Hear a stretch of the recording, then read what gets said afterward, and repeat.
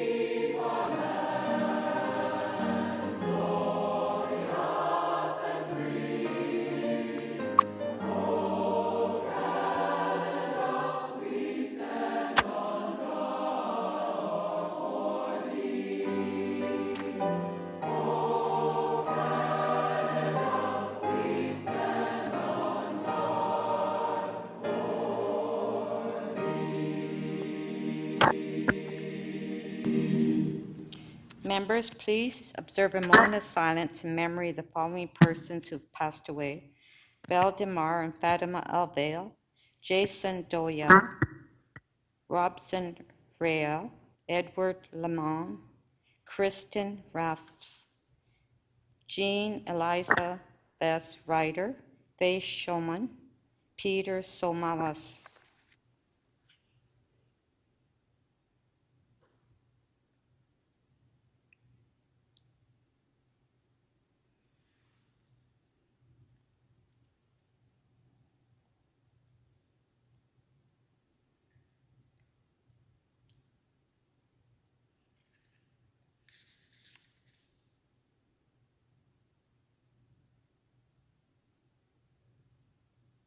Thank you.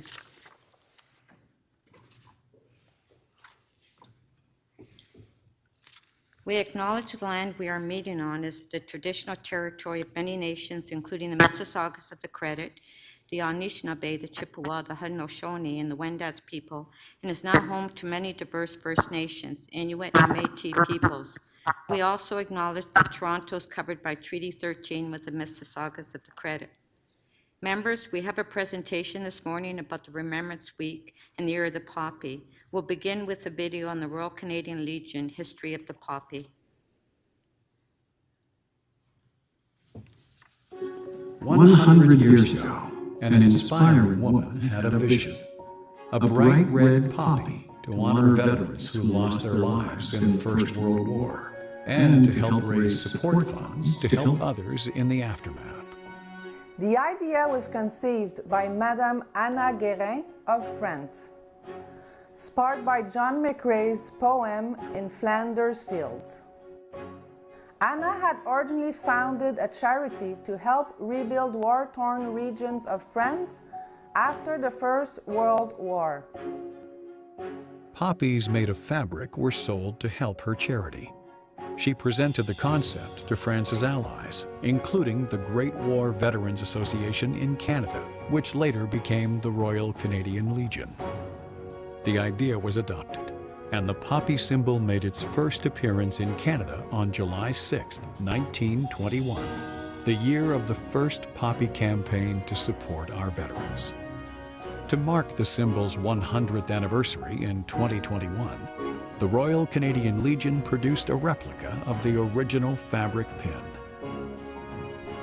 The familiar image has come to reflect the sacrifices of fallen Canadian veterans from all arms of the military and from all missions, including 2 world wars, Korea, Afghanistan, Bosnia, peacekeeping duties, and other assignments.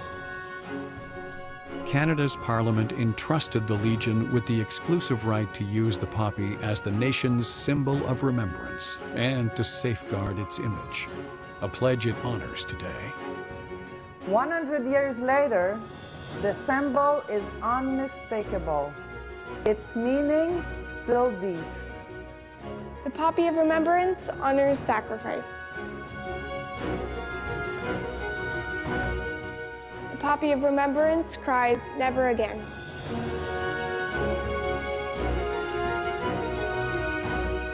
The Poppy of Remembrance reflects solace and support. Anna Guérin's vision lives on. To learn more about how the Legion helps veterans, visit legion.ca.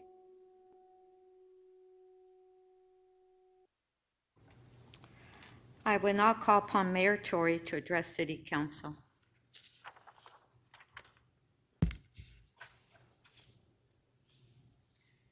Well, Speaker, thank you and good morning to colleagues. And I would like to take this opportunity to acknowledge that in our city, this is Remembrance Week.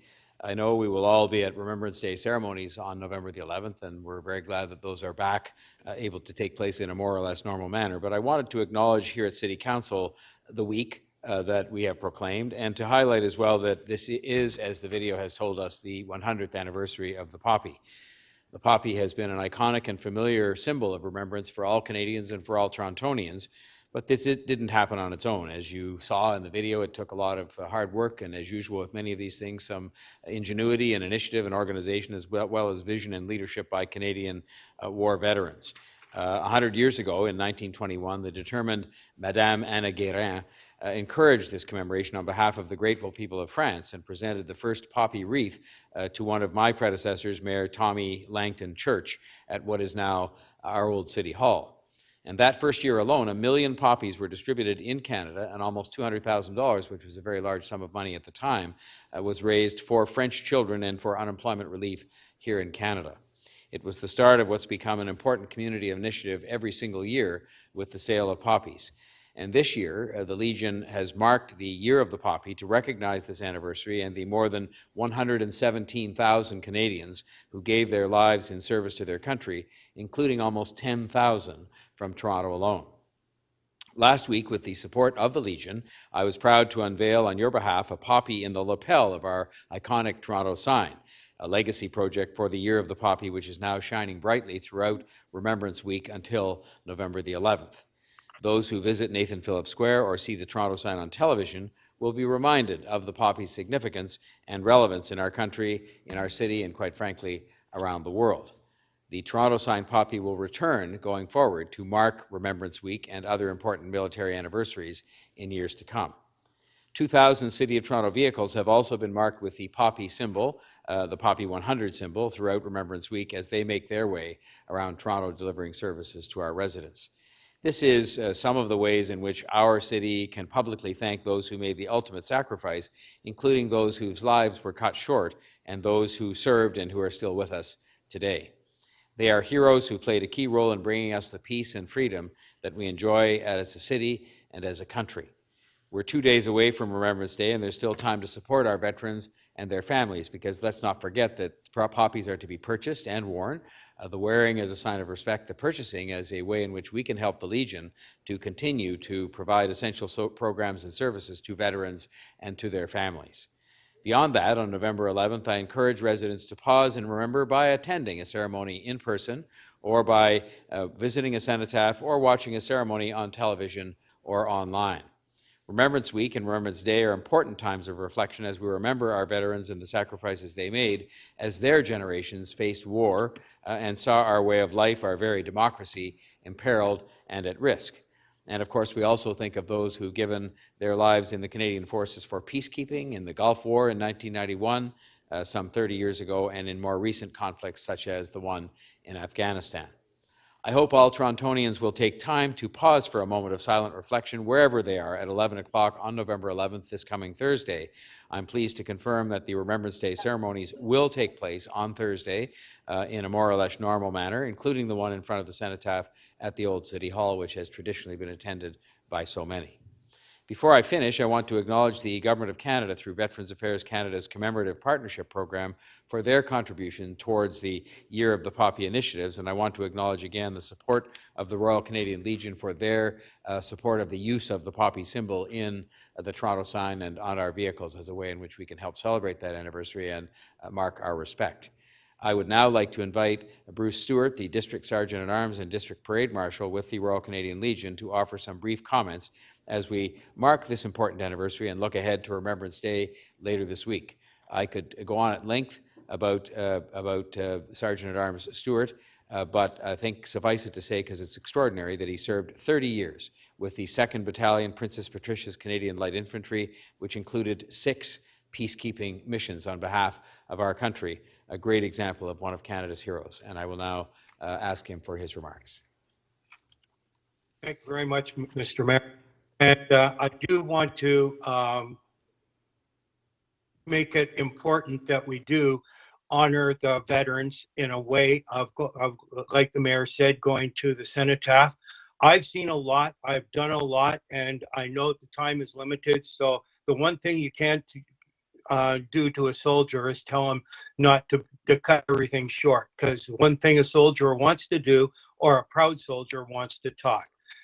The poppy has to be and is a significant memorial for our veterans and for the wars that we have fought and the peacekeeping missions that we've fought through.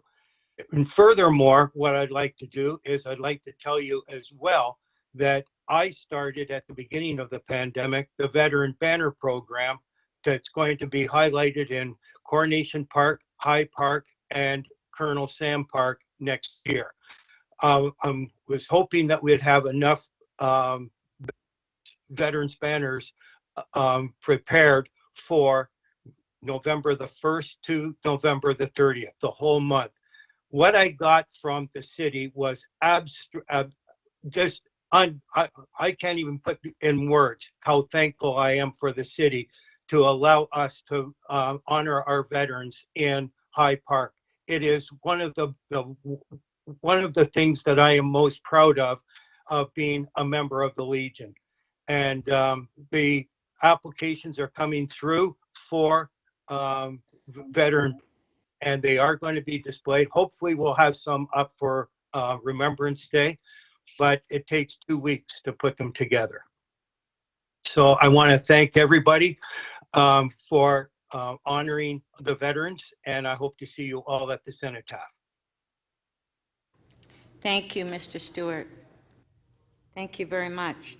And I just want to comment as well as honoring the veterans as a member of the Legion for over 30 years. I was pleased to say that in 1998, as you know, Legions were having difficulty financially in those days, keeping up their Legions. And I moved a motion at council where we exempt property tax from all the Legions, and it was passed unanimously by council. So that I want to thank the council today for supporting that, and thank you, Mr. Stewart. Thank you. For the benefit of those who are connected to the internet, the city clerk has posted all of the agenda materials for today's meeting at toronto.ca/council. I want to emphasize that today's council meeting is being conducted publicly and is being streamed live on YouTube, and I welcome the public who are watching our meeting this morning. May I have a motion to confirm the minutes? By Councillor Carroll. All in favor? So moved. Aye. Oh, there you go. Councillor Carroll, the motion's on the screen.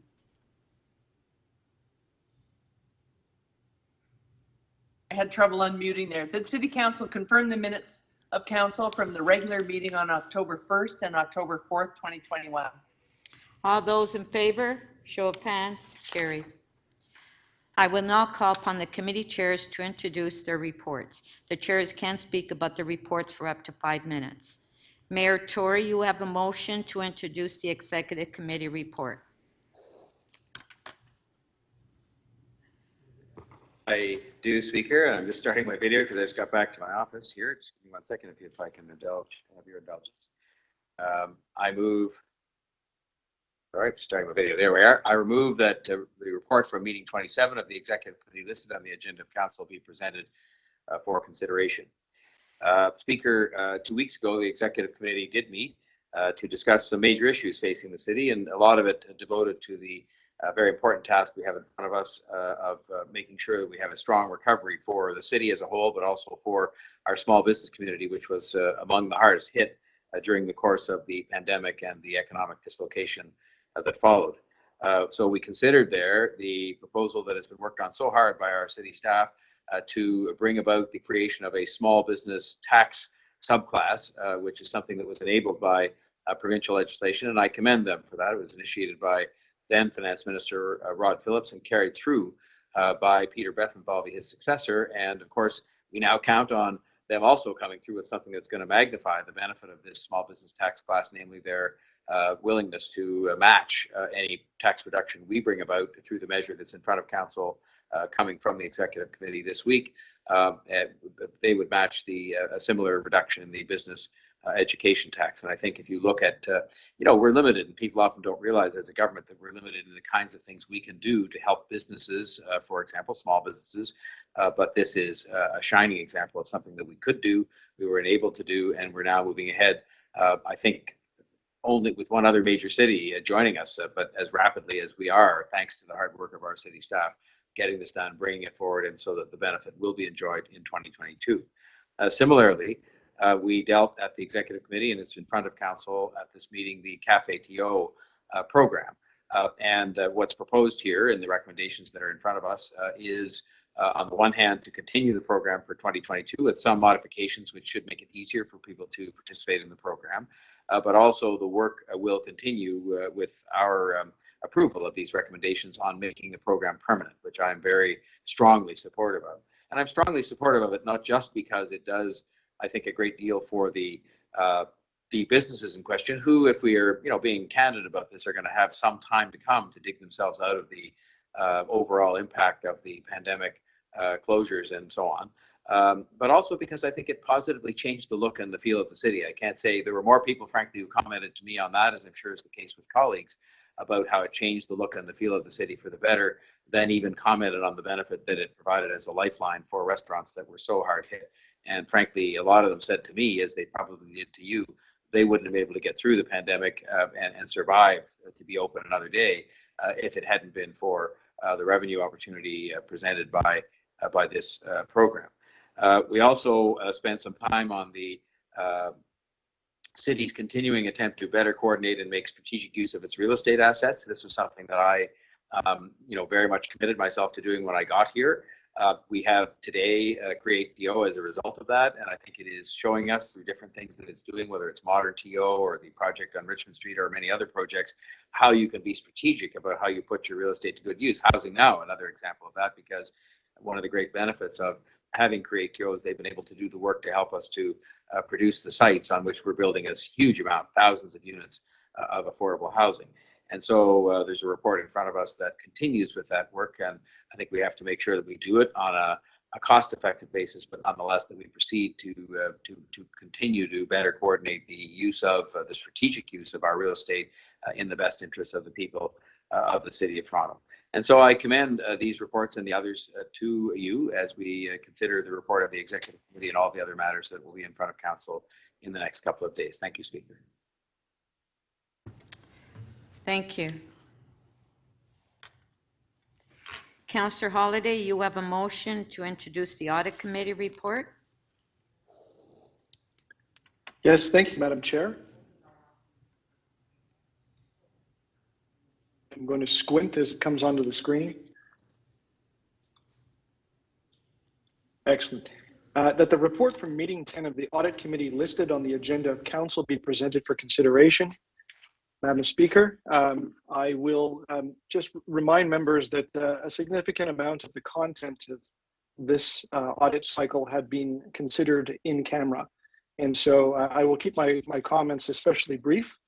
But I will point out that although the list is short, an enormous amount of work is behind these audits, both by the Auditor General's Office. Some of the things that I learned in the examination was work through the night, getting some of these components done, not under rushing the audit, but just the nature of the actual work required a lot of people to step up and do things that were out of the normal scope. And I just want to thank publicly those that were involved. And I will also thank staff, city staff that were often subject of the audit for doing all of the things that they did to make our city better. And in particular, one of the audits, which again, the content is available to members, shows enormous work by one of the city divisions in moving ahead. And I think that members of council should take a moment to take a look at that and recognize that. With that, Madam Speaker, there is the introduction of the item. Thank you. Thank I you. just heard that there's more emotions on that. I don't think that they're going to be problematic. Councillor Cressy, you have a motion to introduce the Board of Health report. I do, Speaker. Thank you. I would move that the report from meeting 31 of the Board of Health listed on the agenda of council be presented for consideration, and I'll leave it at that for today. Thank you, Speaker. Thank you.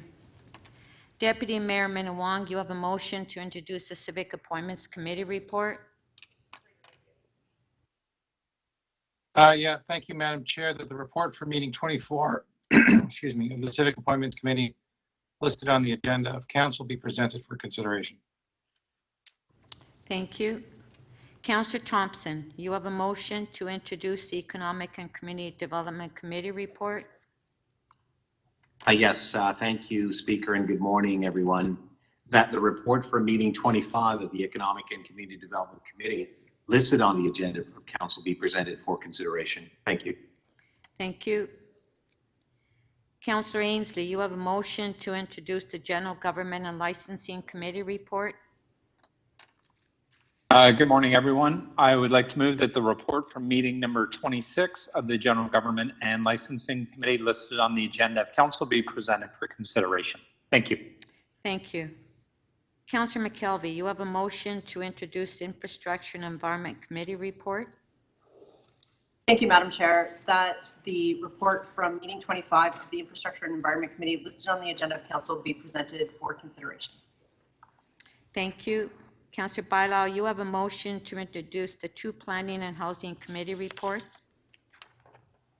I do, Madam Speaker, and I just want to take a couple of minutes first to thank staff from the various divisions that have been working in an extremely collaborative way to bring a series of reports around planning and housing. And I think that if we were pressured to put some of our committees together, this is actually one that we can see some benefits of bringing these two departments to work very closely, our planning and housing secretariat and CreateTO.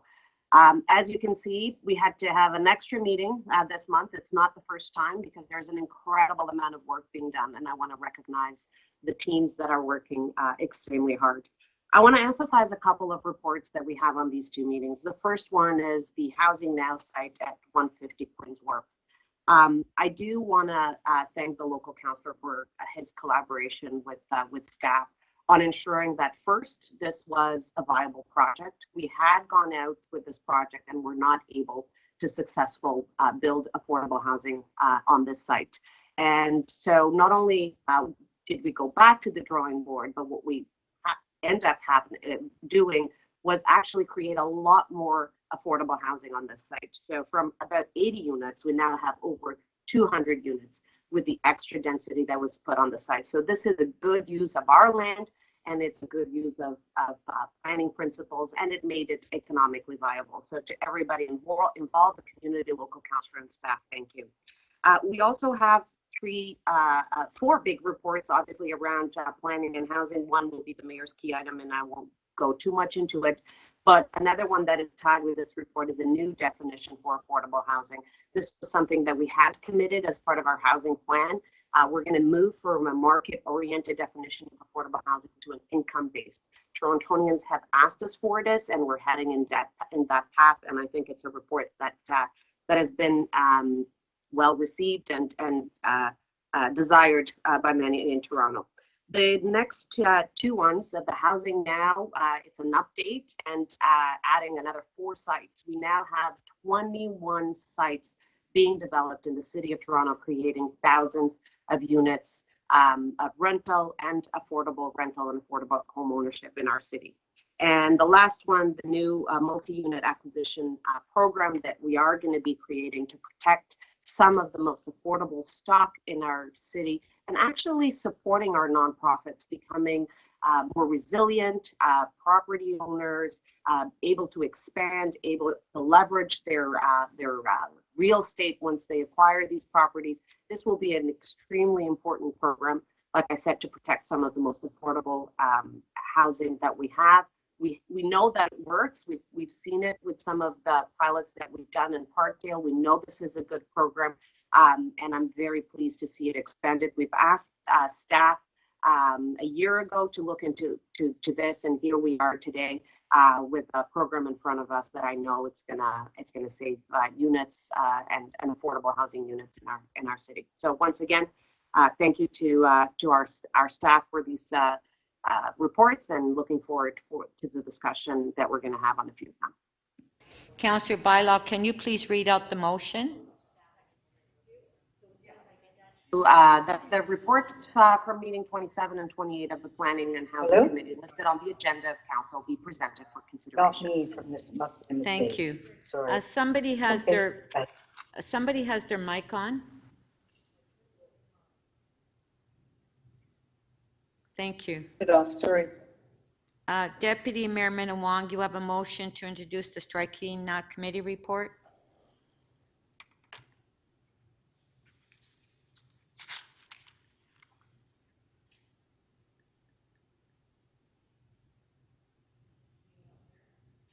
Deputy Mayor?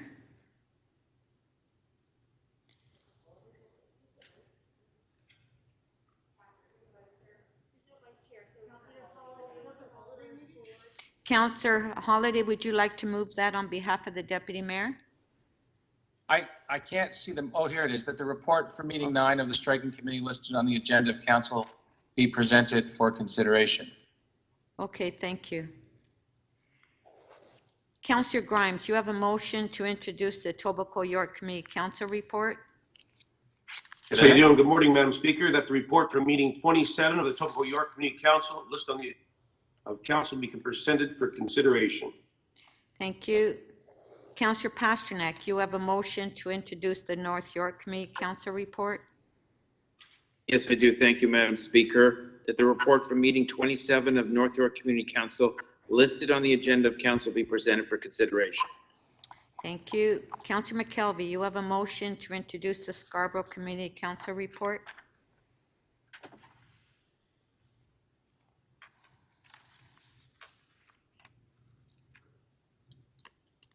Councillor McKelvey?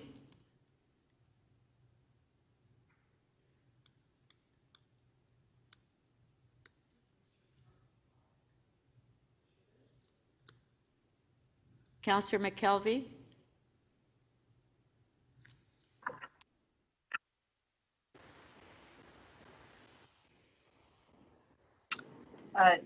Thank you, Madam Speaker. I don't know if I can still introduce it. Okay. That the report from meeting 27 of the Scarborough Community Council listed on the agenda of council be presented for consideration, and apologies, the Wi-Fi just dropped. Thank you. Councillor Perks, you have a motion to introduce the Toronto and East York Community Council report. Good morning, Speaker. I move that the report from meeting 28 of the Toronto East York Community Council listed on the agenda of council be presented for consideration. Thank you. May I have a motion to introduce the new business from city officials? I can't see anyone. Good. Francis, I'll move it to Denzel. Okay. Can you read it, please? Sure. That new business from city officials listed on the agenda of council be presented for consideration. Thank you. All those in favor of the motions, please raise your hands. Any opposed? Carried. Are there any declarations of interest? Please indicate the committee, the item or motion number, and the nature of the interest. And remember that you must also file a written declaration of your interest with the city clerk. Councillor Mantis. Morning, Madam Chair. I would like to declare item number GL 26.11, back to school vehicle for hire driver training. My family member is an owner of a taxi plate. Thank you. Councillor Bradford. Thanks, Madam Speaker, and good morning. I'd like to declare an interest on item CC 37.3 headed 717-733 Mount Pleasant Road, zoning bylaw amendment application, Ontario Land Tribunal hearing, request for further direction, Ward 15. The nature of my interest is that my partner is a planner on the file, and I've submitted the conflict of interest forms on these items to the clerks. Thank you. Mayor Tory.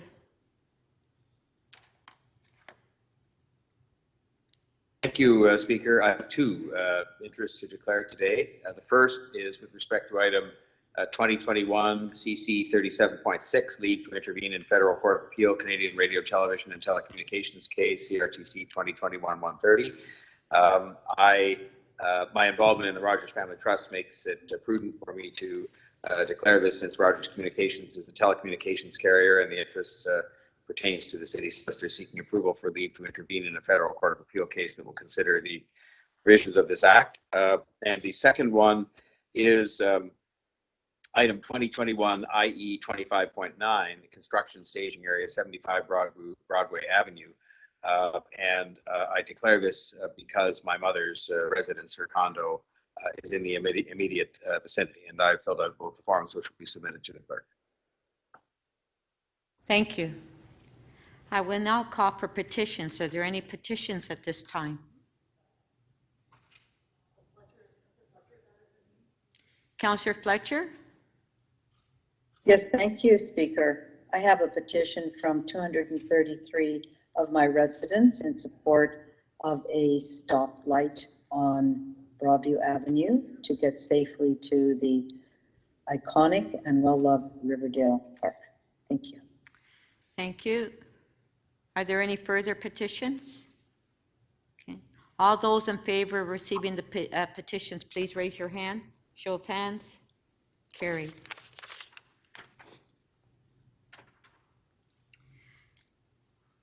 Members, I will now review the order paper. We have 4 deferred items before us today: NY 26.2, TE 23.10, TE 2321, and DM 37.1.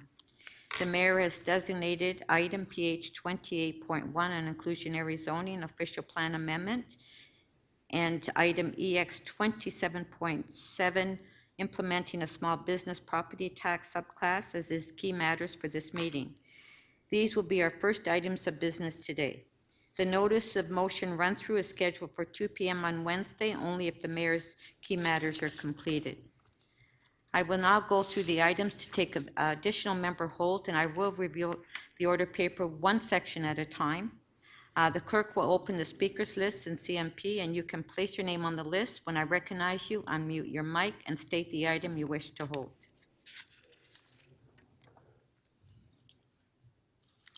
Councillor Wong-Tam.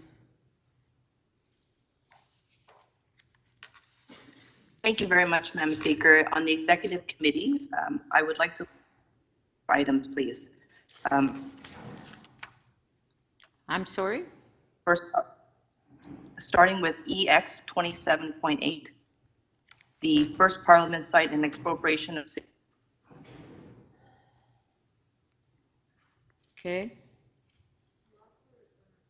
Yeah, I think you need to turn your video off because you're disconnected. Your volume is disconnected. Okay, thanks. Okay, thank you. I will do that. Can you hear me a little bit clearer? Yes, yes. Okay, thank you. EX 27.9, First Parliament Master Plan. I'd like to hold that, please. Okay. As well as EX 27.10, Cafe TO and beyond. And then the last item to be held, Madam Speaker, under the Executive Committee would be EX 27.11, Summary of COVID-19 Property Tax Payment Deferral Program. Thank you. Thank you. Councillor Fletcher, we're on executive. Yes. Yes, thanks, Speaker. I would like to hold EX 27.3 for infrastructure. Somebody's flipping their pages. It might be you. I'm Yeah. sorry, which, oh, EX 27.3 you'd like to hold? Okay, Yes, Core Infrastructure Asset Management Plan. right.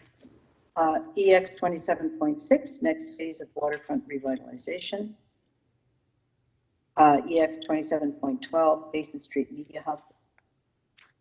Thank you. Thank you. Councillor Cressy. Thank you, Speaker. Item EX 27.1, City Manager's October COVID Recovery and Rebuild Update. I had held that. I don't need to hold that. I can release it. So you're releasing it? Yes, Speaker. Thank you. Okay, Councillor Cressy is releasing EX 27.1. I'll hold it, Madam Speaker. I'll hold it. Councillor Pasternak. Councillor Pasternak.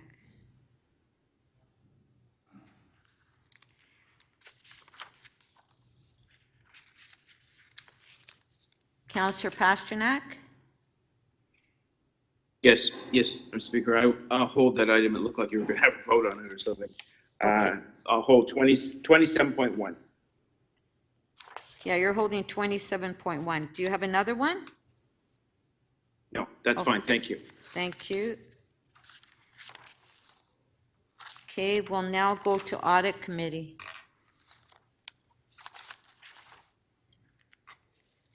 Councillor Holliday. Yes, thank you, Madam Speaker. May I request to hold audit item 10.4, Auditor General's Cybersecurity Review, Toronto Fire Services Critical Systems Review. And I will inform you at this time that I believe it would be appropriate to go in camera for that item. Thank you. Councillor Filion. So I just want to hold 10.3 for an amendment. I can do it as a quick release later, probably. Okay. Civic appointments.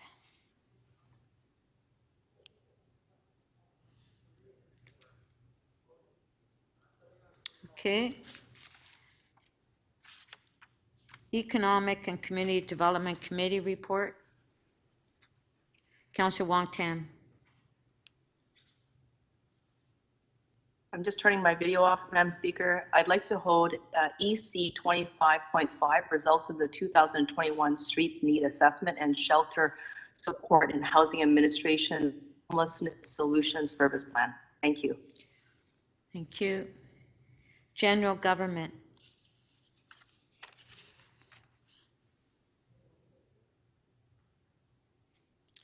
Councillor Holliday.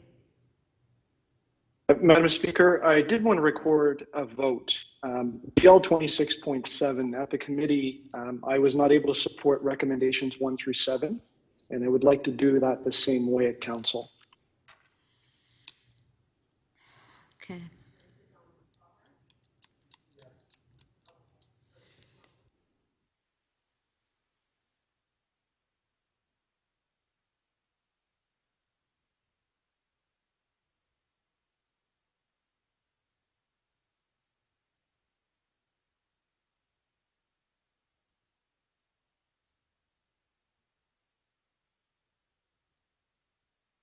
It's on the screen.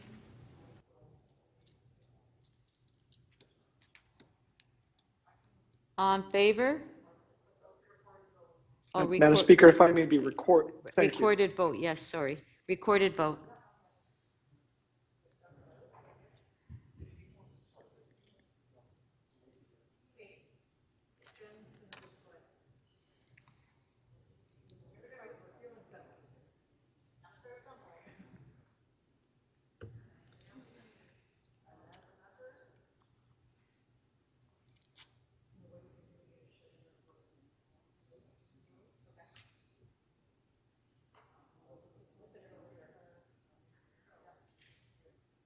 Councillor Perruzza, can you please enter your vote in CMP? Trying to do that. I've been having trouble logging on to that system this morning. I don't know if it's working. I just tried it, but It is working. Thank Let you, me know. Councillor. Okay, no worries. Thanks. Bye.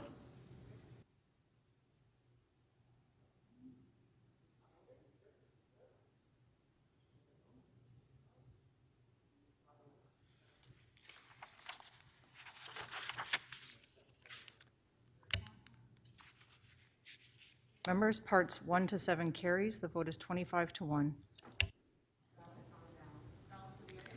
Okay, on the balance of the item, on favor, show of hands, carried.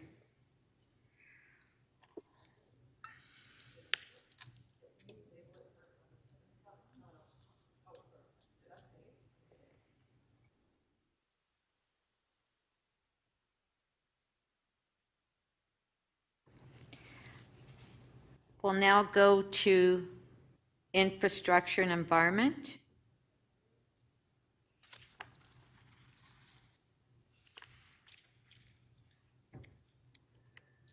Councillor Holiday? Thank you, Madam Speaker. May I hold IE 25.10, which is the Centennial Park Master Plan? Thank you. Okay.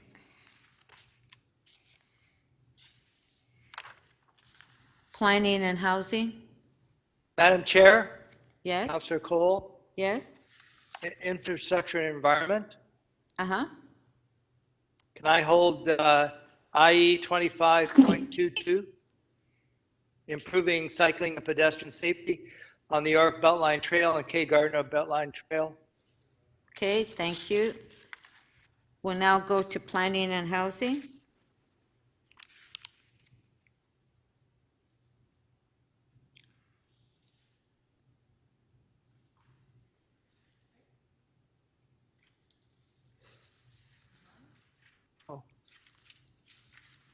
Any for planning and housing? Madam Chair, Councillor Cole, Yes? can I hold PH 28.2? It's already held down. Okay, thank you. Okay. Are there any further holds?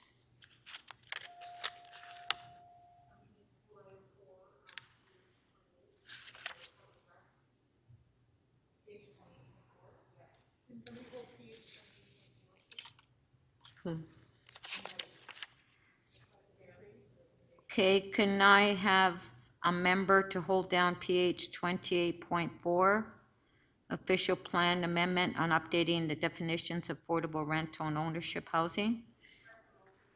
I'll hold that, Chair. I'm sorry, I can't hear. Councillor Fletcher holding Councillor it. Fletcher?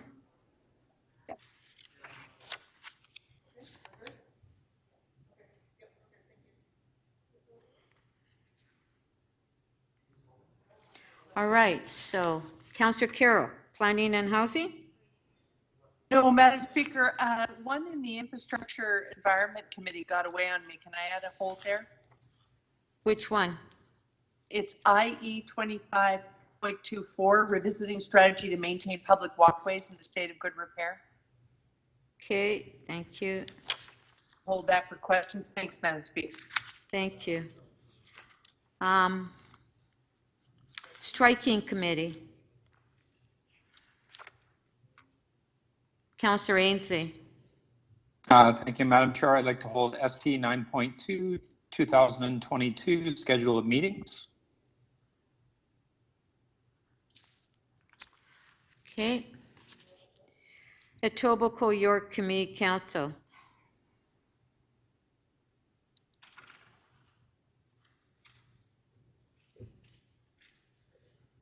Okay. North York Community Council. Madam Speaker, my name's down for Etobicoke York. Oh, I'm sorry. I thought that was the one before. Okay, go ahead. Oh, sorry. Yeah, it's EY 27.4, application to remove a private tree.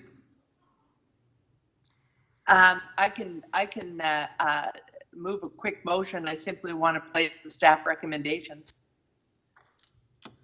Recorded vote on the motion. Recorded vote. So Councillor Carroll is moving the staff recommendation, a recorded vote. We're not ready. What item is this again? Okay, let's just hold the What item is she down holding? because, let's just hold the item down. Okay, thanks, Madam Speaker. Okay, North York Community Council.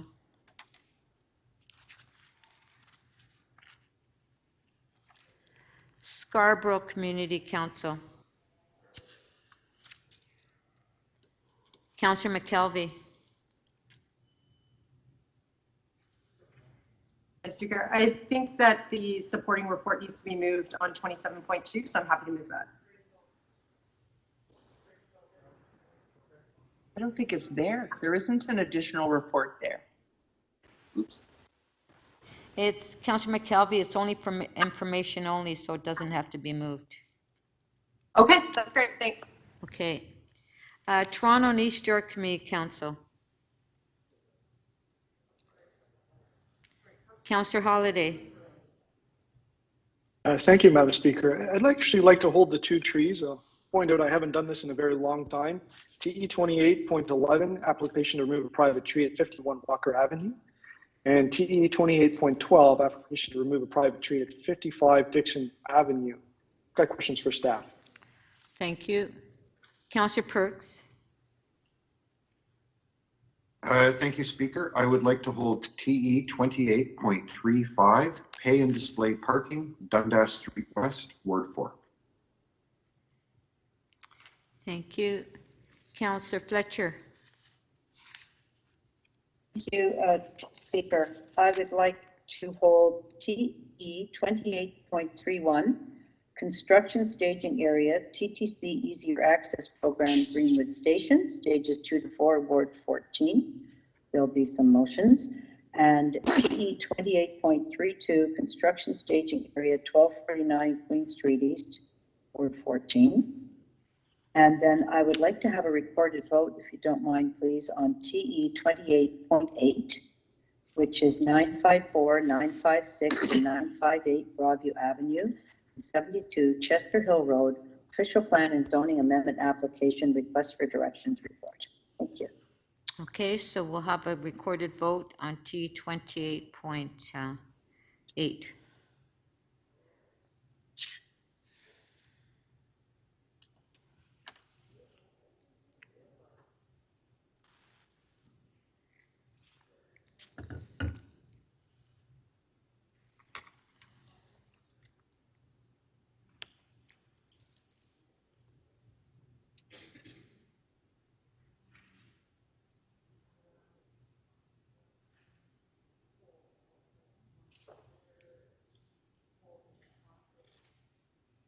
Councillor Bailao, can you please vote in CMP? And Councillor Cole, please, can you please vote in CMP? I'm voting the affirmative. Something happened here.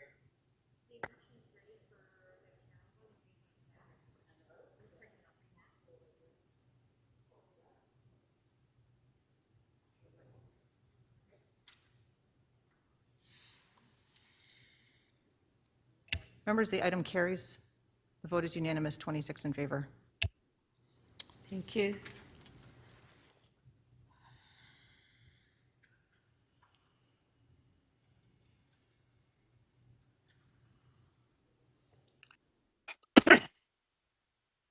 Councillor Matlow. Morning. I'm going to hold TE 28.4, which is 29 to 39 Pleasant. 28.4, 2939 Pleasant Boulevard? That's okay. Correct. Thank you. New business.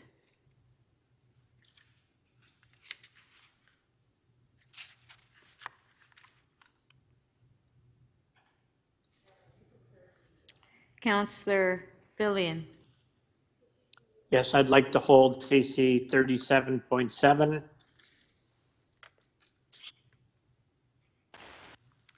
Thank you. Councillor Layton.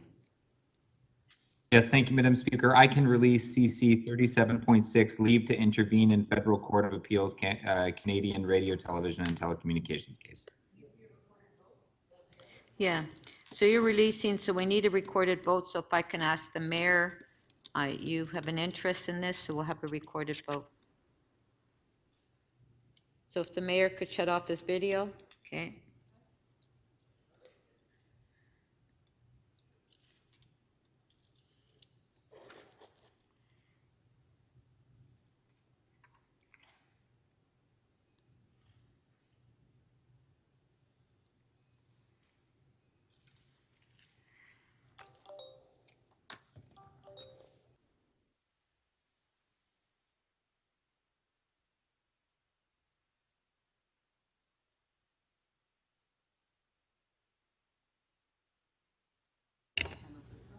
Counselor Cressy, can you please vote in CMP? Counselor Wong Tam?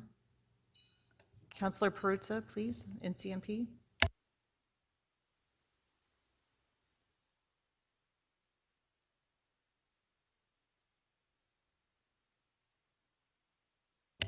Members, the item carries. The vote is unanimous, 25 in favor. You'll have to have it.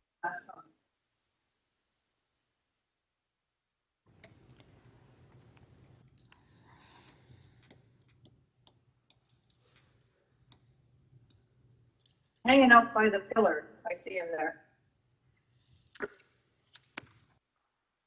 Counselor Matlow. CC 37.2 Britton House, please. I'm sorry, I didn't hear you. CC? CC 37.2 Okay. Britton House. Thank you. That's 730 Mount Pleasant Boulevard, Mount Pleasant Road. Yeah. Okay. Counselor Carroll. Thank you. CC 37.11, ratification of the appointment of the Create TO Chief Executive Officer. Okay.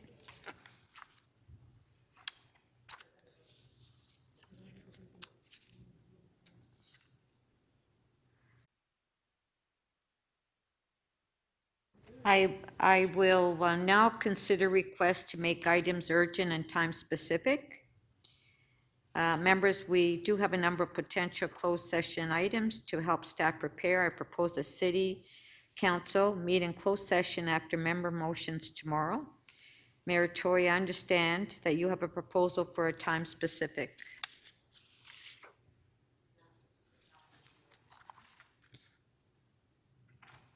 Mayor Tory? You don't have that in front of me, Mr. Speaker, so I can't help you with that at the moment. Okay, so See if my team can help me with that. I believe it's you're proposing Just hold on one second. Sorry. you're proposing EX First, 27.10. Cafe TO, first item on the second day. Sorry, I just didn't have the motion. We discussed it, but I didn't have it in front of me. So it's the council consider EX 2710, headed Cafe TO 2022 and beyond as the first item on Wednesday, November 10th, 2021. Okay, thank you. Members, if there are other requests for time specific, oh, yeah, all in favor? Show of Madam hands. Chair, I'm Carried. sorry. Madam Chair, Yes? Perruzza, I'm sorry, I missed one. I wanted to hold CC 3710, please. Okay, just a sec. I apologize for that. Can you just name the item, please? It's CC 3710, appointment of tenant director to the Toronto Community Housing Corporation Board of Directors. Okay, thank you. Thank you. All right, so we voted on the time. All in favor of the mayor's motion for the timed item for Cafe TO, all in favor? Carried. Members, if there are other requests for time specific, the clerk will open the speakers list in CMP and you can place your name on the list. Councilor Wong Tam. Thank you very much, Madam Speaker. I'd like to make time-specific GL 26.11, back to school vehicle for hire driver training. If that could be the first item after the member motions on the second day, I would appreciate that. GL 2611? That is correct.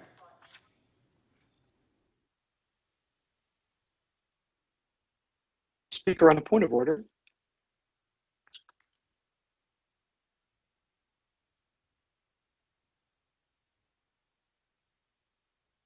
So Councillor Wong Tam, I was proposing that we do in camera following the member's motion. So if you want to schedule a time specific after the in-camera items. Sure, that is also fine. Thank you very much, Madam Speaker.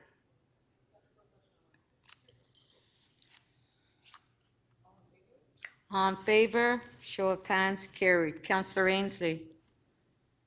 Madam Speaker, I have one more. Sorry, I apologize. Okay. One more, please. Yes? Yes.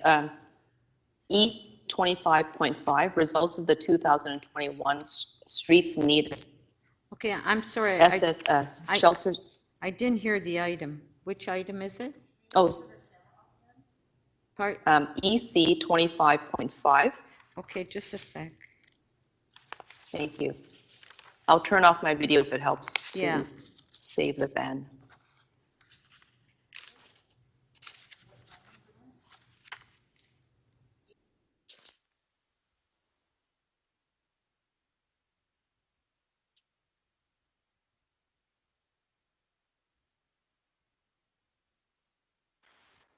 Are you ready, Madam Speaker?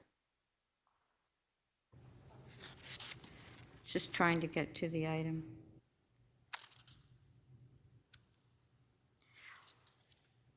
Okay, EC 25.5. Correct, thank you. Okay, and what Results is of the, yes.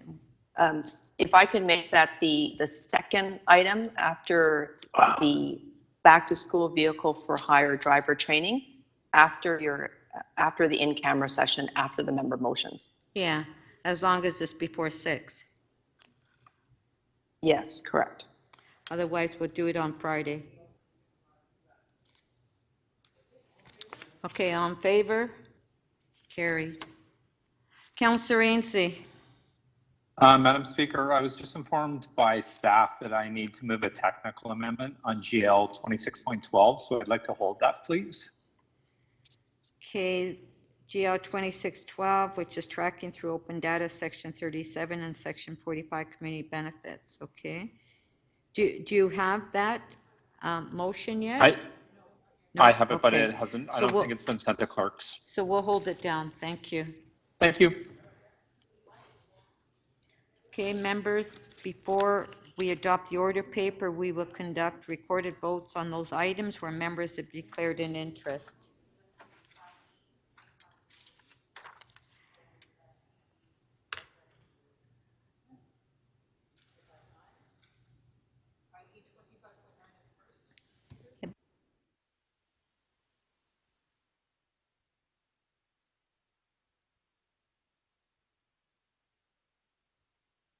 Okay. The first one is IE 25.9. Mayor Tory, you had an interest on it, so if you can shut off your video.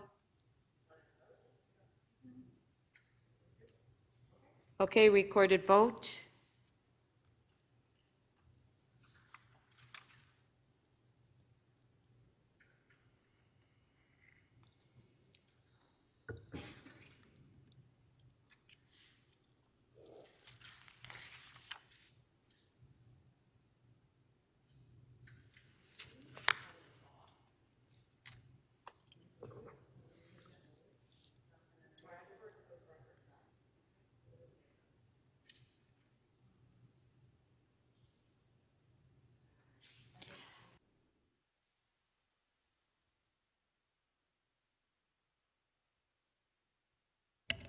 Councillor Cressy, can you please vote in CMP, please?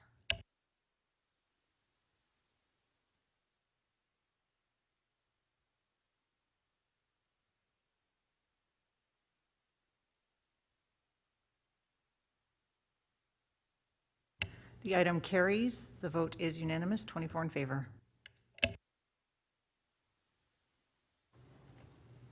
Okay, the next one is CC 37.3. Councillor Bradford has expressed an interest in that item, so Councillor Bradford, if you can shut your video on.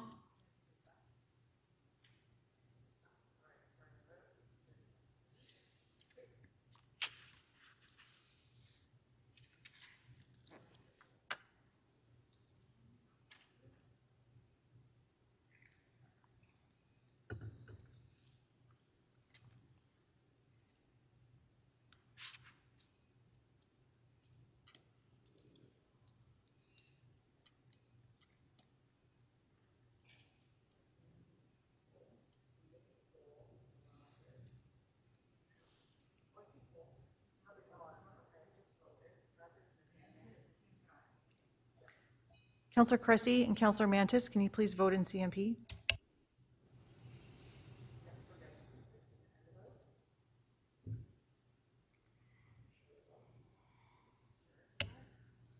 The item carries. The vote is unanimous, 25 in favor. Thank you. All those in favor of adopting the balance of the order paper and all items not held, please raise your hands.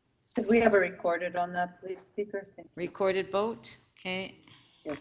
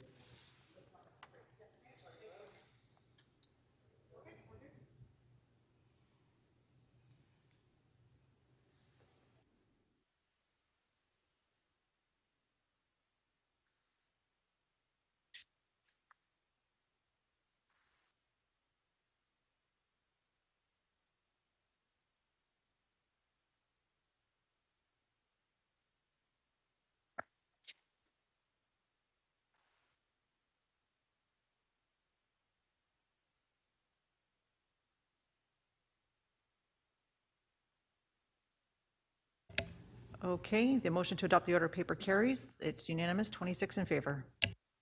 Thank you. Members, I want to remind you that although members are participating remotely, you must still submit your motions in writing to the clerk. The clerk staff are available by email to help you with your motions. If you do not have your motion ready, I will not recognize you, and I'm also reminding members that you must state your motion first before you speak to it. Members, if you have an urgent motion without notice you wish to bring forward at this meeting, you and your seconder must submit it by email to the clerk staff. Your motion must clearly state the reason for urgency. Staff will prepare the necessary procedure motion for my review along with your motion. Members, adding new business to the agenda in a remote meeting is challenging for members and staff, and I ask the members be mindful of this and only submit motions that are truly urgent. I will review all motions without notice carefully. I may ask you to provide more information about the urgency of your motion and why it can't be routed through normal committee channels. This will inform my decision on whether to consent to your motion and in turn council's decision about whether to add your motion to the agenda. The purpose of your motion and your reason for urgency must be clear. I will advise council after each recess which motions I have agreed on are urgent and that need a motion to add to the agenda. It will require 18 votes to add a motion without notice to the agenda during the meeting. Motions added to the agenda on this way are not subject to a vote to waive referral to a committee or agency. Members, our first key matter is item PH 28.1 on inclusionary zoning, and I want to draw members' attention to supplementary materials that have been published on this item. The city solicitor has submitted a supplementary report with legal advice, and the chief planner and executive director of city planning has submitted 2 supplementary reports, and I am advised that the second of these reports, the November 8th supplementary report, provide updates, bylaws for the item. We will now go to PH 28.1, inclusionary zoning. Do we have questions of staff? If you can put your name on the list.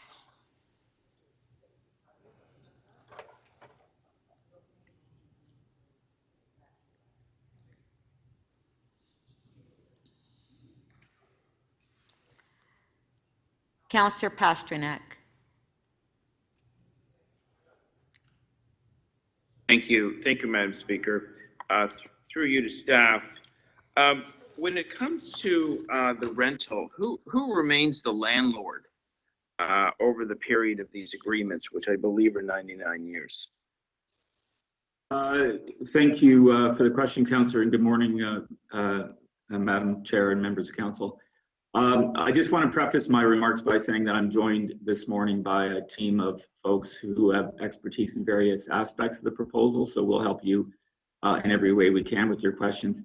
Councillor Pasternak, your question about who retains ownership, there could be different scenarios there. It could be that the developer of the building maintains ownership of the rental units in a condominiumized group of units. It could be that they work with a nonprofit who obtains ownership and runs those units. We've seen in the past various scenarios where we've secured units in buildings, different forms of ownership run forward after the development proceeds.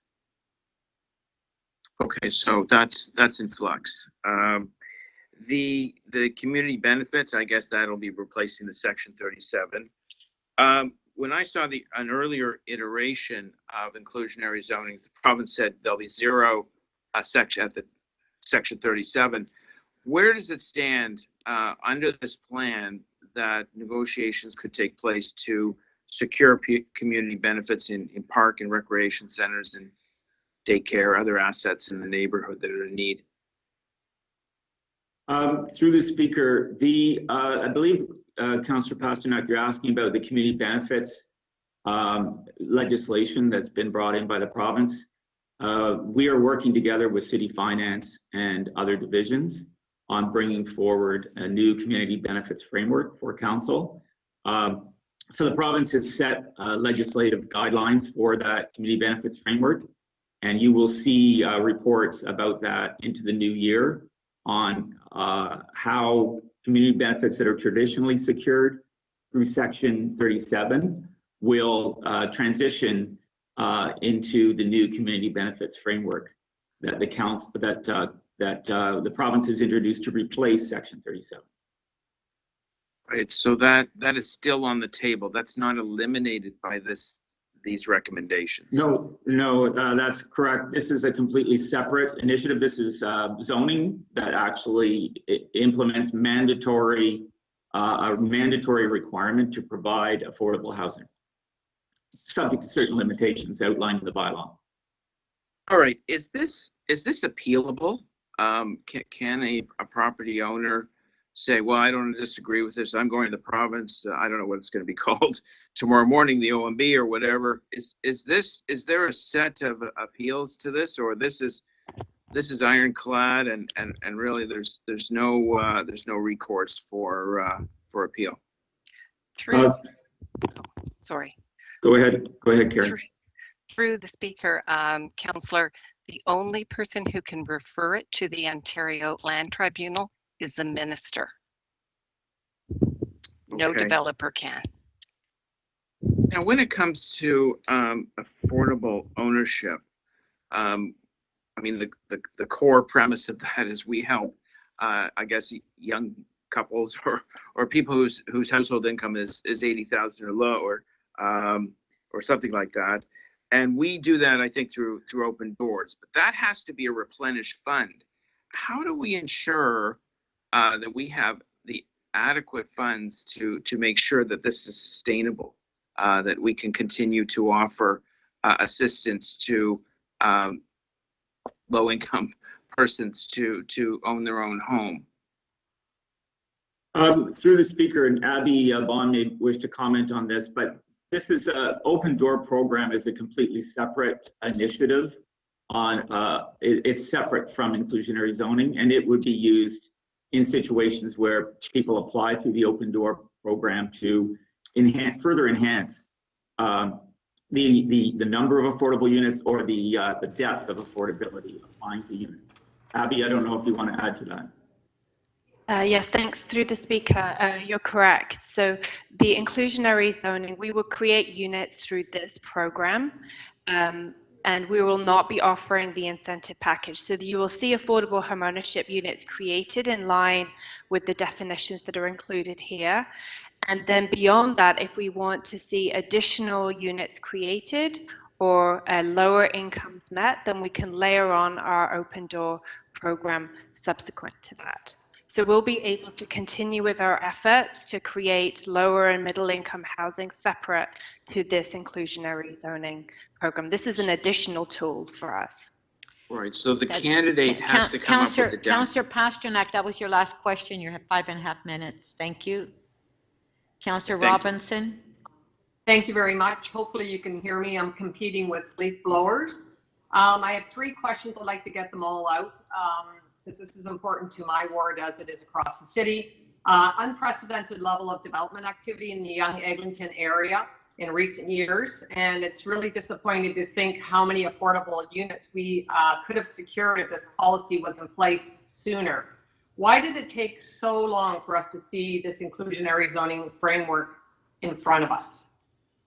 Through the speaker, Councillor Robinson, the previous government introduced the ability for municipalities to utilize inclusionary zoning in 2018, and the new government modified that legislation in 2019.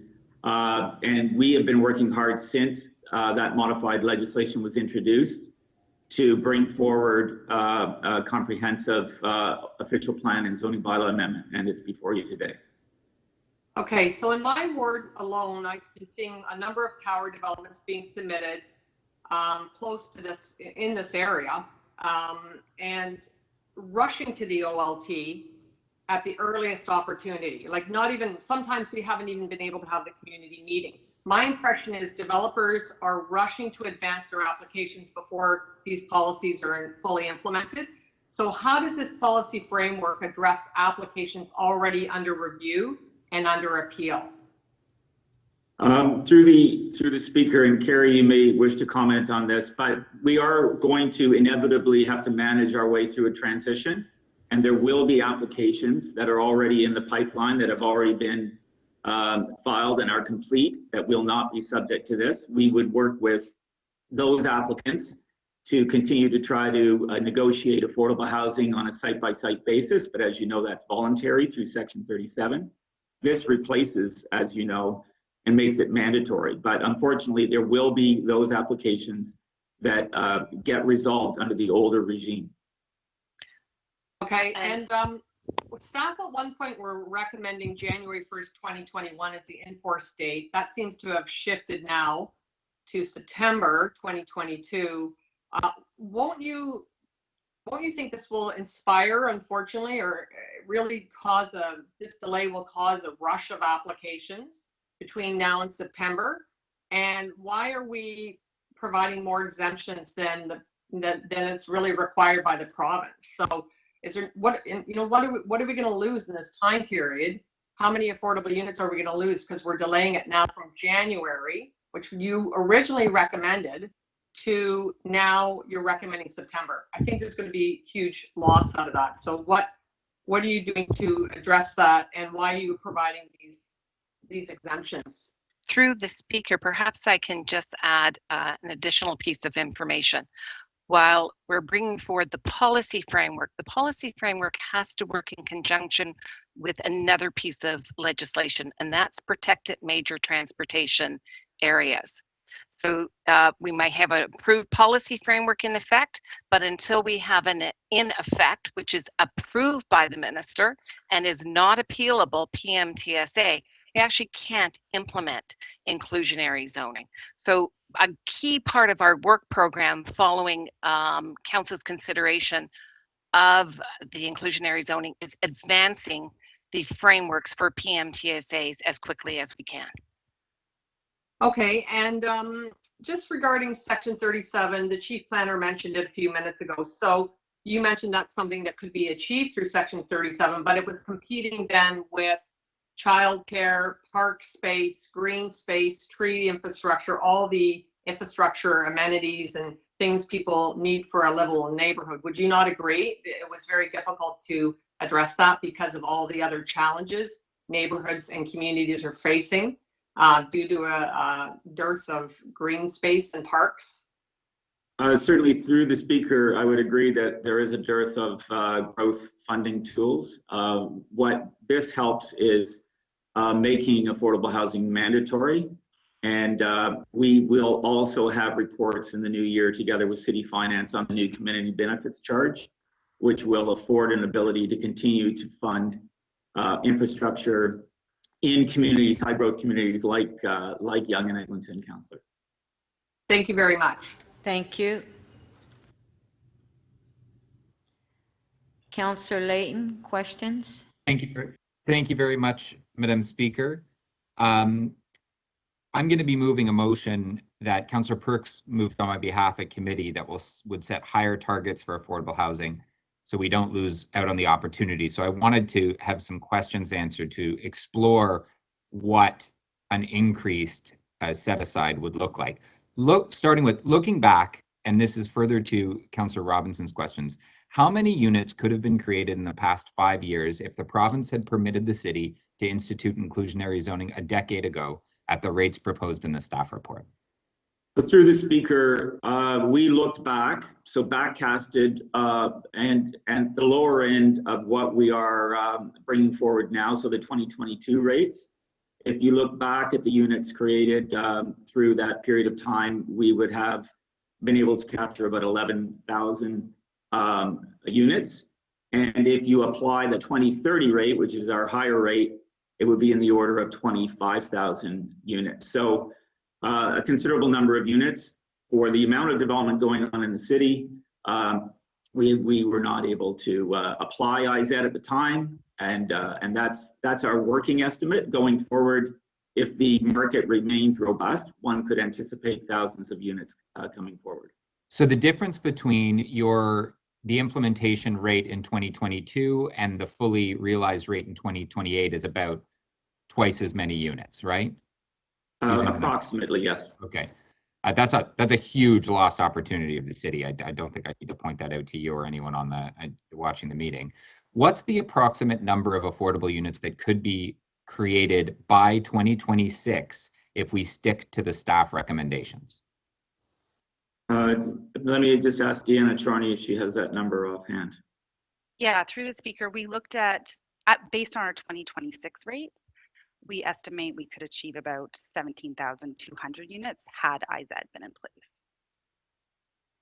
And using the ratio that we just heard, it's about twice as many if we, once we hit that higher number, we're creating about twice as many. Is it not the case, and so switching gears a little bit here, is it not the case that it is common in cities across North America where the inclusionary zoning policy was mandatory for them to have an initial 1-year adjustment, but to be fully phased in within just a couple of years? For example, San Jose, San Francisco, and were all fully phased by 3 to 5 years. I would just comment, and maybe Christine Ono can also comment, Councillor, that it is very, very difficult, as we pointed out in our staff report, to compare city against city because all the attributes of a policy are all quite different. So it's very difficult to draw any specific conclusions without looking at the totality of all of the attributes of their inclusionary zoning policy. I don't know, Christine, do you want to comment on this specific? Sure, through the chair. San Francisco in particular, which you mentioned, first adopted their inclusionary zoning policy in 2002 at a 10% rate. In 2017, so more than 10 years later, they upped that to a range of 15 to 25%. Sorry, 15 to 20%. And then they fully phased in. They're planning to fully phase in by 2028. So it's not a 1 year, 2 year, 3 year phase in. It takes time over multiple years. But the initial policy was, and correct me if I'm wrong, some other cities doing this, it's just a 1-year adjustment, correct? It depends on the jurisdiction. It could be 1 year, but they could have been doing a voluntary policy for multiple years before that. Sure. But once it was mandatory, there are many cities that did 1 year. Would you agree that it's at least uncommon to have a phase in over 5 years? So for the chair, like Greg has said, each jurisdiction uses Has a different. Yep, I get it. I understand that. At committee, some councillors raised the concerns that aiming higher with our targets would require a legal opinion. I know we have the legal opinion here, but without going into it, is it not correct that the amended motion asking for higher targets is within our rights to pass as a council? Wendy, do you want to comment on that? Well, through you, Madam Speaker, there, certainly this is within council's jurisdiction, but you have our advice as to Yep. Yep, thank you. what would be most prudent in I'm the sorry, circumstances. I'd just like to get one more question in. In our current consultant's report suggests development can maintain 50% returns while achieving the affordable units we will require. What kind of returns have they been receiving historically? If 15% returns can be maintained at a 30% set aside in some cases, by percentage or in real numbers, on buildings over 100 units, what kind of profit margins are developers currently achieving? That was your last question. I'd like to ask Matthew Bennett from NBLC to answer that question. I believe he's on the line. Good morning, and through the chair, Councillor, we really can't speculate on the amount of profit that developers will be receiving. Every site and context of land ownership would be different and would vary. The critical piece of our work is an analysis that considers how land value would adjust while still maintaining that minimum market required profit threshold. Okay, thank you. Councillor Lai, questions? Thank you, Speaker. On the report on recommendation 7, it says the city will be asking the minister to approve for inclusionary zoning citywide. I just want to ask a question. What is the usual time for the province to process such policies? Through the Speaker, upon adoption of the official plan amendment, zoning bylaw amendment, we send it to the province, and they're required by legislation to consider the matter within 20 days. So it will not be very long. So it's just about 20 days when we have the application. Is that correct? Just to highlight a few other aspects of that process, the minister may choose to refer it to the Ontario Land Tribunal.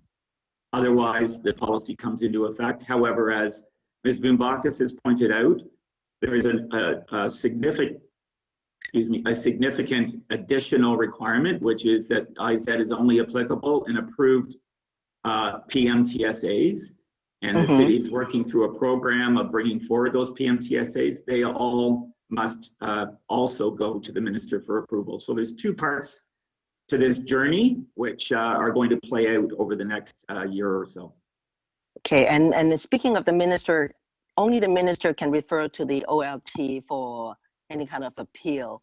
So if a developer is not happy with that, the piece of land being designated as one of the IZ area, can they go to the minister, and so only the minister can refer to the Ontario Land Tribunal. Is that correct?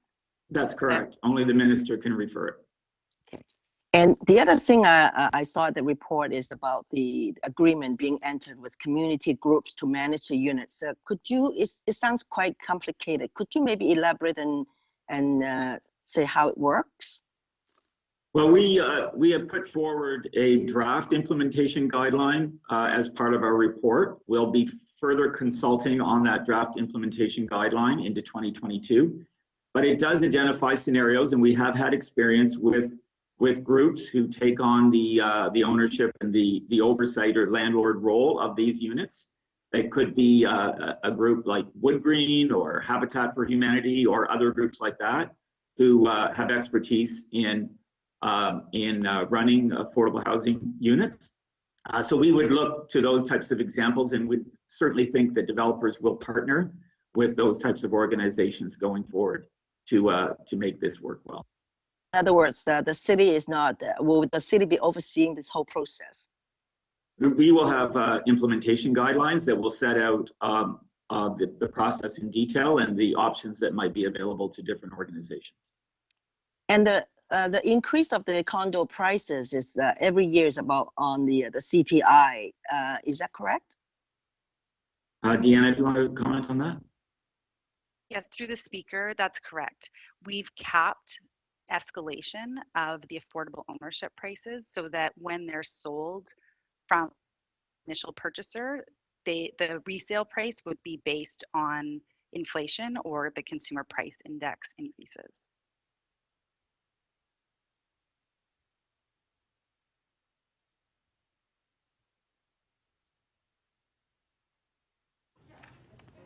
Thank you. Councillor Cole? Yes, thank you, Mr. Lintern. The developers are crying poor. They're saying that they're going broke here in Toronto. They're not making any money, and this would drive them further into poverty. Can you give us some idea of how well or what the development industry is doing in Toronto compared to other jurisdictions in North America? Through the speaker, I mean, my focus really is on city planning and less about opinions of how well or not developers are doing. Maybe Matthew Bennett can offer an opinion about that in general, just an overview of the marketplace. Matthew?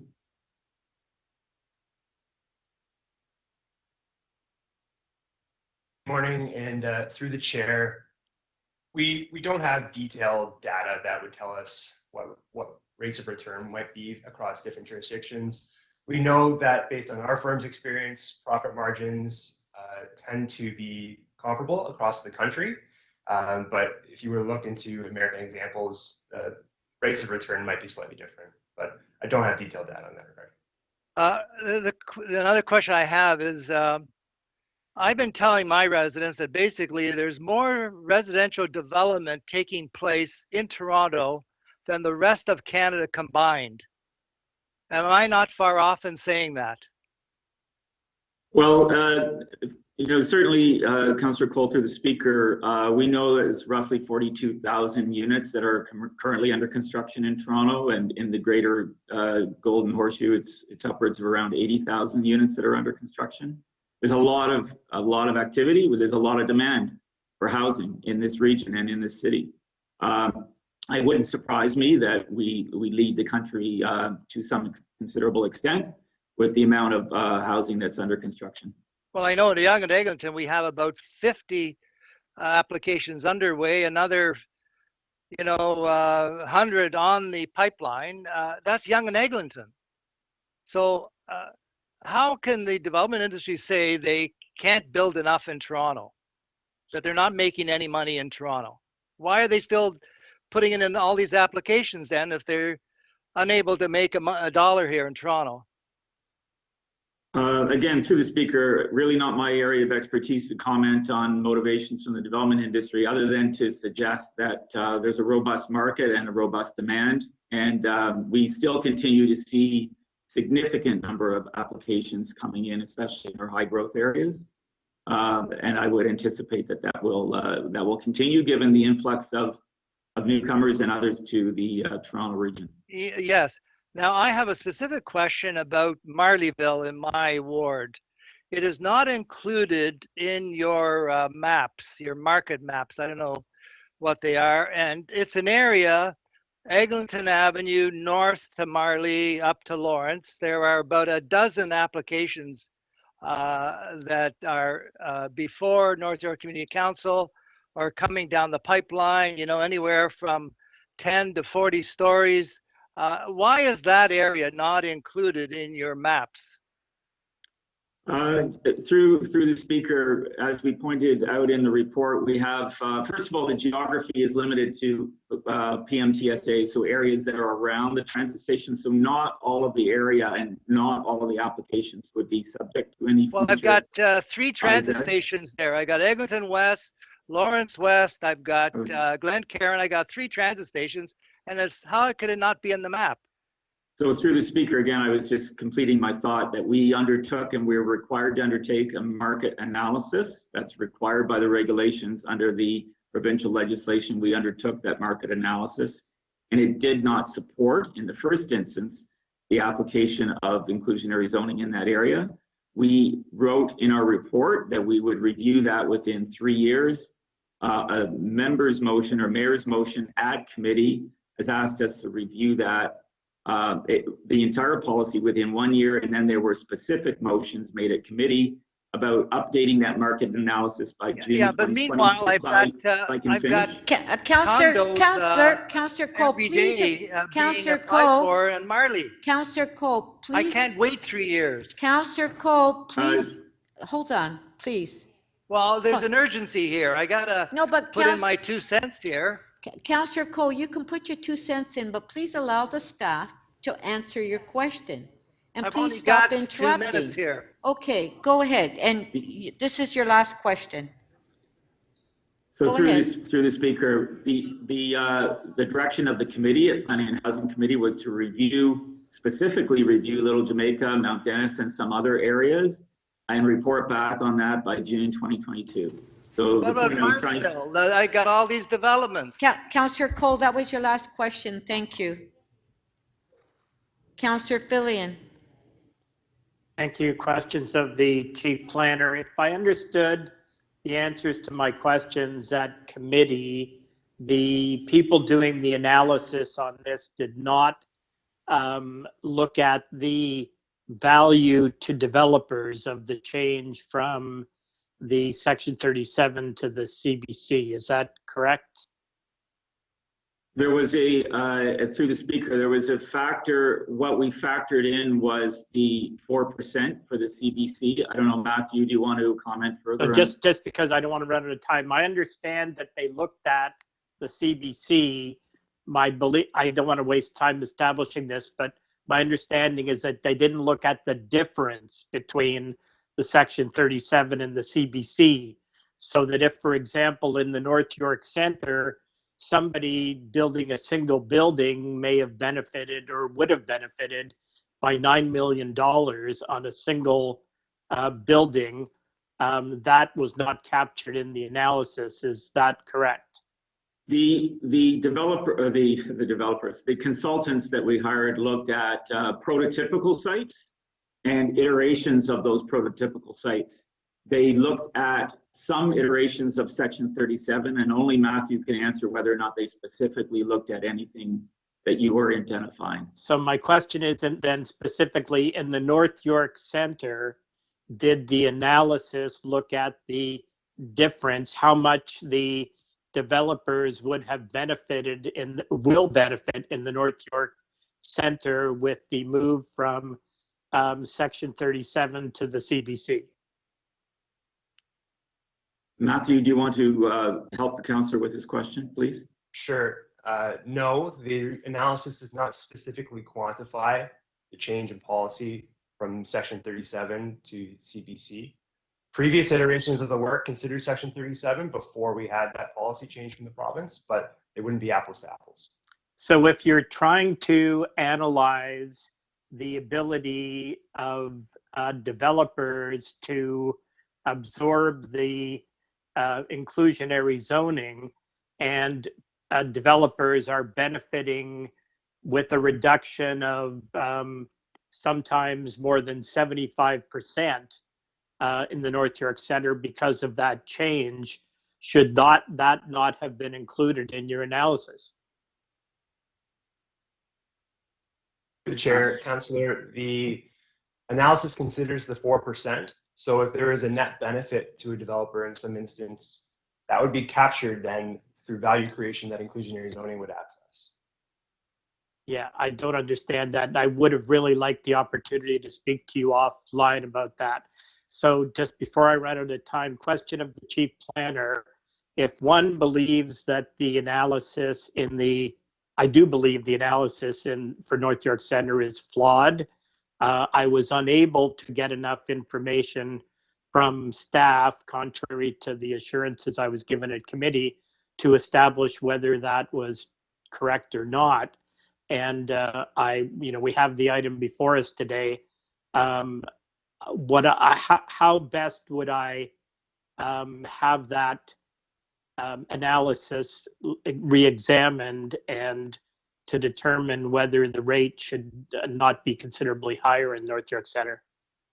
Through the speaker, well, we made every attempt to discuss this with you, councillor. We'd be happy to take a motion that would have us take a close look at that, given the nuances of the North York Centre situation. and we can include that. We already have a report back for June 2022, so we could include that in that bundle of further market work.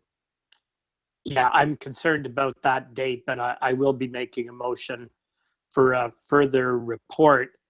Just a question on the appeal process. So if I understand it, we adopt something today, the minister can send that to be considered by the land tribunal.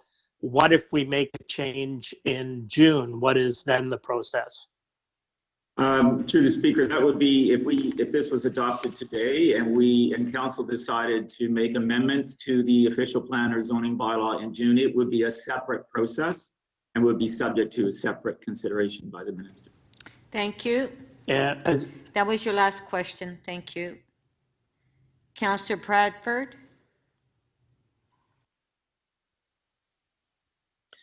Thanks, Madam Speaker. A couple questions here for staff.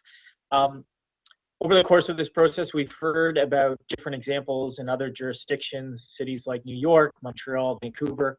Of all the different jurisdictional scans that we did, what's your best guess on how many of those were in the US?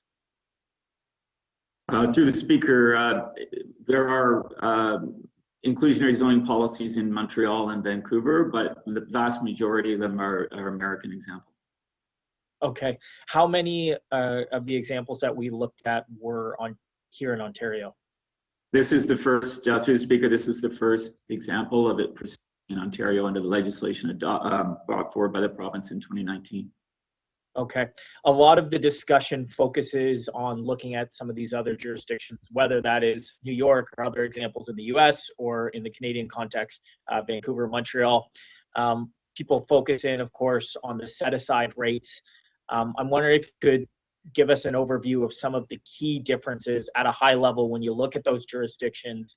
What are the key differences in an Ontario context, maybe around how we approach density bonusing or different planning regimes or financial support from upper levels of government? What are those key differences that shape the Ontario policy versus what you might find outside of the province here? I'm going to ask Christine Ono to answer that question. Through the chair, so you mentioned many of those differences. It varies depending on incentives provided by the municipality or provincial or federal support provided by other levels of government. It varies depending on the rents that we're targeting. So Toronto in particular is targeting lower rents than some of the other jurisdictions we looked at. It also depends on how long we're securing the affordable units for. For example, Montreal secures for 20 to 30 years. We're proposing a 99-year affordability period. So there's many different variations of policies. That's why you have to look at it comprehensively, and that's why each jurisdiction tailors it to its own housing needs and market conditions.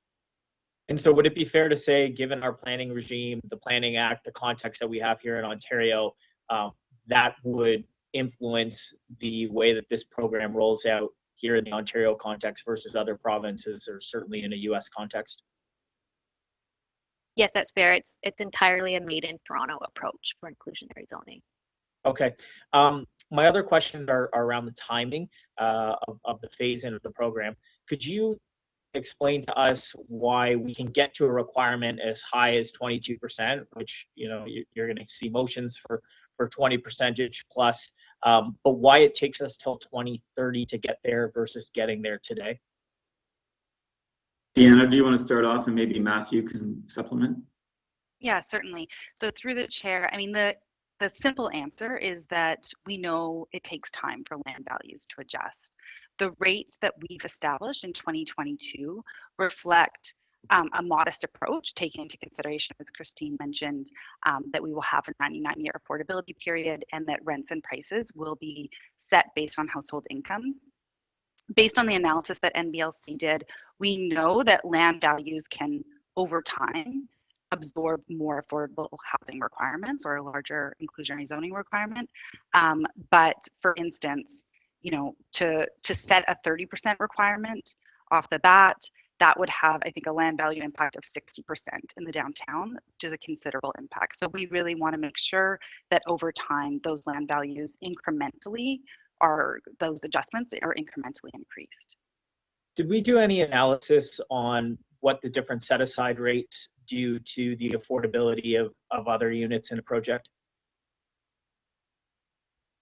So through the chair, one of the key pieces that we looked at and one of the key assumptions that NBLC identified is that inclusionary zoning, that affordable housing requirement, is borne by land values, meaning that the land vendor will have to adjust their pricing based on the developer providing affordable housing. So, we already, looking at other jurisdictions, we know that market prices generally don't increase based on an inclusionary zoning requirement. They may increase just based on revenues increasing and price and demand and so on, but that really the impact of inclusionary zoning is on the land value, not on prices, because the market prices are based on what the market will bear. They're already set at the maximum amount. They're not going to increase due to affordable housing. I think I have time for one question, if I may. One of the recommendations that's included on the way to getting here at council today is to go ahead with a one-year review, accelerating that review process. Would city planning and the colleagues be again looking at achieving the maximum amount of affordable units possible once we get the program up and running, taking a look at the financial analysis, and then coming back to city council with suggestions on improvements and recommendations based on the conditions we will be in at that time? That was your last. Through the speaker, I think the question summarizes what we've been trying to achieve, which is that sweet spot. We need the market to keep performing in order to generate the opportunity for affordable inclusionary units. And we need to maximize the amount of affordable units that we can achieve in this program. So we will have our eye very closely on that need to get the most and the best performance out of this policy that we possibly can. Thanks, Madam Speaker. Thank you. Councillor Fletcher. Yes, thank you, Speaker. I just wanted to know a little bit more about, since the transit-oriented communities, or as some of my community calls it, development-oriented transit, is going to be a reality, and many people are getting lots and buying up properties around subway stations. I'm really interested to know what and how we're going to make sure that they're not all $1.5 million condos at subway stops, and that there will be inclusionary zoning and a good percentage of it. That's first question. And then once we have, just talk about East Harbor with 4,000 units and not one affordable unit that has been proposed by Cadillac Fairview. And lastly, I'll just put all my questions out so you know what they are. The last one has to do, and Mr. Lintern, you discussed saying maybe Wood Green would do something. I think co-ops, the Co-op Housing Federation and co-ops, I didn't hear you list them, and specifically in my ward, I have placed co-op management in 2 different affordable housing projects. And I'm a little concerned that it's not on the tip of our tongues, because it actually is, they actually deal with more market renters than Wood Green or anybody else as far as affordable housing is concerned. So if we start with the last one and work our way through that, East Harbor, and how we're going to get some affordable there, should that proceed. And lastly, what the heck are we going to do with everybody putting towers everywhere along the subway lines and no requirement for affordable housing? Thank you. Through the speaker, certainly Councillor Wood Green was just on the top of my tongue, but it could have easily been co-ops. I take your point, apologizing for not having used that as an example, but it could have been very well an example. So I think that the point being that working with any kind of organization, whether they be an organization like Wood Green or other co-ops, local co-ops, community groups that have capacity and expertise in those local communities, we would certainly look forward to working with them and bringing them forward to potential development opportunities in partnership with developers. Your That second would be question great. about So we have, just a quick question, we do have the ability to kind of have a roster of great providers and suggest developers work with certain providers that. I think there would be every ability to attempt those marriage opportunities, if you will. Okay, thank you. On your second question, if I understand you correctly, is East Harbor, and well, not specifically the subject of this report. The issue with East Harbor is that it is a provincially proposed transit-oriented community. We are in discussions with the province and the owner of the land, Cadillac Fairview, on how to secure affordable housing on that site. It's a large site, so it would be subject to our large site affordable housing policy. Those discussions are underway. They're not concluded. We'll be reporting the Planning and Housing Committee on November the 25th with an update report. And we'll comment as much as we can at that point, and we'll further the conversation with you. This third question, I think you said, how do we get at this overall, given the pricing of housing? And a fair question, I think. No, it was about all the subway stops and the transit-oriented development and developers moving in to be around subway stations, feeling they can have a lot of density, and we have no requirement to give them anything, for them to give us what we want there, which is anything affordable as well. So through the speaker, that is exactly why this is so important, because it makes it mandatory. Right now, we negotiate with developers. If it is not a large site, we're negotiating site by site, application by application on a voluntary basis to secure the affordable housing through Section 37. This transitions our approach to a mandatory approach. So if you are within proximity to a subway station or a transit facility, and it's within a PMTSA, and the market area analysis is confirmed, then we can apply inclusionary zoning and over time begin to secure more and more units as proposed in the bylaw to ensure that all of this unit creation in the city is meeting the needs of all Torontonians, not just those who can afford condominiums. Thank you. Thank you. Councillor Holiday?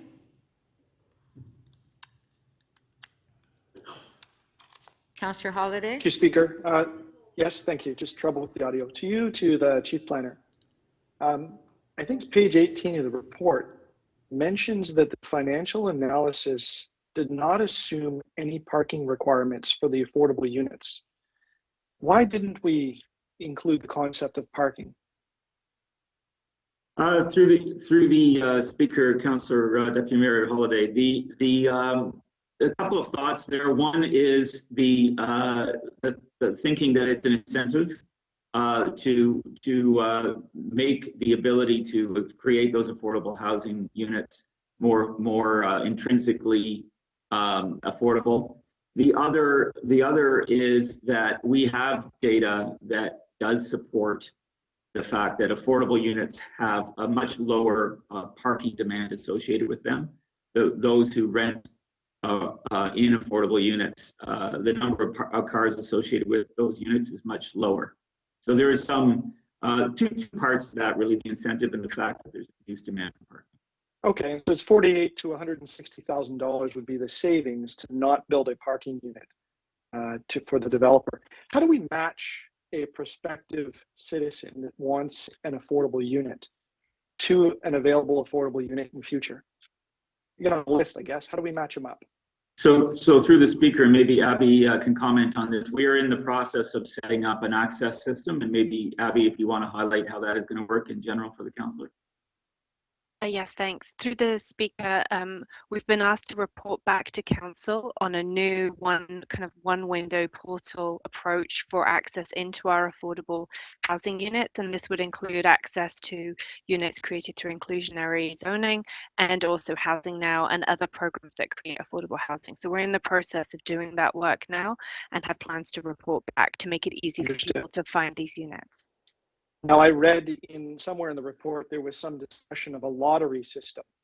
right? Because obviously there'll be more applicants than units. Is that a possibility in the future? People will be randomly selected?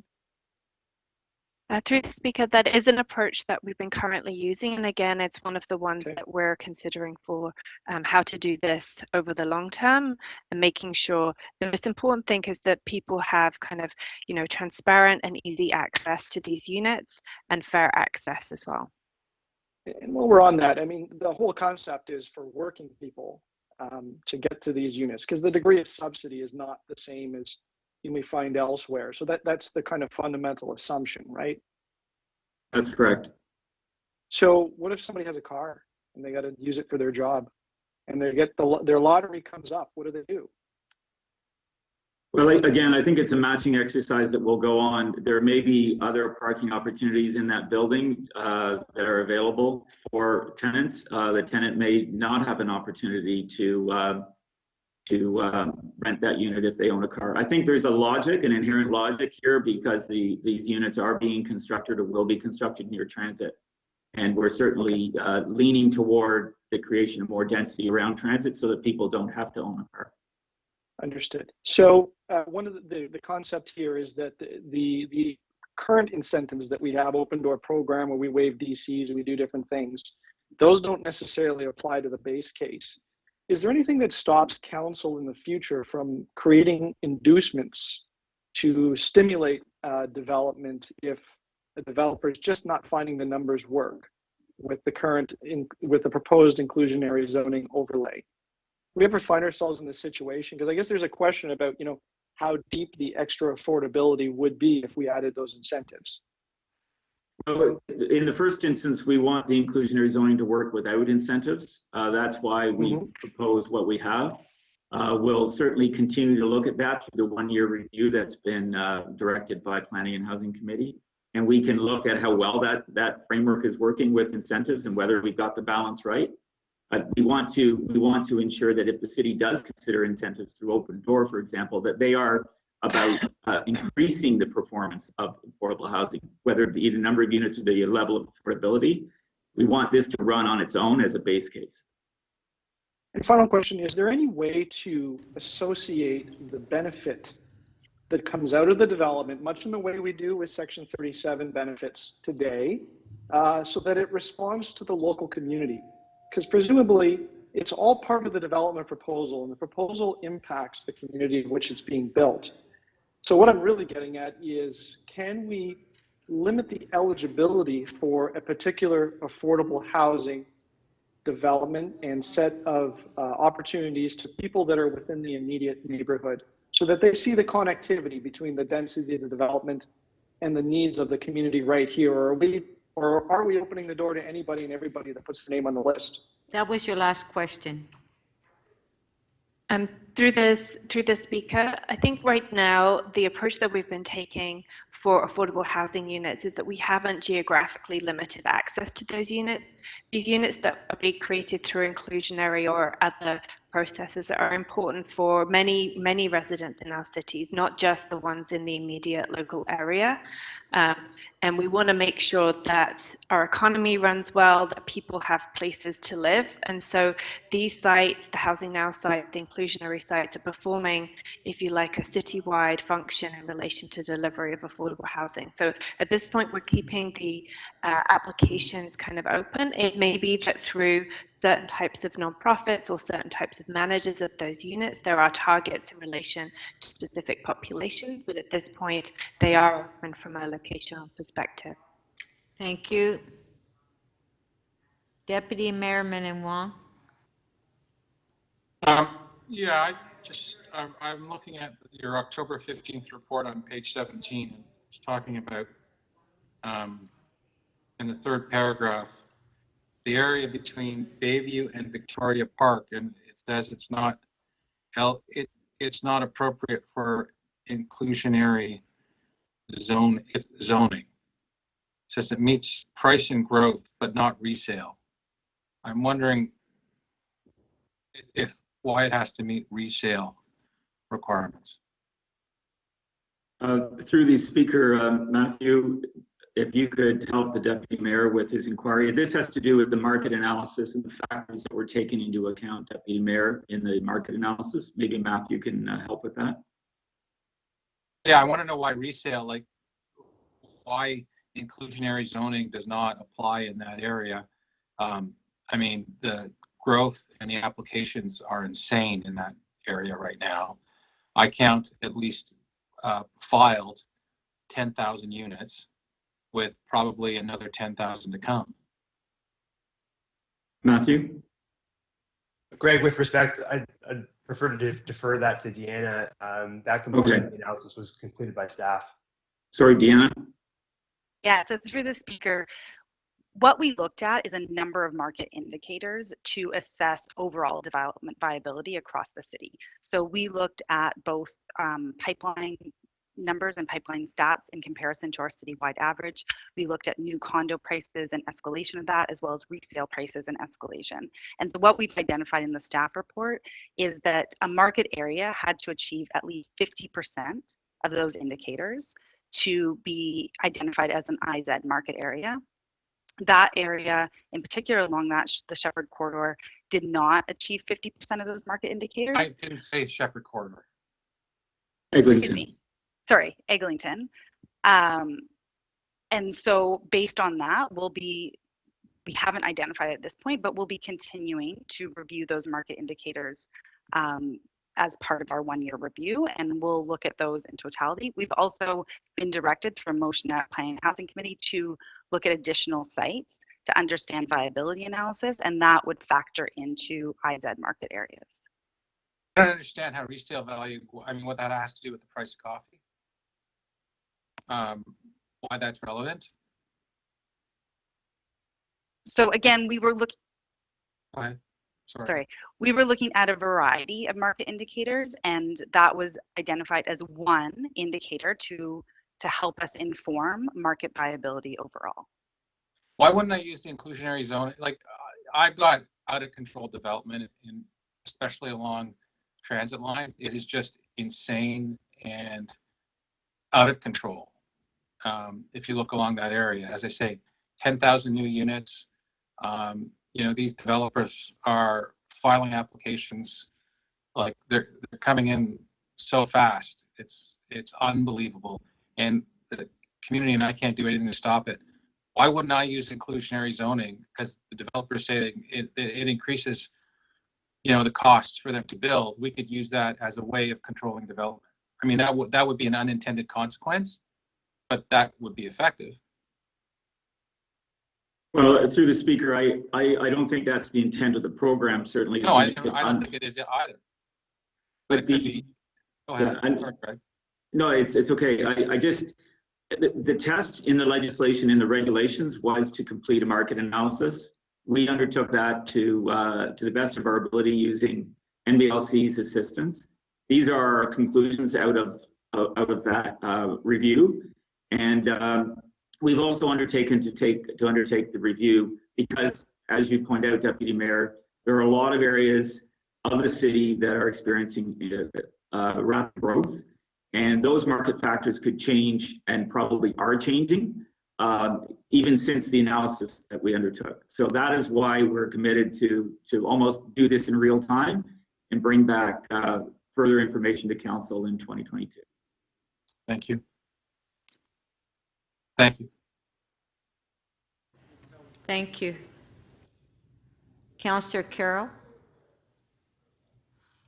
Yes, thanks, Madam Speaker. I wasn't going to ask questions, but I got on the list after Deputy Mayor Holiday was questioning. I heard the Housing Secretariat say that the lottery is one of the things that we're considering over the long term. But in fact, the inadequacies of the lottery system are part of the reason I moved the motion in 2019 that we devise a more fair system of making sure these affordable units have a queue, so to speak. Lottery is not off the table. It's still considered a means of doing this going forward. Through the speaker, as we've been given substantive direction from council to look at a new approach, including your motion. This is obviously an area of great interest to council and councillors, and also the community at large, access into this new supply that we're creating. And we'll be we're doing some consultation right now. And we're also looking again jurisdictionally, looking for good practice around this issue, and then we'll be bringing a report back in 2022. So we're still looking at the best way to proceed in relation to providing that fair and transparent access. Okay, so the direction to do this started in 2019. So when we say 2022, do we mean early 2022? Through the speaker, there is quite a lot of work to do in relation to creating this one portal. It's not just a policy, it's actually, we want to bring back a fully kind of fleshed out implementation plan. So that may require us to come back several times with an overall approach and then an implementation as well.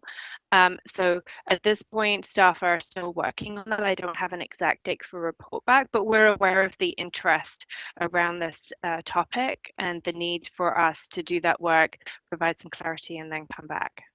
Well, I guess that's why I'm asking if it's going to be early in 2022, because I would think, if you decide on a type of portal, you would want council to authorize it before you spend money to build a fully fleshed out implementation plan. So we'll have at some point and a look at the direction you're going. That's right. So okay. Yes, that's correct. So just for comfort, can I just go back over the deputy mayors? So that means that we will be using the lottery in the short term. But can I just verify, yes, anyone can add their name to on the city's website, there's a place where you can add your email address to get the e-updates. I'm on it myself. So is a member of my family. So that I can test that those updates go out. However, it's not as simple as that. Am I right? If you get pulled up in the lottery, you then go through you're taken through the screens to make sure that you do qualify before you would be eligible for this housing. That does happen, does it not? Through the speaker, I may defer this question to my colleagues in SSHA who are currently managing the access. Yeah, I have a couple of questions here. I'm hoping to get through them in the 5. Okay. Hello, Councillor Doug Rollins from Shelter Support and Housing, and you are correct. The screen will provide information on how to apply for affordable housing opportunities. People selected will then be put through a screen. I keep hearing you use future tense, but I'm talking about what is the Correct. system right now? Because we are creating affordable units right now. So if we can speak in the present system. I was attempting to speak in the present. My apologies. So currently, through the random draw process, people identified will have to put their information through a screen to determine eligibility. Those eligible households will be identified for a draw, and subsequent to that, the housing proponent or the housing provider will need to verify that they meet their screening as eligible through the Residential Tenancies Act. Okay, I'm short of time, so I'm going to put my other 2 questions together. Is it currently the case that where an affordable unit becomes available, the developer has to let us know so that we can send it out over our e-update system? And is it also true that the developer has to tell us who ended up with those units so that we can make sure that it's not the developer's nephew? That is correct. They sign an access agreement, and we monitor the implementation and administration of that access agreement. Okay, thank you. Thank you, both. Thank you. Councillor Perks? Thank you, Speaker. I'd like to return to the themes of the questions I was asking at committee. One of the things we spent a lot of time on committee at committee was trying to understand the 2 different tests. The original test that's been in the proposal as we've been going along, and the new test that this report introduces. My understanding is that the first test, the original test, looks at whether the developer can make a reasonable return on profit, and a typical mom and pop landowner can make a reasonable amount selling the land to the developer. Is that more or less right? Matthew, do you want to help the councillor, please?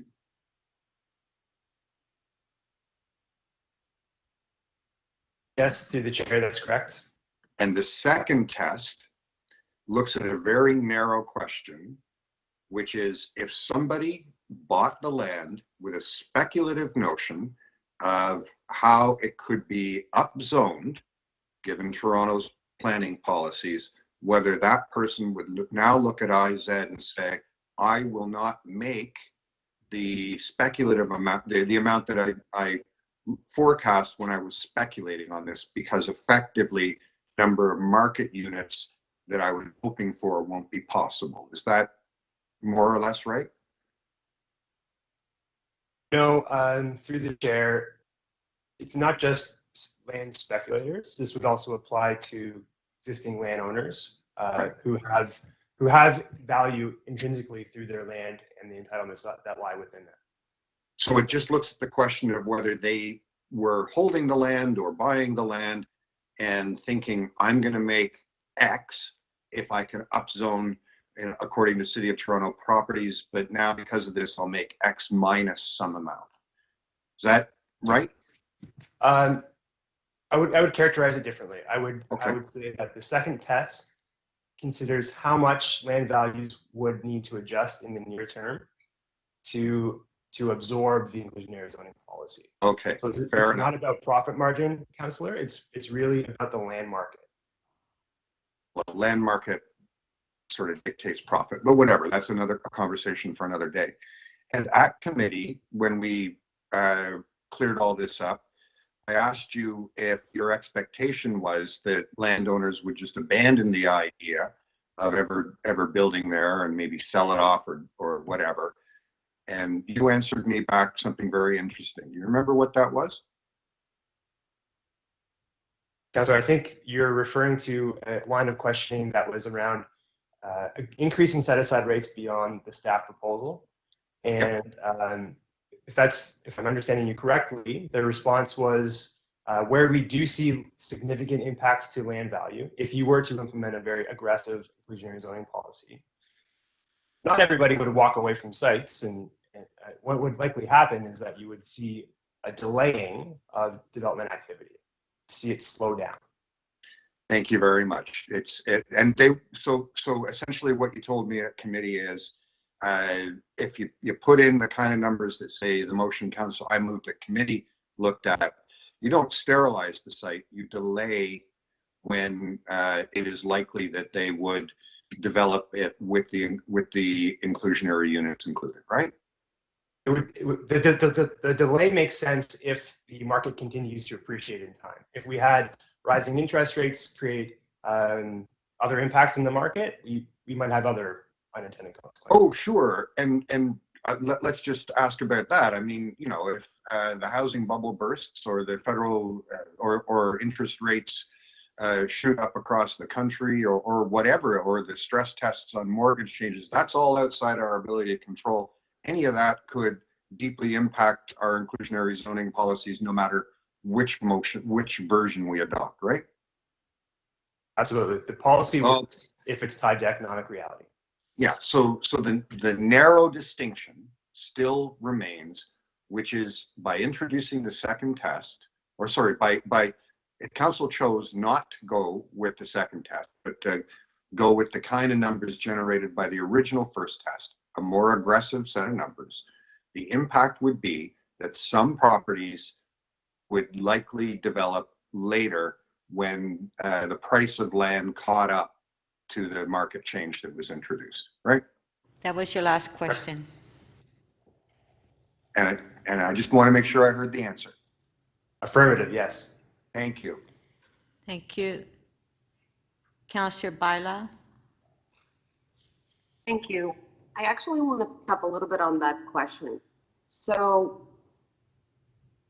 with that delay of the properties in the lands that are set for inclusionary zoning, because we only have a radius of 500 meters, correct? That's so correct. if the project is delayed, that means that you don't get any affordable housing. Is that correct? Yes, through this process, yes. So would you say that, for example, 50% of 1,000 brings you exactly the same number of affordable units as 5% of 5,000? I mean, I think the point is that we don't want to.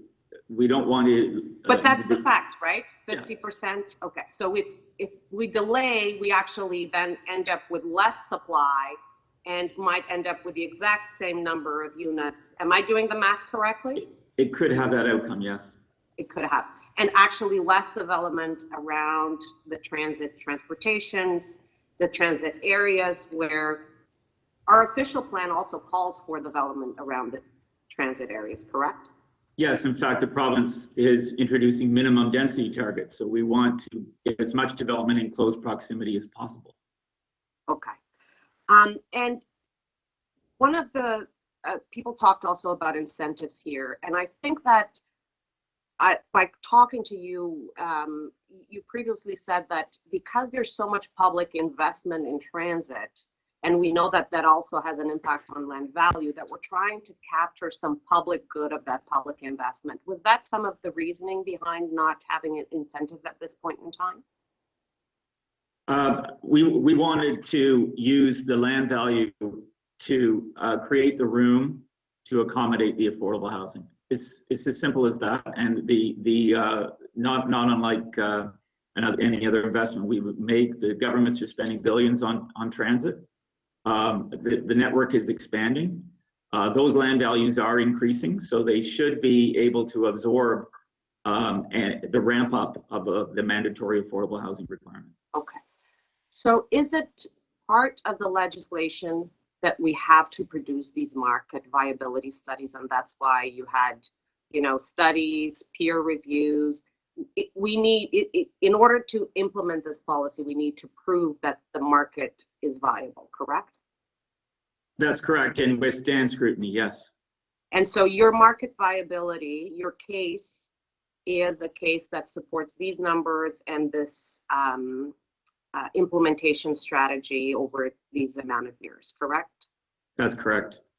So us tinkering with any of that would require a different kind of market viability study. Would that be correct? Well, we would want any changes to be substantiated by further market analysis. And we don't want to be a situation where some of it is supported and some of it is unsupported. Okay. And so if we go to, if the minister does appeal this to the board, those are some of the things that they might be looking at. Yes, very, very much could be one of the issues that concerns them. Okay. So we also approved a 1-year review that would require further market analysis and therefore could speed up, slow down. I mean, again, look at the market viability of these numbers and adjust once the policy is fully implemented, correct? Yes, that's correct. The review includes looking at incentives, changes to the phase-in, changes to the set-asides, the development size thresholds, and the market stability. So we'll be looking at all of those pillars to see if we can, as I said earlier, we want to get the most out of this possible, but we still need the market to work.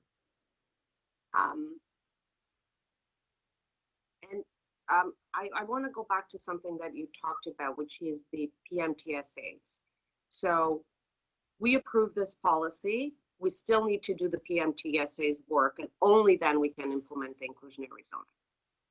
That's correct. We need to both have the IZ policy in place. It can only be implemented in an approved PMTSA. It's a second round of work that is underway, but still is required. Okay, those are my questions. Thank you. Councillor Wong Tam. Thank you very much, Madam Speaker. I'm going to try to keep my video on. If my audio, let me know, I'll switch it off. Would be for the chief planner.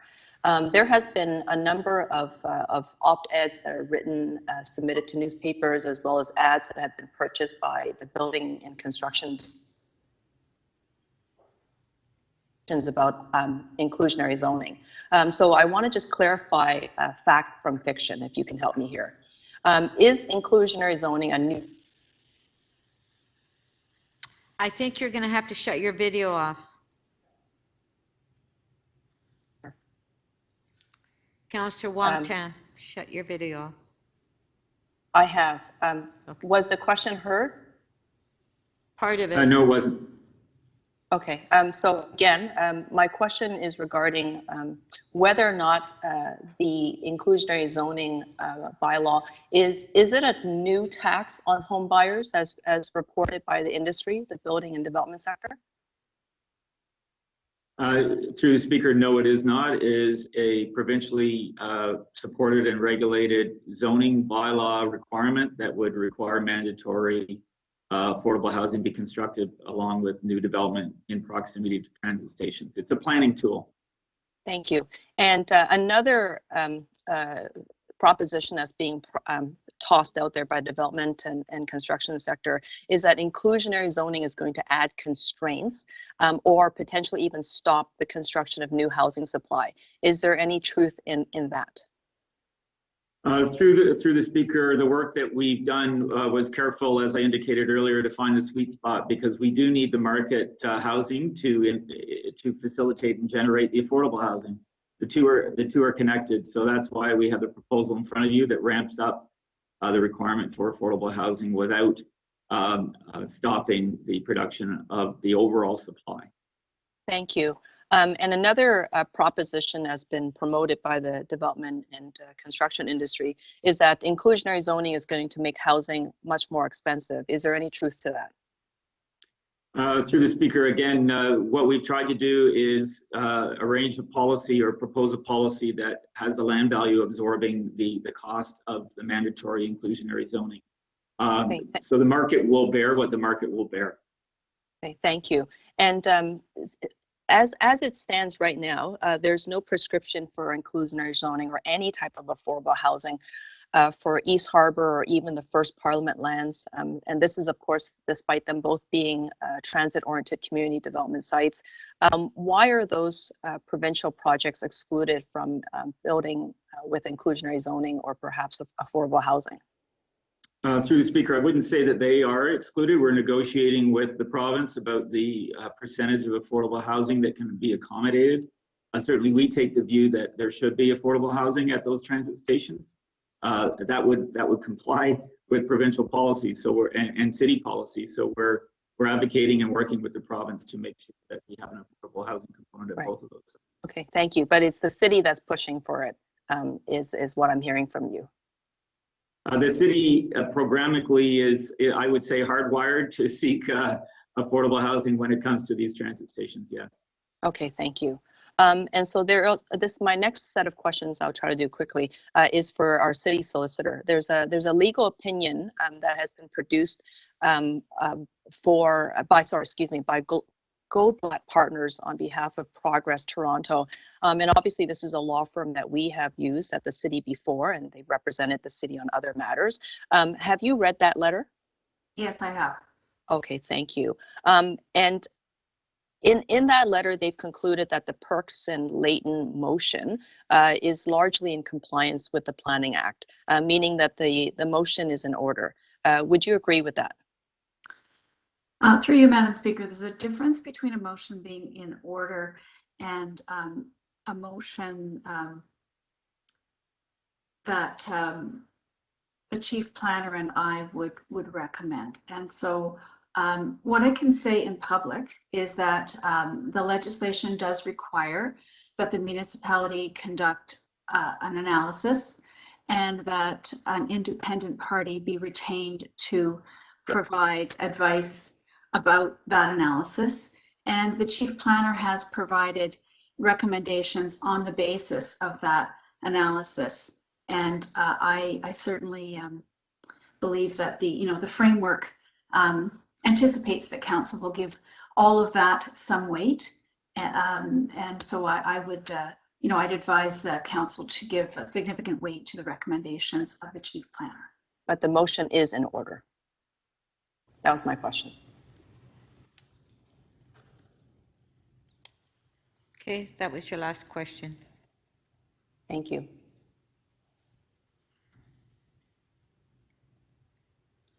I just have one question to the chief planner. If the minister appeals the decision, in your opinion, how long will this be delayed for? It's hard to speculate, Madam Speaker. The OLT has a long agenda in front of it in terms of appealed matters. One might hope that they would give this some prominence, but I can't speak for how they schedule items. Certainly important for the city to have this advanced and considered as soon as possible. But you'd likely be well into next year. I'm sorry, I didn't hear that last comment. Sorry, you'd likely be well into next year. Right, okay. Do we have a list in the districts on how many applications that we do have that have been submitted in for affordable housing that hasn't been processed yet? Do we have that list? There are a number of applications for affordable housing. We could likely assemble that list. We have a list that we've been using over the last couple of years, and we could update that and provide that. That's no problem. Take a little bit of work. Okay, because there are a number of applications that come forward that are proposing affordable housing that have not been processed, correct? There may be some that have other issues involved including conversion of employment lands. Thank you. Okay, we'll go to the speakers list.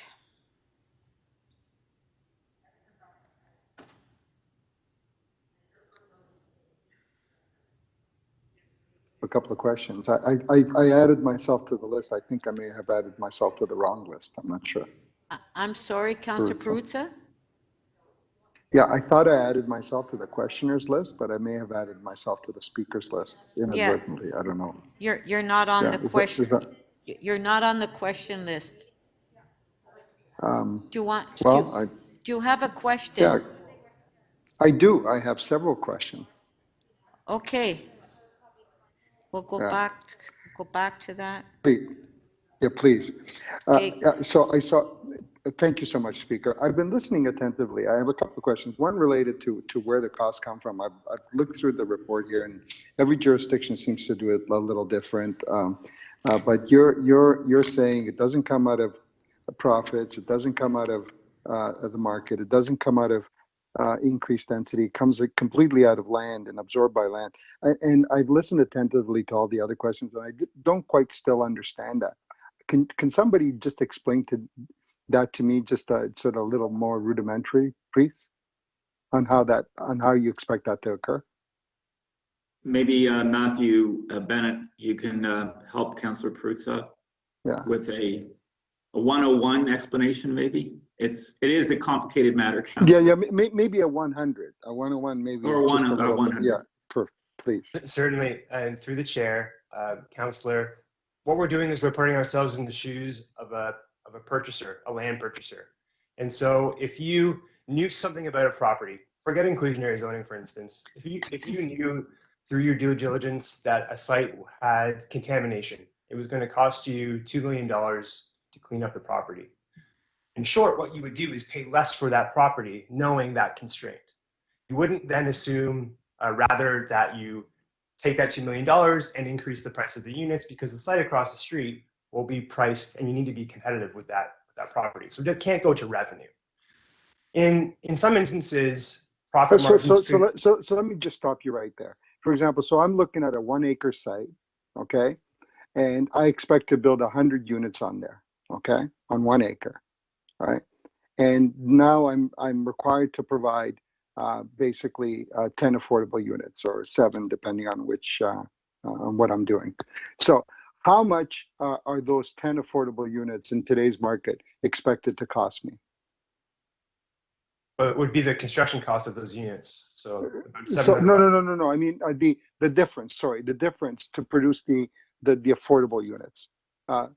In today's market, what would it cost me to produce those 10 units? Be highly variable. Sorry, no. Councillor, allow the staff to I'm not answer. asking, I'm sorry, I'm not being clear I'm not being clear on the answer that I want. I'm trying to make the question a little clearer, Madam Speaker. I'm Okay. jumbling myself up. So the question is, the answer that I want to know is, what is the difference between what I would sell a market unit and what the inclusionary zoning unit requires me to sell it, that differential, and what's that different, what does that differential add up to produce the 10 units? I'm just trying to figure out how much, what the number is that the seller of the lands needs to absorb to create those units. Okay, so that calculation would vary across the city because all of our markets are unique. In general terms, if you were to price a typical unit at about $1,000 a foot for a market unit, an affordable purchase price might be in the order of $350 a foot. So the differential is about 700,000 times 10 is $7 million. So the seller of the lands would need to now sell the lands at $7 million less than what they would have normally sold those lands for. What would you typically sell an acre of land for 100 units for now in the city of Toronto? Could be $10 million. Sorry? Could be $10 million. 10 million. So in your example, then now that land would have to come on the market for $3 million to make up that $7 million affordable component, correct? No, that would be the impact to the developer's revenue. It would be in that order. That $7 million hit goes to project revenue, not directly to land. There is a flow through. So what would be the impact to the land? What's the number that you worked with? With a 10% affordable margin, it can range from, it could be in the order of 20% perhaps on land value, but again, the market nuance plays a very significant role in the impact. I'm sorry, I didn't understand the number. Could you say the number again? Probably in the order of about 20%, the impact to land value. Right. So if I expected the land to sell for 10 million bucks, now I'm selling it for $8 million, and that $2 million is going to produce those units, correct? That's right. That's what you're suggesting, right? Okay. But the math didn't work in my head, because if you said there's a $700,000 difference in terms of what a market unit would come to market for and what an affordable unit would, 700 times 10 is 7 million. Like, so how do you rationalize that difference between 2 and 7? Well, that doesn't all go to land value, Councillor. So what happens is we have a balloon of revenue. We're shrinking that balloon. We still have costs to cover. The developer can still afford to pay a certain amount of land, a certain amount for land. Right. It's not as linear as that. Okay. So while we say we'll. Councillor Prutz, last question. Well, I had something on in terms of the numbers of people on our waiting list, because I'm looking at the $32,000 threshold at the bottom end for $800 market. It's okay. I got it. Okay, I ran out of time. No worries. Sure. Thank you. I will meet those questions on another day, Madam Speaker. Thank you. Okay, speakers, Councillor Baila. Thank you, Madam Speaker. The City of Toronto, I think, has requested the province some 14 times for the powers of inclusionary zoning. In 2018, with the previous government, we were granted those powers, and this present government in 2019 changed. Sorry, Councillor Baila. Oh, yes, I'm sorry. You have a motion. I have several motions I need to move. Can you move your motion, please? Okay. Yes, so just first motion is that we actually, if there's no appeal, we can certainly have the report that is now confidential made public. Then I have another motion, I believe.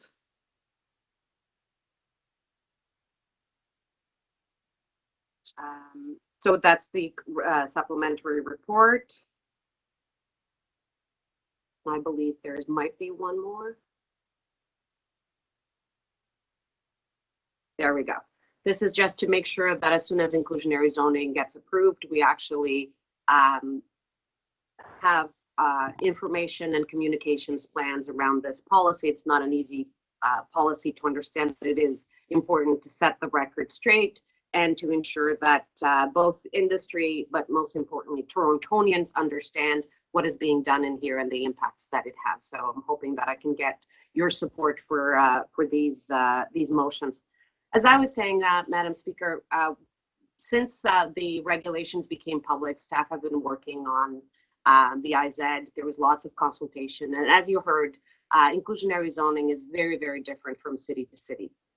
In Canada, we don't have much to compare ourselves, and even those are extremely different. You have Montreal that has, for example, affordability period of between 25 and 35 years. They have programs for social housing with heavy involvement of the other orders of government to finance that percentage. In Vancouver, inclusionary zoning has been happening since the 80s, and again, less affordability time. All this impacts this mixture that gets into the pot to come up with these numbers that need to ensure that this policy is viable. We can only be successful with inclusionary zoning if we push it to the limit, but we ensure that the industry continues to produce. We need the industry to produce in order to get the affordable units out of this policy. So what staff really tried to do here is to find that spot, taking in consideration that we have legislation that is quite prescriptive, that we have a provincial government that said you're only going to do this within 500 to 800 meters of major transportation stations, that you need to produce that market viability study, and that the choice of ownership versus rental is with the developer. We then, as a council, gave further instructions to our staff. We said, make sure that income definitions are at the core of this policy, that we want 99 years affordability, and that we want no incentives, and actually this comes out of the price of land. So city staff presented us a policy here that they can defend, that they have a market viability studies that they can defend, that will actually produce affordable units. I ask you to support this report that is in front of you. I ask you to support the motions that I put forward as well, but I ask you to support the report that is in front of you. And to some people, you know, it might be counterintuitive to say, you know, why not support 50%? What I explained here with some of the questions and the rationale is that because we need to find that soft spot, we might have a beautiful policy saying 50% right away that might actually translate into the exact same number of units. Because the important thing is to implement it fast, which is what we're trying to do here, is to have a policy that if we end up at the board, we have solid grounds. And I hope that everybody read the confidential report as well, that we have solid grounds to defend, and that we can come back and a year after we can actually review it with the market conditions that we have at the time. And, you know, if we can have more, absolutely. I think many of us would be the first ones to say, let's speed up the implementation. Let's go faster. That's what we want to see. But let's make sure that we do this thoughtfully, that we do this in a way that gets implemented as soon as possible. This needs to be approved by this council. This needs to be implemented as soon as possible. This needs to be reviewed often, and this needs to be translated into real affordable homes, not a great policy that looks great on paper and translates in no homes. We want policy that is actually going to translate into bricks and mortars and homes for people. Thank you. Councillor Lane to speak. Yes, thank you very much, Madam Speaker. I've circulated the motion in advance because it would take probably all of 5 minutes to read it. But essentially, it is the same that came from committee. It asked for a larger set aside based on the consultant's first test, which guarantees developers 15% return on their investment. And now more on this in a minute.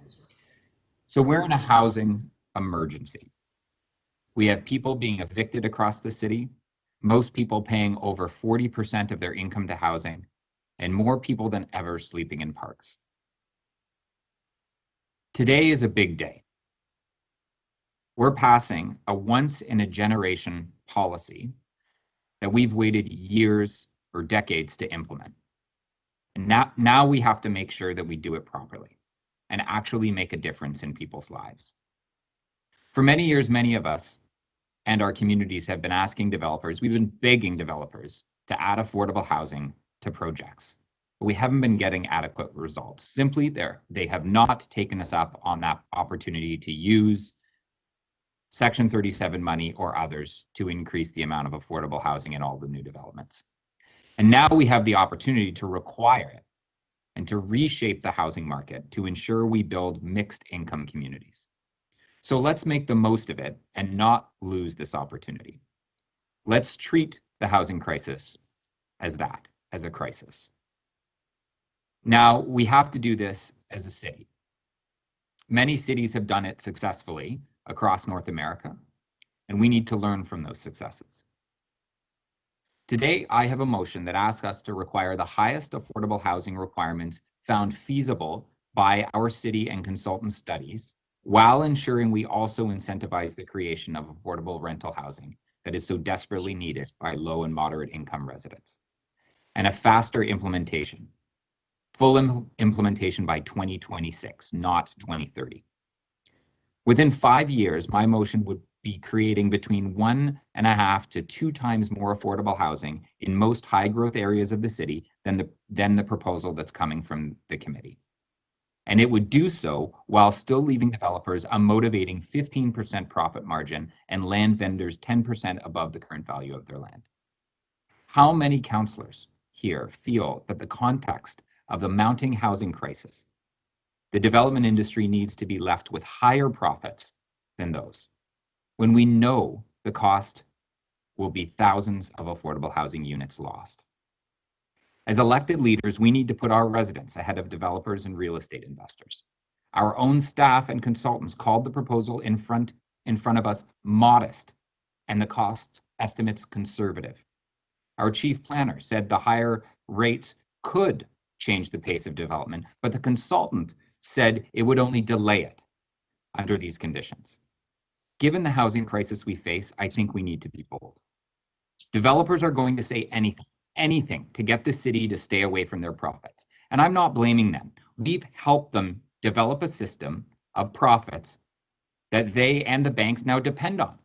It's time for us to stop enabling them. Our staff also said that the prices are what the market will bear, not dependent on the land prices or affordable housing. So let's not fall for the developers' fear-mongering.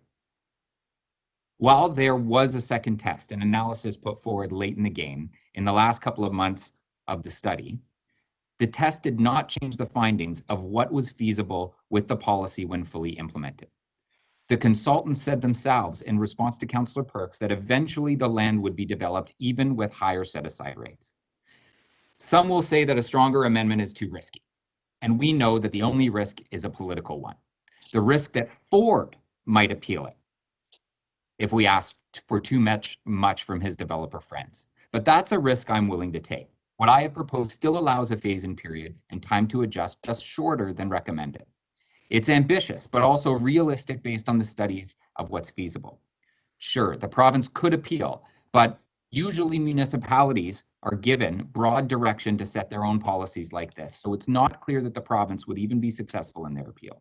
I think this is something we need to be brave, take a brave position on as a city, and we do and do what we know is right and what is possible, and not 10 fear seconds. of developers and Doug Ford. I'd like to thank staff, the mayor, deputy mayor, but especially the folks from Acorn and social planning for fighting for years out in the streets and in Queen's Park. I was there for most of it. We are at this critical point. Let's try to make the most of it. Councillor Thank you. Layton. Thank you. Councillor Bradford to speak.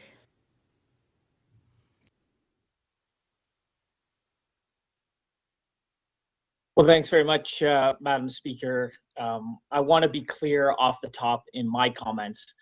We need every possible tool available to address our affordable housing crisis.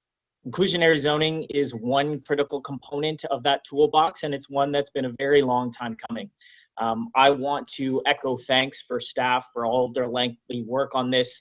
No exaggeration, of course, it has in fact been years and years to bring us to what is a really critical juncture here today. Much of our discussion at Planning and Housing, and again today at Council, focuses on the numbers and the financial analysis around our IZ framework. And that's, of course, massively important. But I also want to acknowledge and make note of the overarching facts weighing over this policy work here in the city. And that is, Toronto is projected to add 700,000 more people and 450,000 jobs by 2050. And we are in the midst of a housing crisis. And if that housing crisis is left unchecked, the city, of course, will become less and less affordable and less sustainable. That housing reality, the one that situates loved ones and colleagues and newcomers facing challenges every single day, is why we are here and why it is vital that this work comes into play and starts making a difference in the housing landscape as soon as possible. At the same time, we need to actually get that housing built. We need to ensure that we have a strong pipeline of accessible supply. And I think amidst a housing crisis, we really can't be risking further delay. And that, unfortunately, whether or not we like it or not, that means accounting for the realities of development in the planning regime of Ontario, the different local markets across the city of Toronto, and of course, the political realities of the day. Today, we have a roadmap in front of us to bring in the first IZ policy in Ontario. It is one that is massively detailed, it's financially comprehensive, and like most policy that comes before us, it's not perfect. But it's one that tries to strike a balance and attempts to account for some of the variables that frame this discussion. This policy was not done on Twitter, it was not done with petitions, it was not done on the floor of council. It was done with professionals, with experts, with math, with a tremendous amounts of consultation over a number of years. It is my hope that we do not turn this affordable housing opportunity into a transit-style debate. I don't think we can afford to be here decades from now rehashing theoretical possibilities with nothing being built and nothing being achieved. The response to decades of inaction on inclusionary zoning is not to add further delays or risk derailing what is in front of us here today. I think all of us would agree, previous governments have not been fast enough at getting the policies into place. But I think we ought to start today on moving this forward and come back in a year to keep making improvements and targeting that maximum affordability that all of us want to see. I support driving inclusionary zoning forward to its fullest potential, and I'm glad that we have both the data and the framework in the report to get us to those higher percentages. This opportunity, like so much of the work that we do here at City Hall, is about grappling with the various layers that come together to build a policy. Taking the details of that financial analysis and reports alongside the day-to-day affordability struggles we hear from our residents, alongside the realities of what it takes to build housing in the Toronto market, that is the context and the nuance and the components of the parts that actually matters. We cannot be dismissive of that. I believe that we have to find the right balance between a policy that generates a meaningful number of affordable units and making sure that the development in the city continues so that we can build those units and get them occupied. If the development community is having a meltdown about inclusionary zoning, if they're taking out radio ads, if they are doing membership drives, and if the advocate community is saying what we're doing here is not enough, the policy that staff have brought forward probably strikes the right balance. I think if we bypass the phasing component, as we've heard today from the experts, if we just jump directly to the levels of affordability that all of us want to see on paper, the best advice from those experts suggests that development will not happen, or it will be delayed, or it will be slower to get to the market. We don't know, of course, we don't have a crystal ball. We don't know exactly what will be happening, but that is their projections. That's what they tell us. At the same time, if we don't require enough set-asides, we will miss the opportunity to make a real difference to housing affordability here in Toronto. So we can't just go on what we believe or what sounds good. We do have to do the math. We do have to go with the data, and we have to go with the expertise, and then keep refining that policy as we go forward. I share the aspirations of many of you. 5 seconds. But to dismiss the work done by the staff would be a mistake. So I would encourage everyone to support what's in front of us today from our staff team, and let's make history here in Ontario, here in Toronto, by establishing the first inclusionary zoning policy. Let's build some affordable housing. Thank you. Councillor Holiday to speak. Thank you, Speaker. I listened to the questions carefully, and in particular, Councillor Perruzza. He really nailed it when he asked about how all of this works. politicians and magicians can be similar in many ways. I think we practice sleight of hand once in a while. I want to talk about that. I dipped into my kid's magic kit, and we know the trick, right? The top hat, reach in, you seemingly produce something out of nothing, a rabbit out of thin air. And I want to talk about it. What is affordable housing? Well, it's a form of subsidy. We reduce rents or costs to make the property more affordable for people that need it. And under the traditional models, we have done things like defer development charges and create other incentives. They come from the taxpayer at the end of the day, whether they're lost opportunities or land that didn't get sold. And in this case, it's a little different. It's within the ecosystem of the development community. So you got my attention. It's no longer a stream from the taxpayers creating these affordable units. But what do we think really happens, though? Do we think the landowners are just going to sort of walk away or maybe stop selling? Maybe a lot of landowners already own their land. I suspect a few things are going to happen. Yes, land prices could go down, but there are other ways that developers can deal with the line item expense that affordable housing will produce. And that's what it is, really. It'll be an extra charge on the cost of doing the development. And, that can translate to a per square foot charge or a flat line item, however they work the pro forma. But there's other ways to mitigate the charge. You can do things like get a little more density. Are we going to be in the situation now we're going to look at our official plan and kind of look at the proposals before us and somehow accept more density? Is the size of the units going to shrink a little? Or maybe the quality of architectural finishes. Oh, we talked about it today. Maybe they're not going to have parking. That's $160,000 off each of the units that don't have parking. We're even looking at our bylaws concerning parking. What I suspect is there's going to be a combination of a whole bunch of things that are going to affect the final outcome of the cost of this development for the developer. And yes, it could even be some upward pressure on prices, but we know that markets do dictate those, and we heard from the consultants that they need to remain competitive. But the point I want to make in all of this is we should explain the trick to people about how it works. These affordable units don't come from the sky or come from nowhere. They come at a cost. There is no free lunch. Somebody ultimately pays for this. I just don't believe it, that it's just going to come from the development community and not equalize across all of the stakeholders involved in the transaction. There is a cost. There's a cost to the new residents of the building, and there's a cost to the community that is accepting the development. Maybe it is going to be upward density. Maybe it is going to be less features. Maybe it's going to become on-street parking because they can't put enough parking spaces in to meet the demand, especially if it's people that need the car to get to work and transit's not their option, maybe not by choice. I don't know. But I think the one part that stands out in my mind, and this is something that my comment is the council needs to work on, is the implementation procedure. I think a lot of people will find it galling that somebody will get selected for the unit, selected for the benefit through a lottery system. And the community will say, look, we've accepted a larger development. We've accepted lesser components to this as part of the big equation. And maybe some people say, we ended up paying a little more because of the big equation. But I think they'll look back to the community and say, but we've done all this, so why can't it benefit directly? I don't know what the answers are to those questions, but I think it's a public policy question that we're going to have to square up as a council. But maybe the biggest piece of advice and the most important one is sometimes a hat is just a hat. There's no trap door. There's no magic here. The rabbit comes from somewhere. Affordable units come from somewhere. I think we should just make sure we explain the trick to everybody. Thank you. Thank you. Okay, before we recess for lunch, we do have a couple of members' motions to introduce.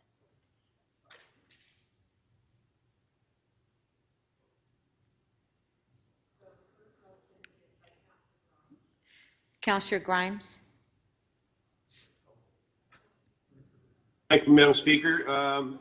Councillor, if you read to agenda, today's meeting, an urgent motion with notice concerning 140, 150, 160, 170, 190, and 220 Sherway Drive, technical amendment by. Okay, on favor, show of hands, carried. Councillor Perks. Speaker. I move that I be permitted to add to the agenda of today's meeting an urgent motion without notice concerning a request to authorize a transfer of funds to Friends of High Park Zoo and amend the licensing agreement Parkdale High Park. This motion is urgent for the health and safety of animals for the coming winter. This is something staff has asked me to do. Thank you. All in favor? Show of hands. Carried. Okay, we'll recess to 2 o'clock.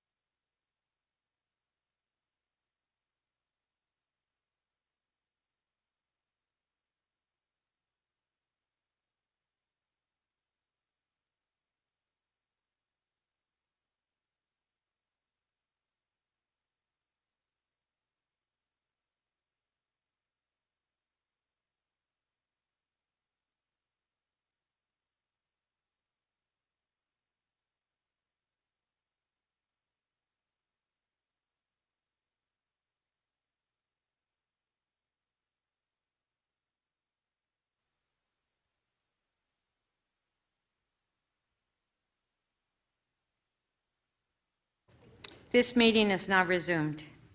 Members, before the recess, Council was debating the Mayor's first key item, PH 28.1 on inclusionary zoning. We will return to that item after the release of member holds.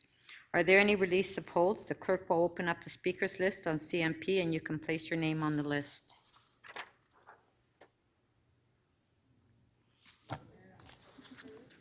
Councillor Perks. Thank you, Speaker. I'm just checking the item number. I held, it was on Toronto East York Community Council. Oh, one sec.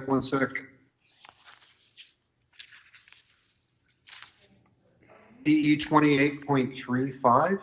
Pay and display I believe parking? we have Yeah. Yeah, Sorry. I believe we have a motion from staff now. Okay, do we have the motion?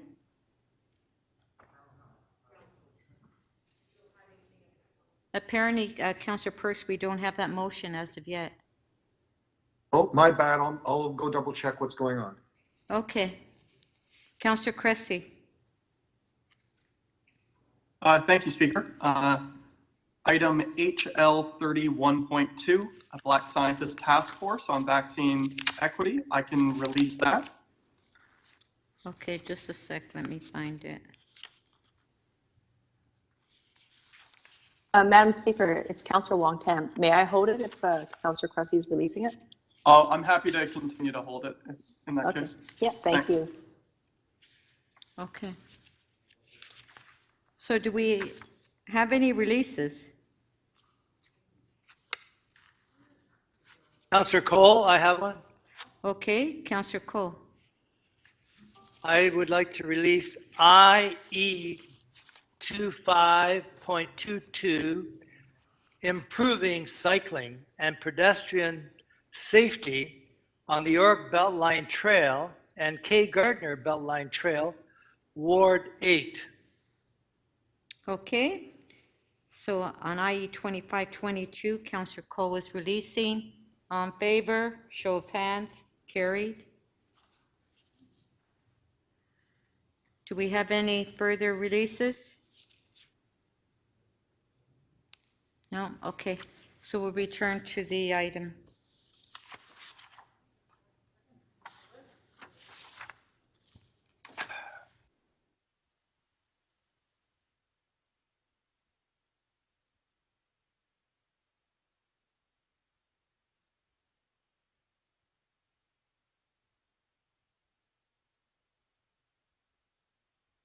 Our next speaker is Councillor Cole. Thank you, Madam Speaker. Appreciate the opportunity. I have a motion, if I could put it up on the screen.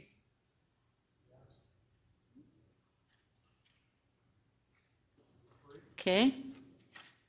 The City Council direct the Chief Planner and Executive Director report in June 2022 after conducting additional market analysis in the Marleyville corridor, that's north from Eglinton Avenue West to Lawrence Avenue West on Marley Avenue, which is adjacent to 3 major transit stations, to identify additional opportunities wherein inclusionary zoning may apply.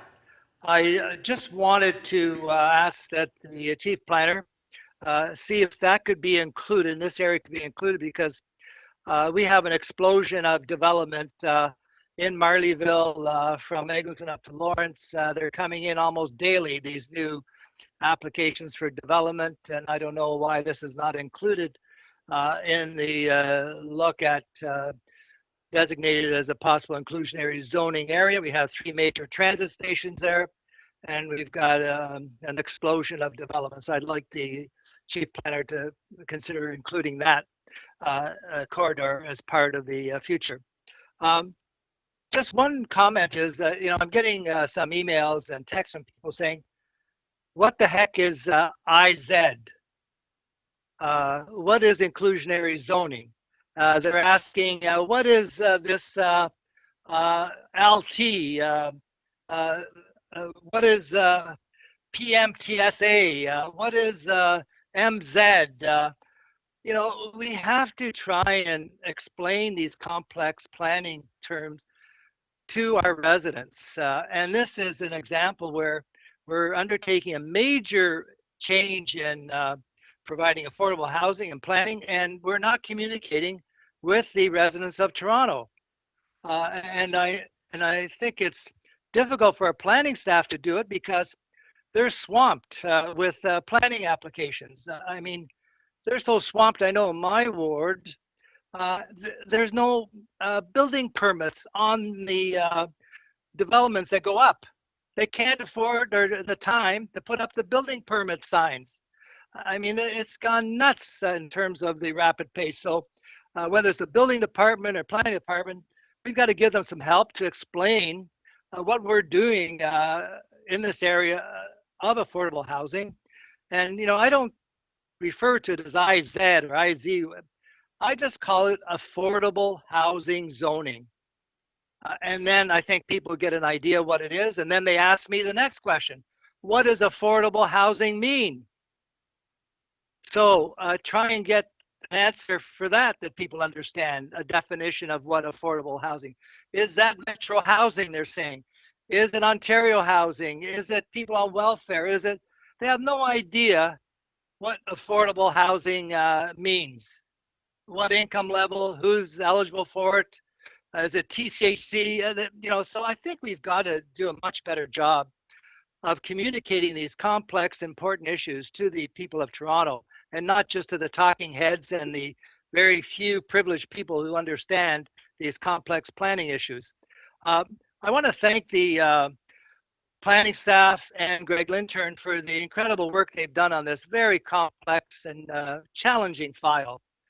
You know, I was at Queen's Park when in 2018 we passed this inclusionary zoning, and so it's been a long time coming, but we have to essentially do something here because, as you know, the deputy mayor even said, you know, the flood of development is frightening and nothing's being done to slow it down.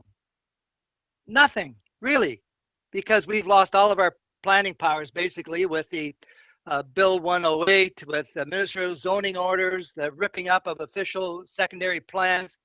So we sit there trying to deal with this flood of development, which is causing an incredible strain on our infrastructure, whether it be our schools, our childcare centers, never mind traffic, transportation.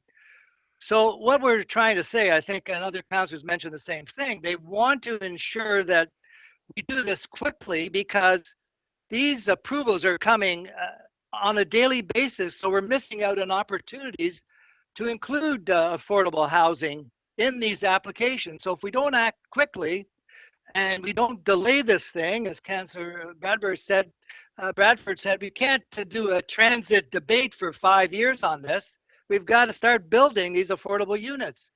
So sure, the 5-10% that Councillor Bailão is projecting and that is supported by most people is reasonable. Yes, we'd like to have more, but you know, who could believe that the Ford government, which is very clear in its objectives of what they've done to planning and development, they're not going to accept more than this. They're going to delay it. They're going to defer till after the next election. We'll lose another 3 or 4 years. So let's get on with building affordable housing. And this is an important step that we're taking today. So let's not dither. Let's do something. Thank you. Councillor Perks to speak. Thank you, Speaker. I'd like to speak to Councillor Layton's motion for a moment. Effectively, what Councillor Layton's motion does is set targets that are not subject to what the consultants and city staff have admitted is a very conservative second test. Instead, it goes with the initial ideas that we had, the work that we've been doing for quite some time, and sets a more ambitious goal. And we've heard two arguments against it, two potential risks. The first risk is that some developers, those developers who are holding out not just to make a regular profit on the construction and regular profit on the land value, but who want to hang on until they can get a second speculative value In other words, they can make even more profit than we imagined when we were designing the first test. Well, the risk there, the risk, as you heard from consultants, is that some of them would hold off for.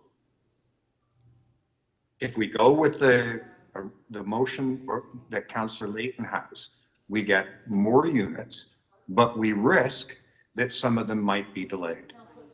If we vote Councillor Layton's motion down altogether, we never get those units. They either build with no inclusionary zoning or with much less inclusionary zoning. So in the long run, if we choose to vote down Councillor Layton's motion, we are saying we would rather never have those additional units than to have them in a few years. There's a lot of noise, Speaker. Madam Speaker, I think the main committee room's microphone is on. We're having trouble hearing the speaker. If you could hold my time till we get the noise sorted out, I can't even hear myself. Okay, Councillor Perks. Okay, to pick up where I was, if we vote for Councillor Layton's motion, there are two risks that have been identified. One risk is that some developers wait a while market conditions catch up. The downside of voting Councillor Layton down is that we never get those units. The developers go ahead and build. I'm sorry to interrupt you, Councillor Perks. Madam Speaker, the council chamber's microphone is still on. Not on, Councillor Carroll. Having trouble hearing the speaker, and I can see it on the terminal.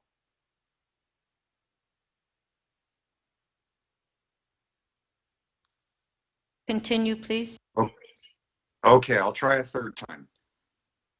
I want to talk to the two risks that people have been arguing exist with Councillor Layton's motion. The first risk, as the consultants told us, if we put in the more aggressive numbers, some developers may wait a few years until the market value of their land catches up. If we vote Councillor Layton down, however, those developers can go ahead and build now with either no affordable units included or with a smaller number than what Councillor Layton is promoting. In other words, if we don't vote for Councillor Layton, we never get those additional affordable units. If we do support his motion, we might have to wait a few years. We lose the units forever or we wait a few years. The second risk is that the cabinet of the government of Ontario decides to take us to the Ontario Lands Tribunal. Nobody else has the right. In other words, the only risk there is that Doug Ford and his cabinet decide this council wants too much affordable housing, let's take them on. It's not a technical issue. It's not an issue about whether or not we listened to the consultant. We did our due diligence. We listened to the consultant. We asked them questions. We understand the consequences to the market of changing the numbers. We've done our job. It is literally in the law that this council has the responsibility to make its own mind up. If you have ever voted for a change in a secondary plan or an avenue study or a development application, if you have ever voted for that against the advice of what a consultant told us in those studies, you have already taken the risk that is identified here. But in those matters, the risk is that the private developer takes us to the Ontario Land Tribunal and we have to fight it out here, there. In this instance, the only risk is that the government of Ontario tells the City of Toronto and the people of Toronto, as they are approaching an election, that they don't want affordable housing. And they're prepared to go to court to fight us over it. Essentially, if this council votes down Councillor Layton's motion, we are saying we don't want to risk a fight with the province, so we'll do their dirty work for them. We will just assume that they would win. we will just assume that they will have a fight. And based on that assumption, we will constrain the amount of affordable housing available to Torontonians.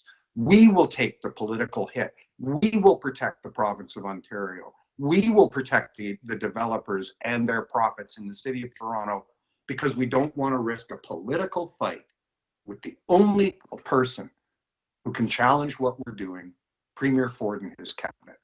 I am sick and tired of telling Torontonians we are not ambitious in terms of the city we want to build because we're afraid of Doug Ford. Sure, he's kicked us around and changed the size of council and limited inclusionary zoning to only around transit stations and interfered with secondary plans. He's done all of that, and it hurts and it's tiring. But I ask you, the fact that it hurts and it's tiring, is that enough to go back to Torontonians and say, well, we just gave up. We didn't feel like pushing back on Premier Ford and his ties to the development industry. I'm not that kind of person.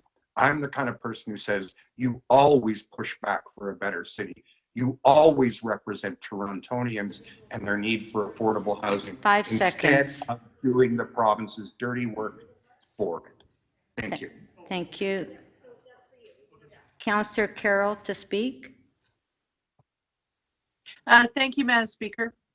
I will admit I was expecting a much more ambitious motion than the one Councillor Layton eventually moved.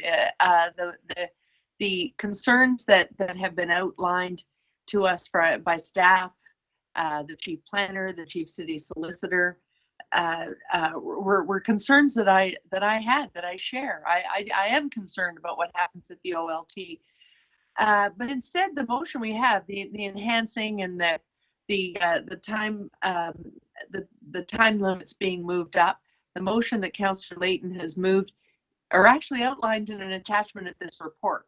So I guess the materials that need to be there to defend it actually are there. They are in this report. They are numbers that were run in the initial study, which gives me comfort. But I also wanted to point out the other thing that gives me comfort are the motions that the mayor came to Planning and Housing to move, and I thank him for it.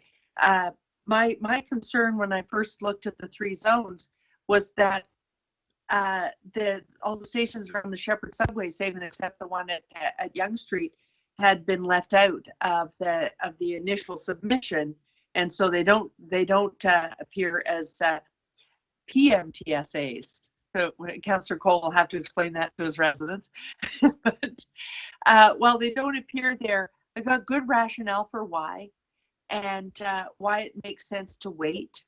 Why we've got a submission that zeroes in on some stations where there is great potential and a sense of urgency. And so they do need to be in this initial submission, whereas ours, a lot of the upzoning and density has already been applied and approved and is under construction, and has also realized some affordable units. And so it's for a future date to look at those stations. We're starting with a manageable number to request the designation for.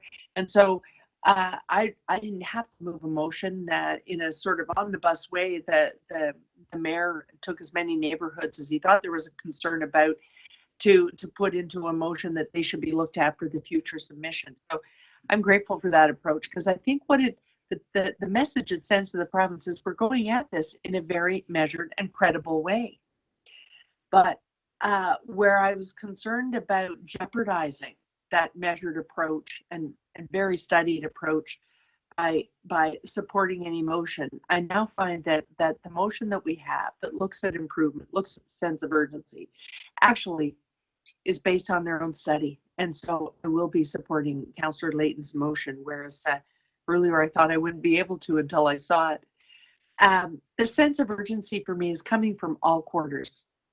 We all want to be able to share this city with their own children and grandchildren. I don't want to fly halfway around the world because they couldn't find a place to live or a job in this town. We know, climate change is speeding it up, but we know that our city is just going to continue to grow. through global migration, our city is going to grow, and we have got to get on with making sure we have affordable housing and housing full stop. I'm troubled when I hear some of the comments today that we've got to just bring development to a stop. We actually can't at this point. We know we've got to be ready for a city of 4.5 million people in a pretty short amount of time. And where are some of those people lurking that need these units, that are on that update list, that need to enter this lottery? With our list of over 70,000 families who are waiting to get into TCHC on rent to income, it should be of a concern to us that with the lack of affordable housing out there in the market, our social housing units are full of people who are fully employed, sometimes double income employed, but can't afford to leave TCHC. So they sit there paying the TCHC version of market rent.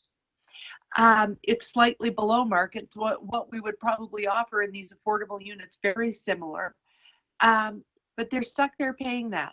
They've gone beyond their 6 months, so they can't go back to rent geared to income if they lose their jobs, but neither can they move out of the way and get out into the market because the affordable stock just isn't there. And if we start creating it now, they've got an opportunity to enter it. And the people we need to be able to get into our rent geared to income stock have those units to get into. That's happening today. It's been happening for years. And we have to move on to create the stock that those people can move into. We end up solving a myriad of problems. Thank you, Councillor Madam Carroll. Speaker. Thank you. Councillor Pasternak. Yes, thank you. Thank you, Madam Speaker. I think we can all agree that housing affordability is perhaps the biggest public policy issue facing large urban centers of our generation. And there's no doubt that the consequences of not having a good, solid, growing portfolio of affordable housing options can hurt our economy. It'll drive young people away to other municipalities.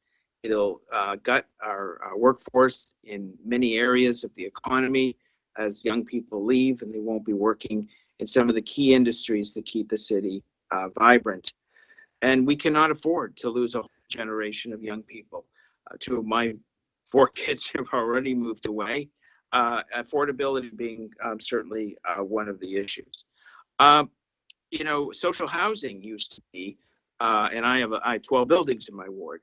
It used to be something that would be used on a transitional or temporary basis, where people would come into the city, maybe newcomers, or others were facing some kind of financial hardship and would apply for social housing, get it in a reasonable amount of time, and when they got their feet back on the ground, they would move out. But that's not the case anymore. People who are on the list for 10 years and get a unit, they stay. And I can tell you that the vacancy rates, maybe 1-2%, mostly bachelors, is what we're facing in our social housing portfolio. So the package before us is a work in progress. There's still a number of unknowns, and there's still more work to do. Clearly, we don't know who the landlord will be, and we have to look at what the uptake will be under this program. I mean, a cautionary tale is in Portland, where I took a look at some of the side effects of inclusionary housing there. And they certainly had a very negative outcome where many developers abandoned the city and didn't build the kind of units they were expecting. It kept steady when inclusionary zoning was brought in, and then it tanked. But at the same time, over the years, we've been able to negotiate affordable housing units without inclusionary zoning.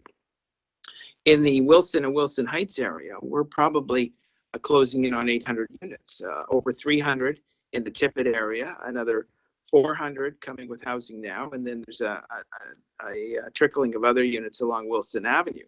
And that's without exclusionary zoning.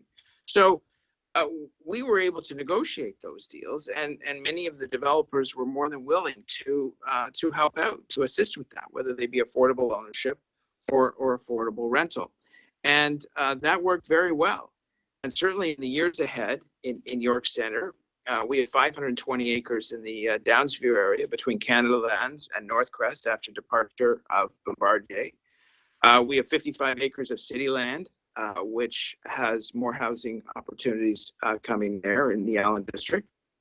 And of course, there's William Baker, which is also another 55-acre parcel, which is federal lands. And in each of these, we have negotiated, or we will be negotiating, affordable blocks of affordable housing. Now, at times there's a pushback from the local community, and I remind people that, hey, look, you know, there's a good chance your sons and daughters are going to want to live in some of these units, and then they realize what the opportunity is to keep families kind of in the same city and in the same neighborhood. So, you know, I want to thank staff for their work on this. I wasn't sure at first whether we should go this route, because we've been very successful up in York Center in negotiating this on a case-by-case basis. But I think there's enough assurances in here to make sure that the development community can still prosper, that buildings can get built, and that more affordable units can come onto the marketplace. And I think it's something that we have to track. We have to make sure this is working. We have to get regular updates, and we have to look at what the outcomes are. We want to create the units. We want to keep us prosperous. We want to keep building. But at the same time, we want to make sure that it's a viable, livable city. So with that, thank you very much, Madam Speaker. Thank you for staff for this report, and I look forward to supporting it. Thank you.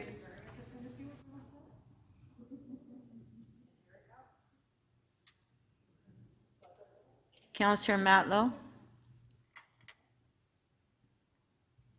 We've been asking the province to allow us the opportunity to have inclusionary zoning for so many years. And when we finally were given that tool, albeit not the best form, with many restrictions and limitations, I was shocked to find that our own recommendations coming from staff didn't include many areas of the city, including Little Jamaica, along an LRT line that's being built, where there are over 40 active development applications for inclusion in IZ. And I want to thank Councillor Long-Tam and Mayor Tory, who took carriage of that item, and the committee for hearing our advocacy and recognizing that Little Jamaica on Eglinton West needs to be part of the assessment. It cannot be forgotten, given the pressure that it's under, not hypothetically tomorrow, but today already. We don't want to see the people who built Little Jamaica be displaced from their own neighborhood because they can't afford to live there. But Little Jamaica isn't alone, and that's why I'm going to be supporting Councillor Cole's motion to assess Marleyville. And frankly, I would support almost any motion that explored other areas of the city, because I believe that we should have the ability to impose inclusionary zoning anywhere in Toronto, not just near transit nodes. And I'm going to be supporting Councillor Layton's motion, because I think that if we are given the tool to be able to not just beg or plead or try to cajole the industry into providing affordable units, but we can actually mandate those units to be built, that we should be able to do it in a way that ensures that we have sufficient numbers to at least begin to meet the housing crisis that we have experienced for years. Think about what could have happened. Yonge and Eglinton, Willowdale, downtown, and more, if we had inclusionary zoning decades ago. Just think about the impact that could have had. That's not just inclusionary zoning. We need support for more and better community housing. We need support for cooperative housing. We need support for more options for mid-rise and walk-ups. We need more opportunities to make the city affordable. I talk to people every week who tell me that they can't afford to live in the city, and that the planning process is set up so that the development industry makes as much profit as possible while young people leave our city and a lot of older Torontonians are struggling to make ends meet. That's the reality of how people are experiencing the city today. And there are fewer and fewer people who have the luxury to be able to own their own homes. I talk to young people all the time who not only, don't dream about owning their own home one day, but they've given up on that dream because they know it's not a reality. For people who are renting, we have a government that one of the first acts was to get rid of rent control on all new units built in Ontario. All new units built in Ontario. We're going backwards with the current government's policies. But when we have the ability, when we have the inclusionary zone finally move forward with Toronto, we should show courage. We should be willing to not simply compromise with the development industry. And I've heard that from people. We have to take them seriously. What if Doug Ford is bankrolled by industry lobbyists? What if they appeal? Well, listen, it's not one thing, it's going to be another thing. If you know as well as I do that if they don't want something to happen, they're not going to let it happen. They've done that to our secondary plans. So let us not fear Doug Ford. Let us not fear the development industry's dollars. Let's fight for an affordable city. And I want to, Mike Layden, he spoke with such courage and such conviction. And 5 seconds. I can't express my gratitude well enough to the leadership that he's providing on this issue. And I'm going to be supporting his motion along with the others that I cited. Thank you. Thank you. Councillor Fillion. Thank you. First of all, I have an amendment that clerks can put up. That City Council direct the Chief Planner and Executive Director of City Planning to conduct further analysis of the North York Centre area and report to the Planning and Housing Committee with a status report in April 22 and a final report in June 22. City Council requests the Chief Planner and Executive Director of City Planning to meet with the Ward Councillor no later than March 22 to ensure that the matters raised by the councillor are considered in advance of the report to the June 22 meeting of Planning and Housing Committee. So as I mentioned at committee, I have some concerns that perhaps North York Centre, which is a bit complicated, has been properly examined. So I just would feel much more comfortable if everybody gave that a second look. Certainly if there is anywhere in the city that developers and land speculators have hit the jackpot as a result of the plan changes brought in by the Ford government 2 years ago, it is in the North York Centre. Just to give one example, and I know, everybody's been hit by this, but nowhere else like Willowdale, a development at Yonge and Sheppard, the Section 37, it's already happened. The Section 37 is 11.5 million. If you apply the CBC to that, it comes out to 2.4 million. So 11.5 million to 2.4 million. That is the difference between the Section 37 and the CBC in sites along Yonge Street. And, the other planning changes have also been greatly in the favor of the, and I wouldn't even say developers, it's mostly land speculators who hire planning and transportation consultants who and lawyers who show up at the hearings. We don't, the developers were kind of decent when we had real developers up there. Anyway, big problem.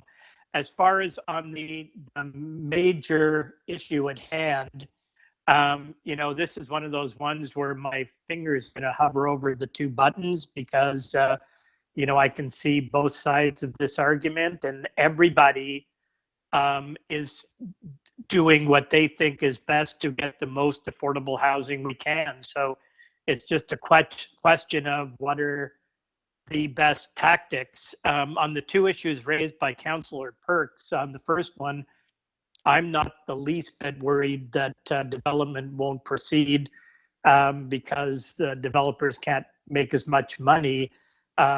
We used to hear that all the time with development charges, and it just wasn't true. When conditions are right, it all proceeds. On the second point, though, about the Ford government, when the developers cry foul, will the Ford government walk over to help them out? No, they will run over to help them out. And, that is a big concern. So I feel kind of torn on this one. I think the right thing to do is to support Councillor Layton's motion, but I'm still not sure it's the smartest thing to do as far as this, how all this plays out in the end. We've seen that we can be bullied and pushed around by the province, and not too much we can say about it. And the land tribunal is a creature of the province, and I don't need to say too much more about that. So, I'm really not sure what the most practical thing to do here is. I'm still actually quite torn by it. But what's wonderful about this, to put a good light on it, is everybody is trying to get more affordable housing. I think everybody is very kind of urgently trying to do that, and that's a great thing. Thank you.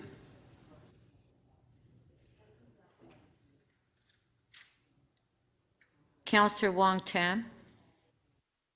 Thank you very much, Speaker. I do have a motion, and I would ask the clerk to please put that onto the screen.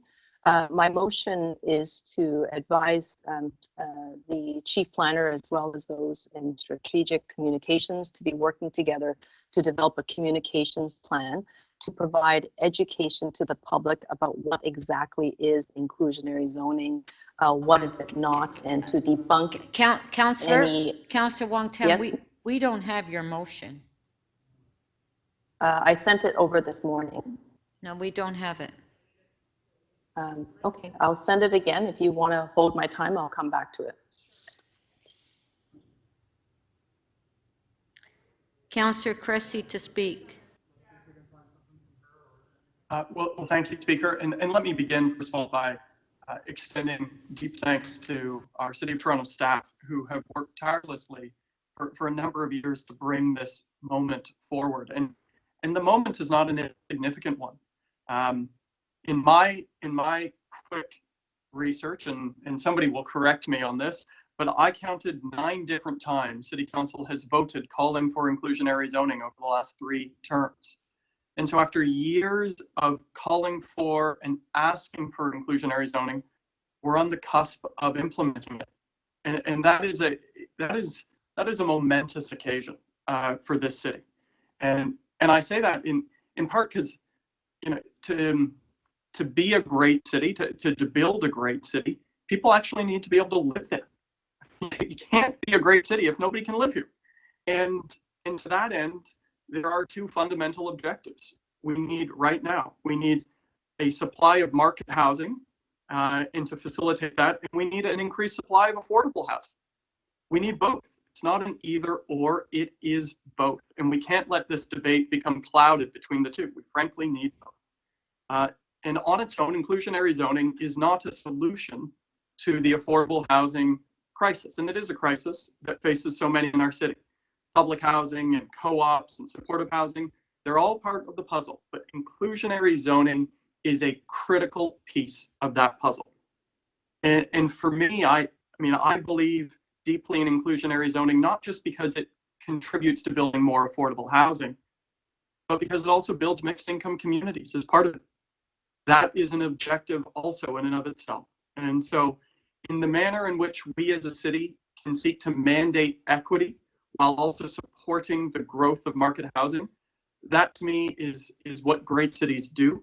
And so I fully support moving this forward and getting it done. and let's get on with building this much needed affordable housing and finally implementing a policy. Thank you. Thank you.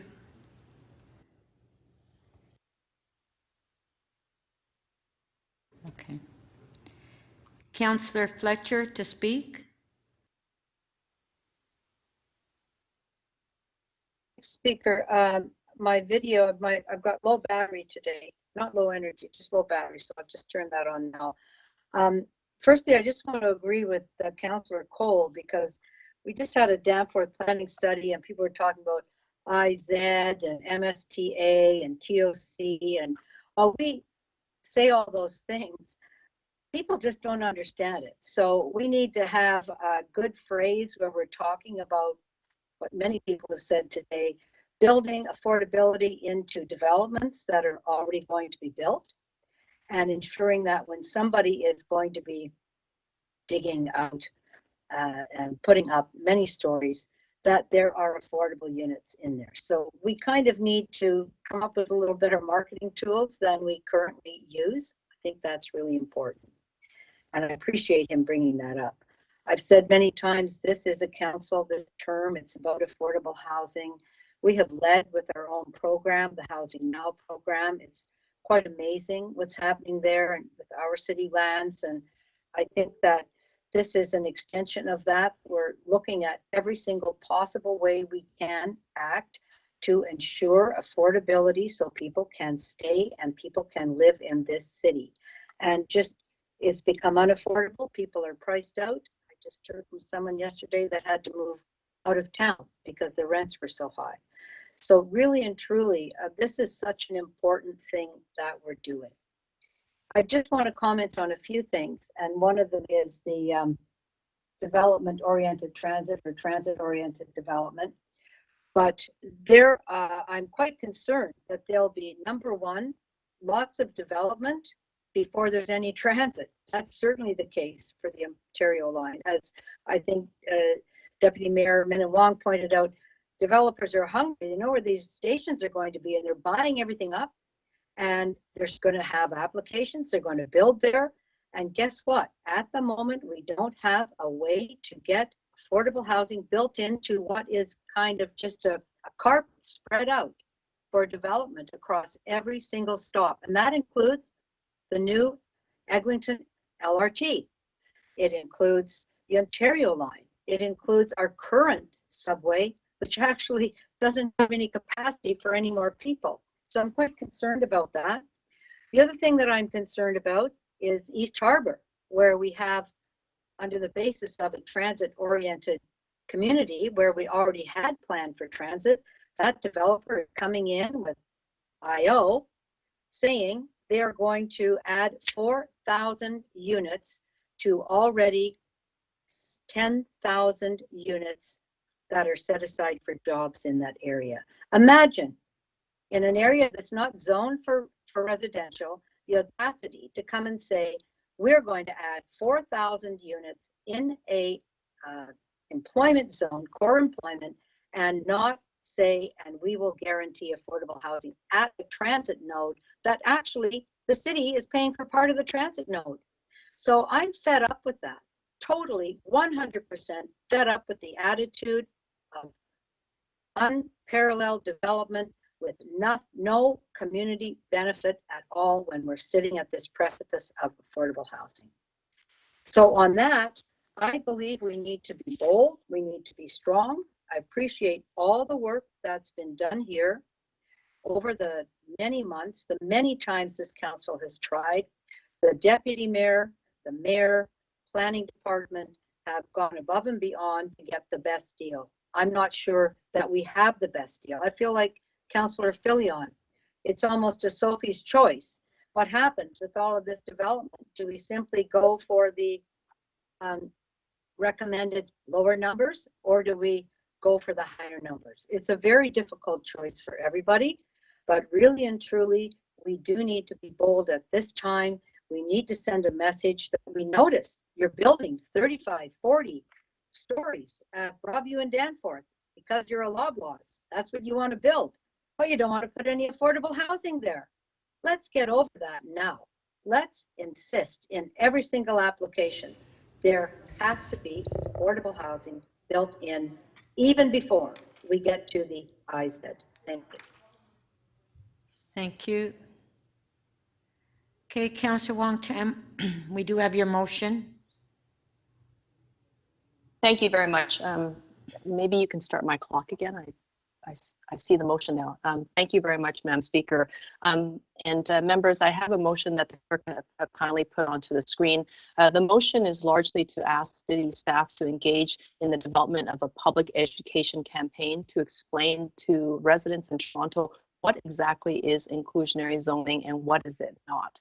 And I think that we heard from our chief planner today that inclusionary zoning is not a tax on new home buyers, that it is not going to constrain any type of new housing supply, and it's also not going to make housing more expensive.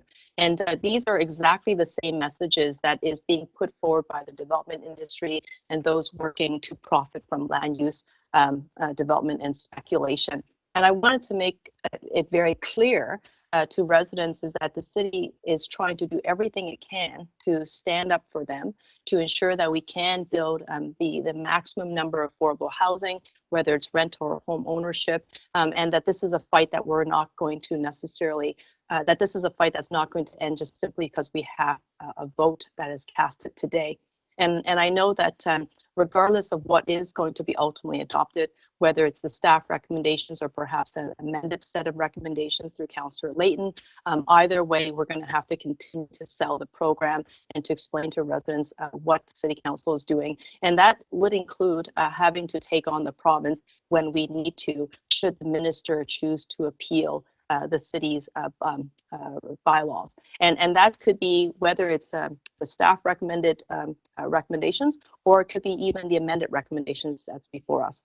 And I want to just make sure, Madam Speaker, that we also just focus a little bit on what was the lost opportunity when we didn't have inclusionary zoning all those years, despite the number of attempts that the City Council and perhaps even previous opposition parties at Queen's Park tried to advance this planning tool.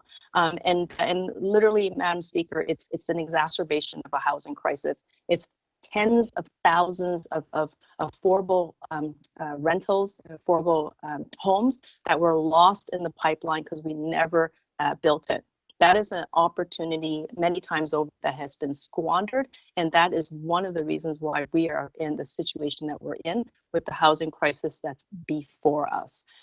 I hope that we don't make that same mistake, especially now that the tool is in front of us. I hope that Council is able to stand up for Torontonians and try to cover that lost ground.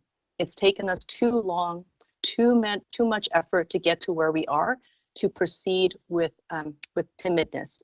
I think we need to be bolder, and we need to be able to do everything we can to not just advance aggressively today, but also to make up for lost ground, which is what I'm hoping Council will do. I know that it's going to be a very tough call. I know that there are certain councillors that perhaps have also been listening to the development industry, and perhaps you've been lobbied very heavily, but I want you to not be scared. I want you to actually stand with Council in the face of the development sector, in the face of what could happen at Queen's Park, and know that if we as Council do this together, then we'll be coherent and united. The motion before you, placed by Councillor Layton, is entirely in order and before us, and we as Council have discretion to support it. So do not sabotage yourself, and do not sell the residents short by cutting them off today. Let's be bold and ambitious, and let's just get this job done finally. Thank you very much. Thank you. Councillor Robinson to speak. Thank you, Madam Speaker. I'll try to be brief. Without a doubt, this framework is long overdue. I think it was supposed to come back to Council months ago, and more time was required than I think any of us would like. But I think what's most disappointing about this is thinking about the missed opportunities. Unbelievable missed opportunities, particularly in areas like Yonge and Eglinton, where thousands of units have been built in recent years, just in my ward alone. So we heard today from our staff that if inclusionary zoning was implemented a decade ago, we would have an additional 11,000 to 25,000 affordable units in our city. So this is worrisome that this has, dragged on for so long. And I agree with the word bold that's been thrown around the chamber today. We need to be bold. And for that reason, I will be supporting the motion to increase affordability rates and accelerate the phasing in process. I'm concerned about the tower applications currently under review and under appeal, and not just in my ward, but across the city. And quite frankly, at Yonge and Eglinton, there are limited tower sites left. Now what they're doing is ripping down rental units to build towers. And so those poor people are being displaced after living in that neighborhood for 20 or 30 years. It's been heartbreaking. So it's really important that we maximize the number of new affordable units to close proximity to our new transit stations, particularly in our area. What's been really fascinating about this process is the rush of applications. Certainly rushing to advance their proposals, and developers aren't shy about stating that they have been submitting their tower applications now to avoid this inclusionary policy, the zoning policy, and of course rushing to appeal. So with 225 cranes in the sky, the development industry is outpacing us at every turn. We should be implementing this long overdue policy by accelerating the implementation as soon as possible. And I would like to end by thanking city staff for their work on this policy. In particular, I'm very happy to see that we will be ensuring that these units remain affordable for 99 years. And while I'm very thankful for the efforts of our staff team on this file, against many obstacles, both foreseen and unforeseen, there is a part of me that can't help but feel that this policy is too little too late in a city developing as quickly as ours. If I had to put what I think Mike Layton's motion, I would actually call them subtle changes, but important ones. I think they're subtle. But if I had to slap his motion on a t-shirt, I would say more units faster, exclamation mark. And so I'm getting behind that motion because I think it is exactly that. And one t-shirt promotion or motto, more units faster. Thank you. Thank you. Councillor Perruzza?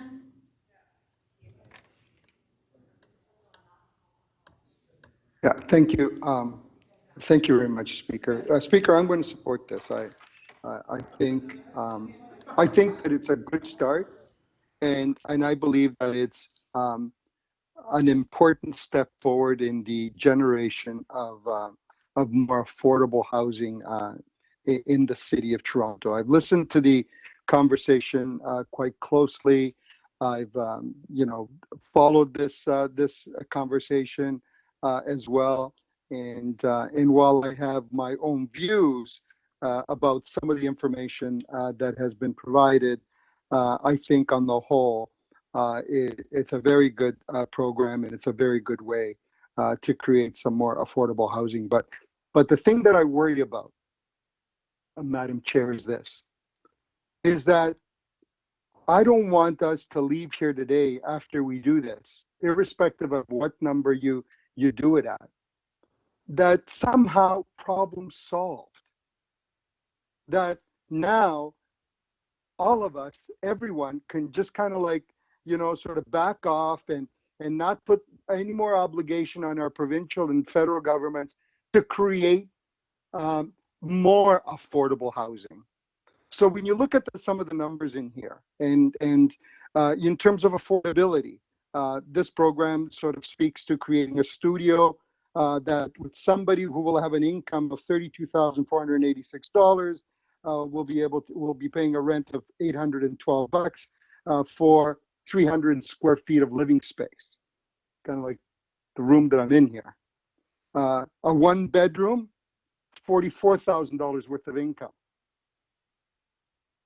A two bedroom, $1,661 worth of rent, $66,000 worth of income. What about the nearly 100,000 people on our waiting list for affordable housing, rent geared to income housing?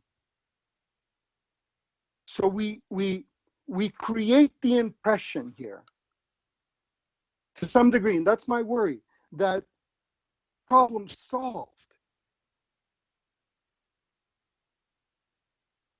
when in reality, for the poorest amongst us, for those nearly 100,000 people on that waiting list, waiting for rent geared to income housing, this isn't the program that is going to address their housing needs.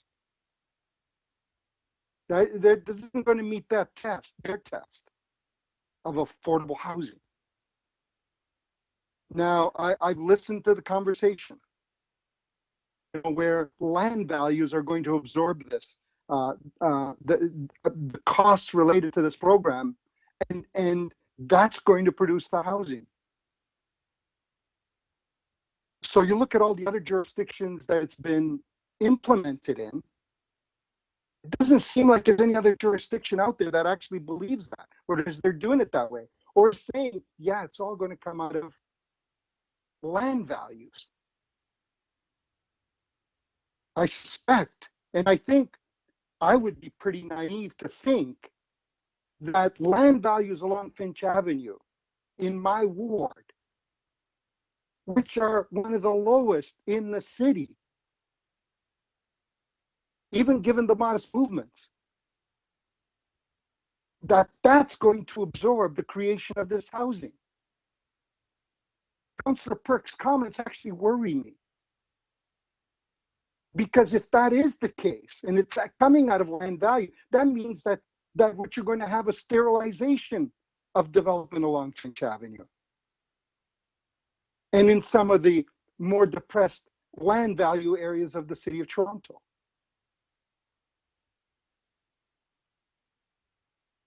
So while it's important for us to do this, it's important for us to move forward with it. I think what we also need to do is we need to understand how it's going to work. I think that are more realistic, and I don't buy the planning rationale that it's all going to be absorbed there. It would be great. I would love to believe that, but I'd be pretty naive to believe that argument. 5 to believe that seconds. premise. I believe that it'll be shouldered by a combination of a number of things. And we really need to see how and where that's going to happen. Thank you. So, thank you, Speaker. Thank you. Okay, I would just like to speak briefly.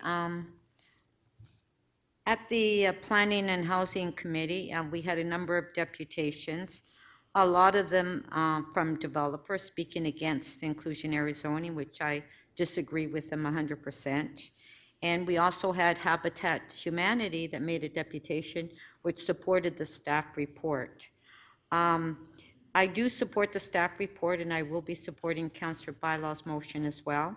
At Planning and Housing, I did move a motion to include Mount Dennis and Weston as for inclusionary zoning. For some reason, it was not included.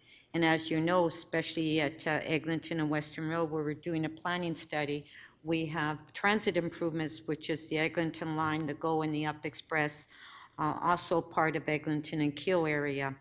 Now, the number of applications that come through my office, I have asked for affordable housing, and we are getting affordable housing. A lot of them haven't been processed through the planning department, but there are applicants that want to give us affordable housing. And I have one application at Eglinton and Western Road, which is 19 stories, and they're proposing 100% affordable housing. All the applications that come into my office are requesting affordable housing. I do support inclusionary zoning. I did say that at Planning and Housing. And, but what I don't support, and I do not want to take a risk on delaying the inclusionary zoning. If it's appealed, then it will be delayed even further. And I want this to happen now, not later.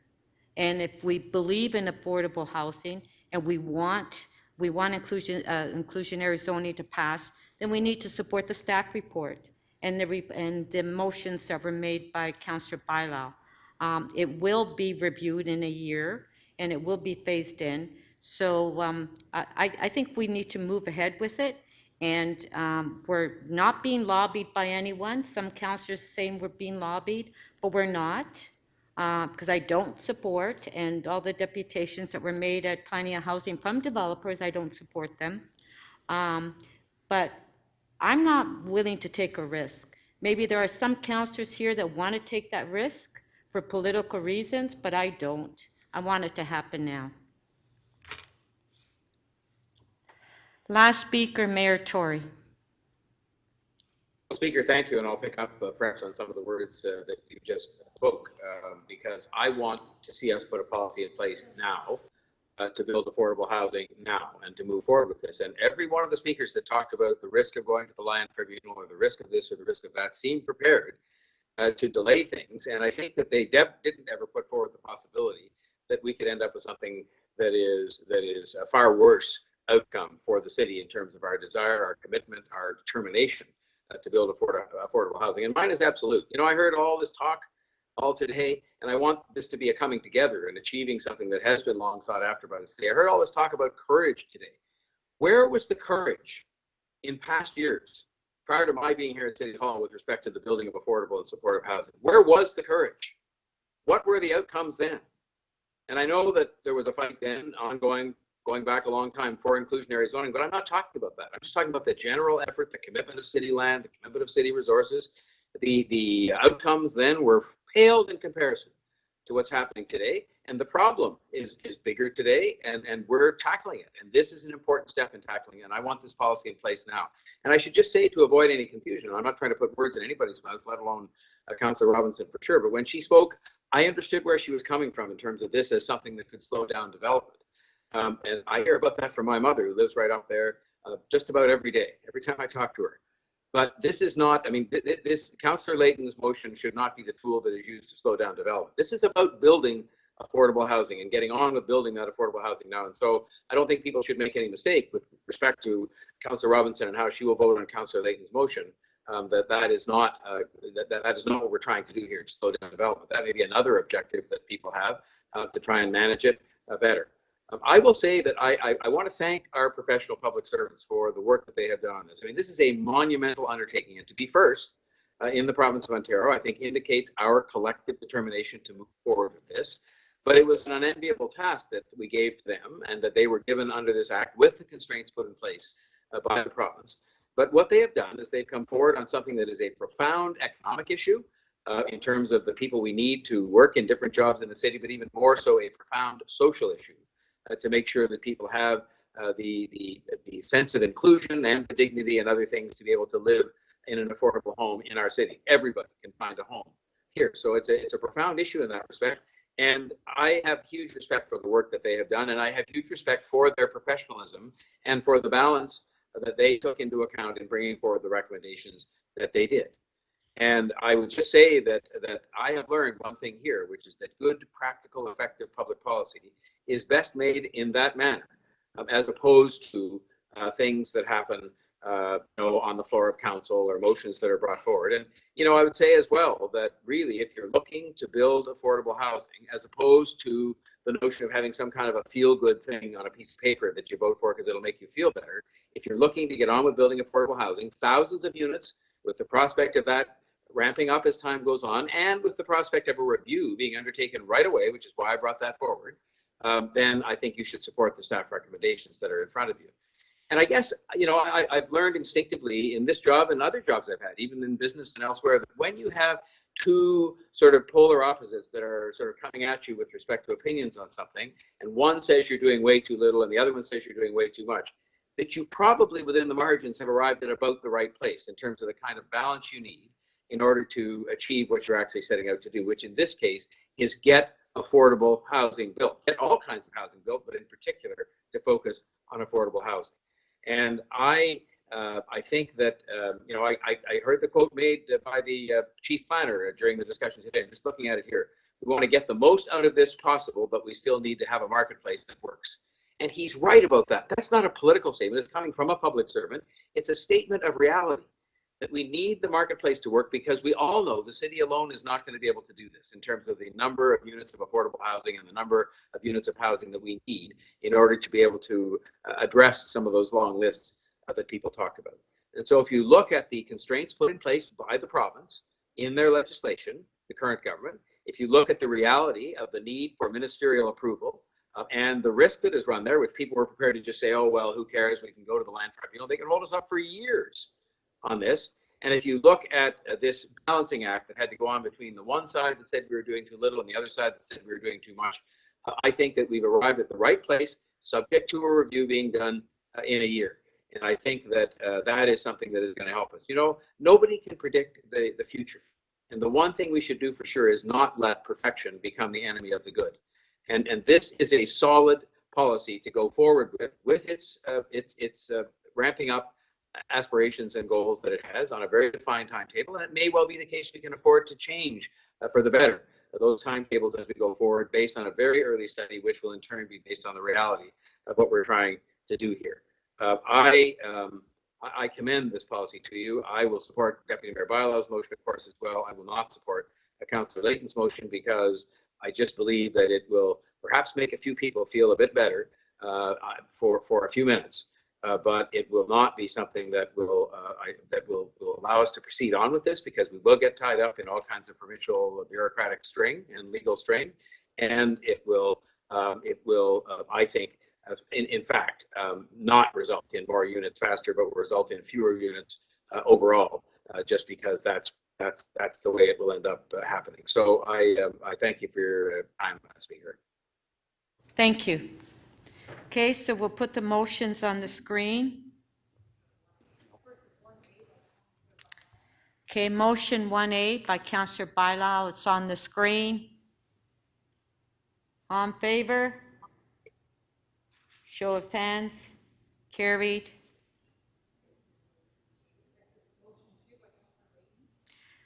Motion 2 by Councillor Layton. Recorded vote.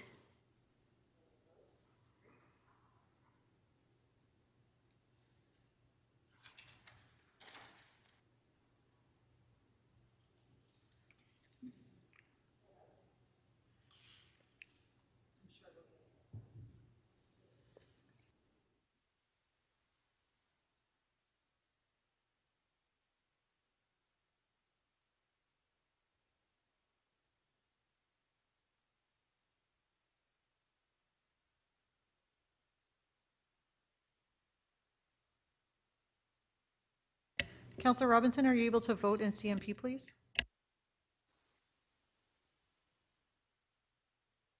In the affirmative, I just having trouble with CMP. Thank you.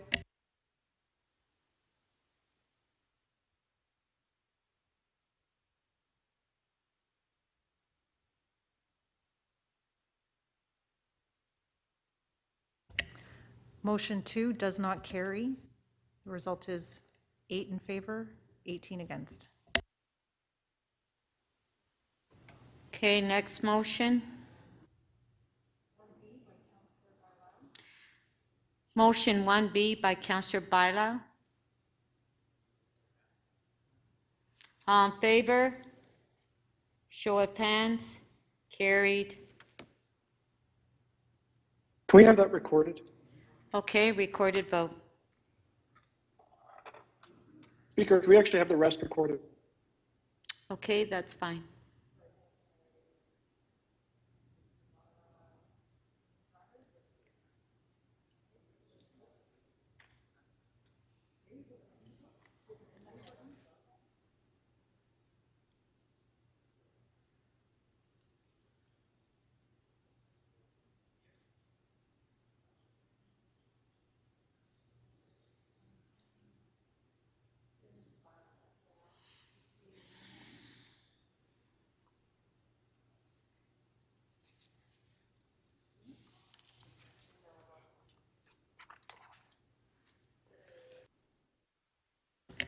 Councillor Bailao, can you please vote in CMP?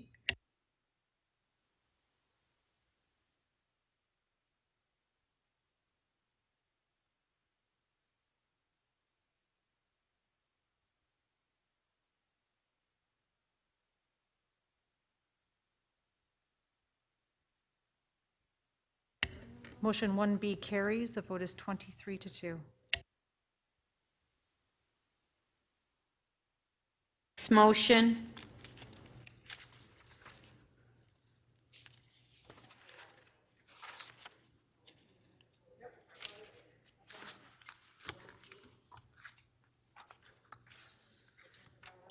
Okay, motion 1C by Councillor Bailal. There's been a request for a recorded vote. Recorded vote.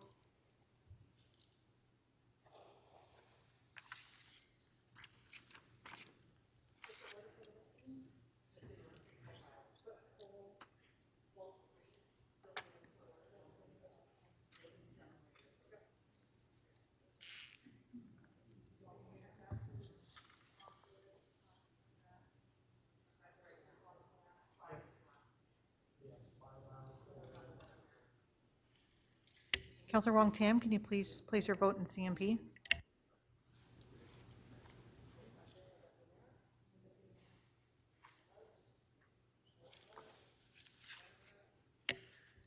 Motion 1C carries. The vote is 23-2.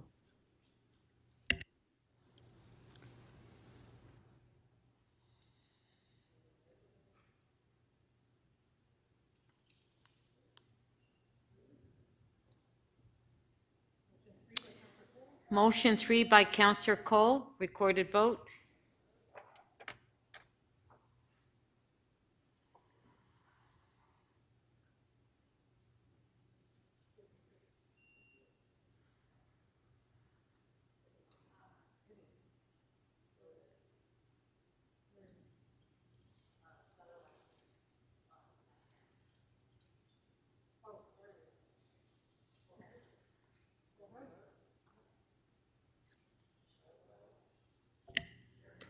Motion 3 carries. The vote is 24-2.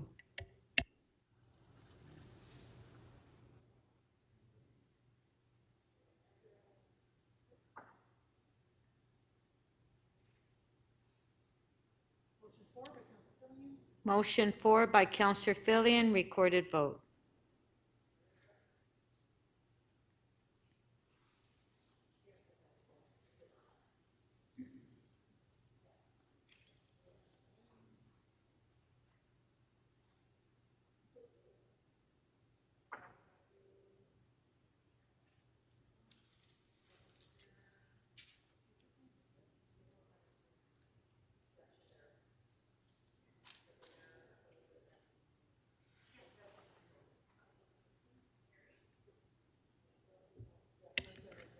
Deputy Mayor Minnan Wong, can we please have your vote in CMP?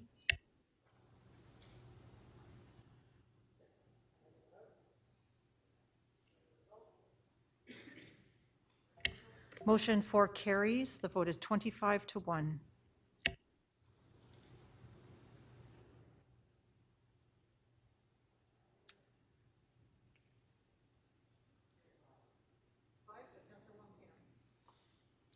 Motion 5 by Councillor Wong Tam. Recorded vote.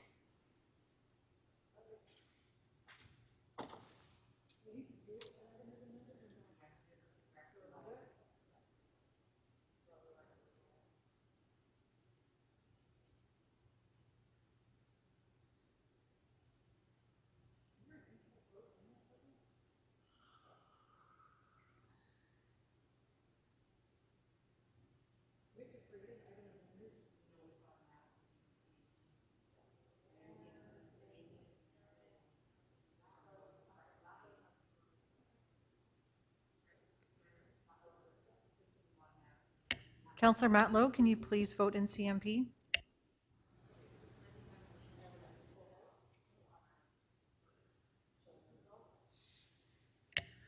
Motion 5 carries. The vote is 23-3.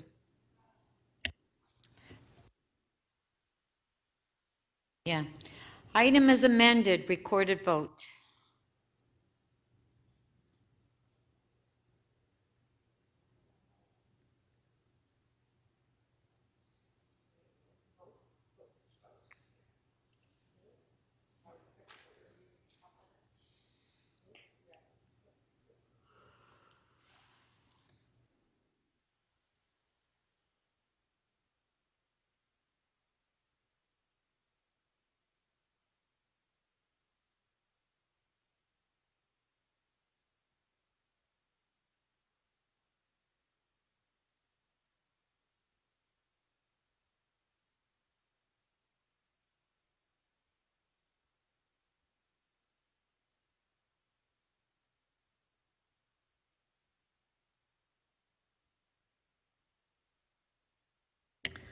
The item as amended carries. The vote is 23-2.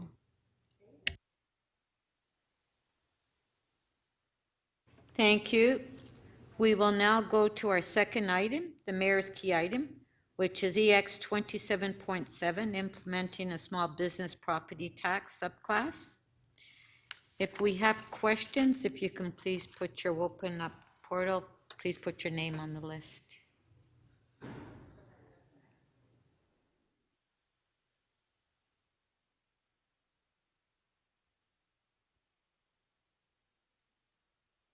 Councillor Holiday, questions?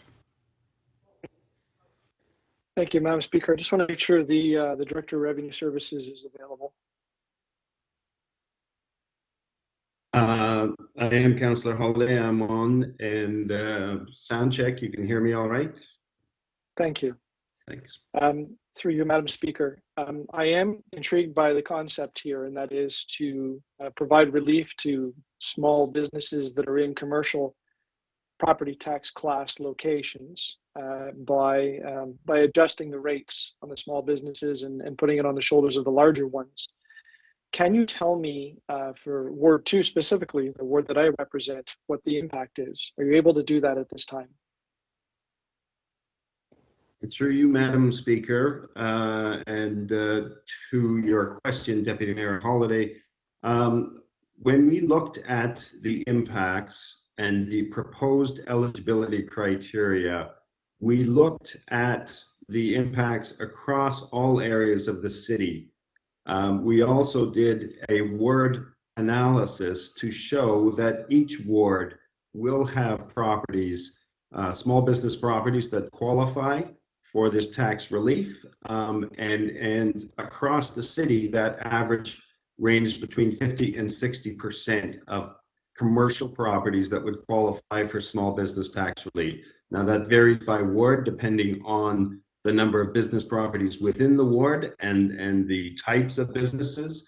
But yes, it was consistent that all wards would see a benefit of the small business tax class. Okay. But the benefit to the small business tax class in each ward may not necessarily equate equally to the burden posed upon the larger commercial tax classes. Is that a fair assumption? Just simple mathematics. If you were looking at this on a ward by ward basis, then the answer is no, there wouldn't be an absolute match, because the small business tax relief is funded by commercial properties across the city. That is the impact. It's the citywide impact. And of course, again, the results will vary by ward. Okay. And just remind us again to council through the speaker, commercial strip plazas, malls, office buildings, even small office buildings, those are not eligible because I guess they're larger properties, right? Again, to be clear, and through you, Madam Speaker, the eligibility criteria says that small business properties with a current value assessment of less than $1 million will qualify.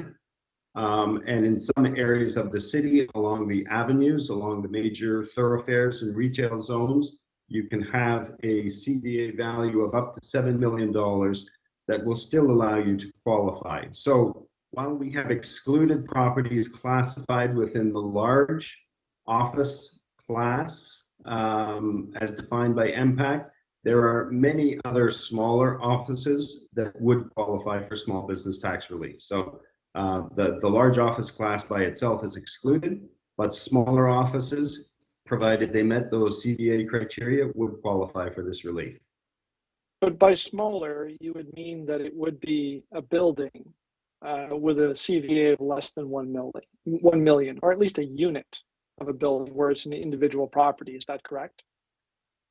That is correct. Less than $1 million, or less than 7 million in those key areas, and with a lot size of less than 7,500. A lot size of less than 7,500 square feet. Okay, so knowing out, in suburban wards like Ward 2, we've got a lot of plazas where there's offices up above the units, or different types of commercial settings where there's consolidations and strip plazas and places like that where smaller offices, smaller businesses remain. We're not able to capture them with this policy. Is there any thought to being able to do that in the future? Is there a way to do that in the future, or what is the barrier? Because I know we want to help small businesses all over. Yes, Deputy Mayor Holliday, when we identified earlier on that retail strip plazas that are held by a single owner will likely not qualify because of the size of the parcel and the combined CVA where the ownership is held by a single entity. It's a single parcel for assessment purposes. Then it would likely not qualify. We've identified that as an issue, and we will be reporting back on whether there are tweaks that we can make to our eligibility criteria that would allow those kind of tenanted businesses to qualify for this tax relief as well. So we will be reporting in the future. Thank you. That was your last question. Councillor Coe, questions? Thank you, Madam Speaker. Question is, how do we ensure that this tax reduction gets passed on to the business tenant so that the property owner doesn't pocket the tax break? Through you, Madam Speaker, and to your question, Councillor Cole, we cannot ensure that the tenant will benefit. Because it is a property tax relief measure, and property taxes are the responsibility of the owner in most cases, unless the tenant in a net lease situation is responsible for payment of the taxes. So we've identified in those cases, if a tenant is in a net lease and is responsible for the payment of the taxes, then they will see the relief of the small business class. It is only tenants where they're in gross lease situations where they simply pay a gross rental amount that we cannot ensure, and we cannot sort of verify that the owner is passing through the tax relief. We expect that they will, and we will ask for and educate property owners to do the right thing and to pass on small business relief to their business tenants. But we don't have a foolproof method to ensure that that happens. What is the breakdown of the number of business tenants that have gross lease or net lease? Do we have any idea of that in the city? We don't have good information on that, Councillor Cole. We've been asked that question. What we've been able to estimate from the real estate agencies is that about 85% of businesses are in net lease situations. So fewer than 15% are likely in gross lease situations where they may or may not receive the tax relief. Therefore, with 85% probably being in a net lease situation, that is certainly a positive sign then for moving forward on getting this passed through. That is correct, and that's what we anticipate, is that those tenants, because they pay the taxes directly, will receive the full amount of the tax relief directly to the tenant. The other question is, I know the province has just done something very unusual.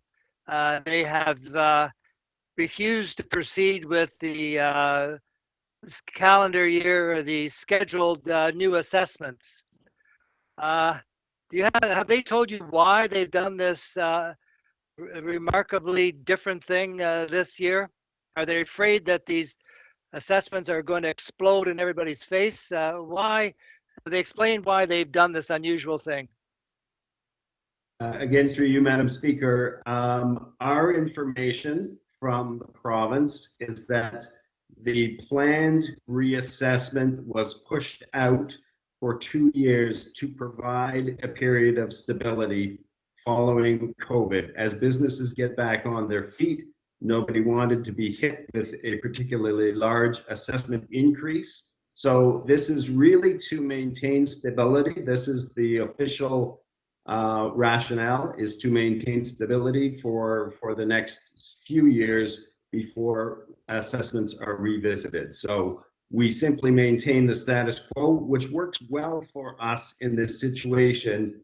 In terms of if properties qualify for small business tax relief this year, then they probably will for the next 2 years without us having to look at revised thresholds. That means, though, for stability, it means that a lot of my small retail on Avenue Road and Yonge Street are getting whacked with that condo tax, though. That remains in place, right?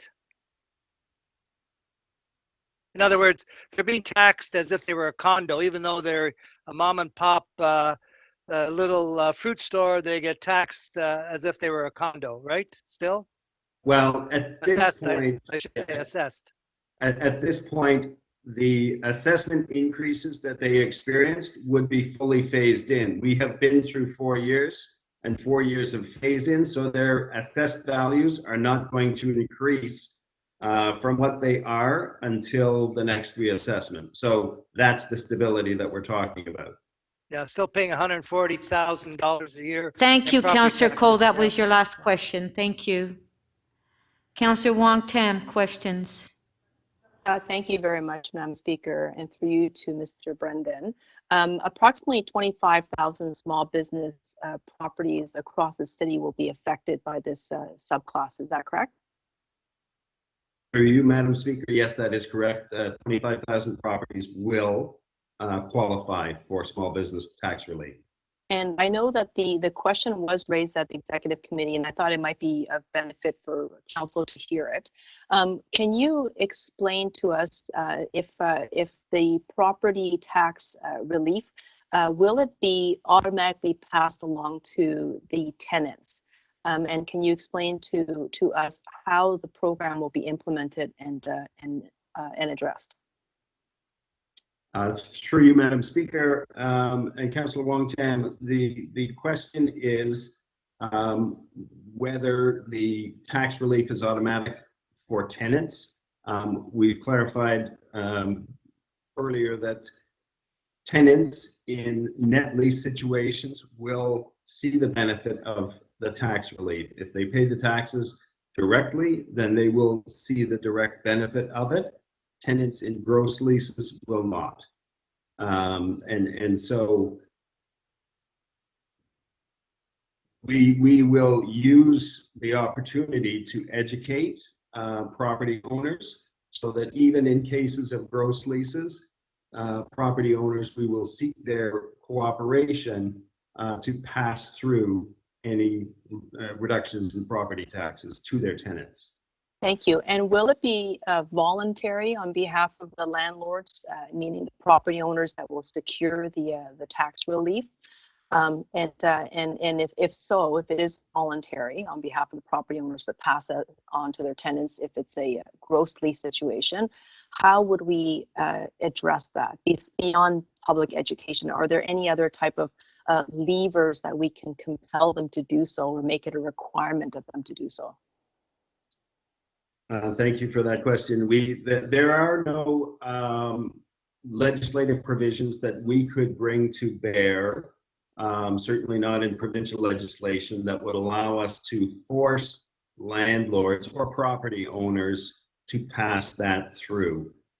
They could do so voluntarily, and the city could, if it chose to, include a provision somewhere within the city's bylaws that said where landlords don't pass the benefit through, then they would be considered ineligible for future year benefits. That is a possibility if that was written into our bylaw, but that becomes very difficult to administer and to even identify instances where that is the case. Thank you. And will such a provision need direction from council to you or the CFO, if that was, would that be the case, or is this something that you can do, recognizing the concerns that are out there, that any type of tax relief may not be passed along? What do we need to do to ensure that we close those loopholes? Through you, Madam Speaker, and to your question, Councillor Wong-Tam, Executive Committee, there was a series of motions that were moved with additional recommendations and requests for a report back. One of those is whether there are mechanisms that we could use to address tenant issues, and whether we could also request additional provincial legislation to make that clearer and more direct for us. Okay, so thank you. So it sounds to me that you're going to be looking into it, and that you will be reporting back on how to close those loopholes. Is that correct? Absolutely correct, yes. Okay, thank you. So would it be surprising to you that despite all the challenges that small businesses have experienced during COVID, and even before COVID, there's been lots of Main Street challenges, that interestingly enough, this particular body of work that we have been undertaking, which has significant and material benefits, financial benefits to small business ownership that's out there, is it surprising to you that there doesn't seem to be a large public awareness that our work is even underway? Is that surprising to you? Because it was certainly surprising to me when I walked the streets to talk to residents, business owners, about what's coming down the pipeline for them. That was your last question. Through you, Madam Speaker. That's an interesting commentary, and it may be the case at the individual small business owner level that they are unaware that this tax is coming, but certainly the business communities, the BIAs, and the stakeholder groups that represent businesses are well aware of this because they were involved in the consultations that we undertook. They understood that we were working on it, and we sought their advice on the eligibility criteria that we're recommending. So, there too, we will engage those stakeholders to help us get the message out to the individual business owners. Thank you. Thank you. Thank you. I just have one question. So the landlords that are paying the taxes and they will see the benefits, is there any way that we can notify the tenant that in fact the landlord did receive the benefit? Or if the landlord refuses to tell their tenant, is there any way we can notify the tenant?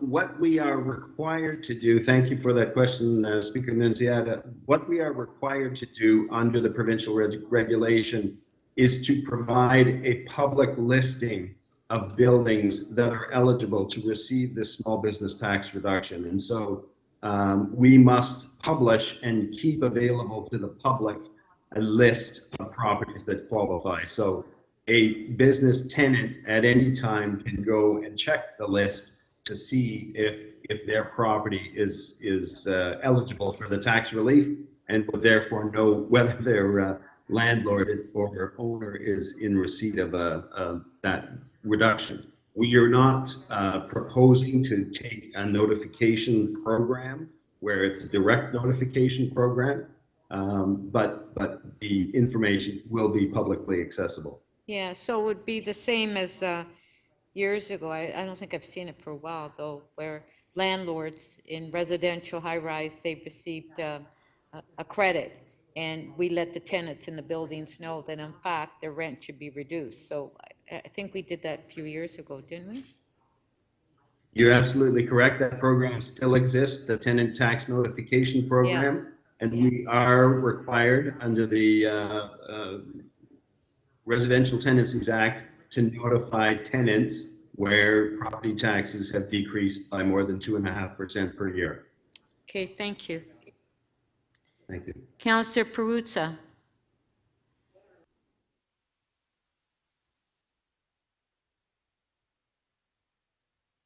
Councillor Perruzza?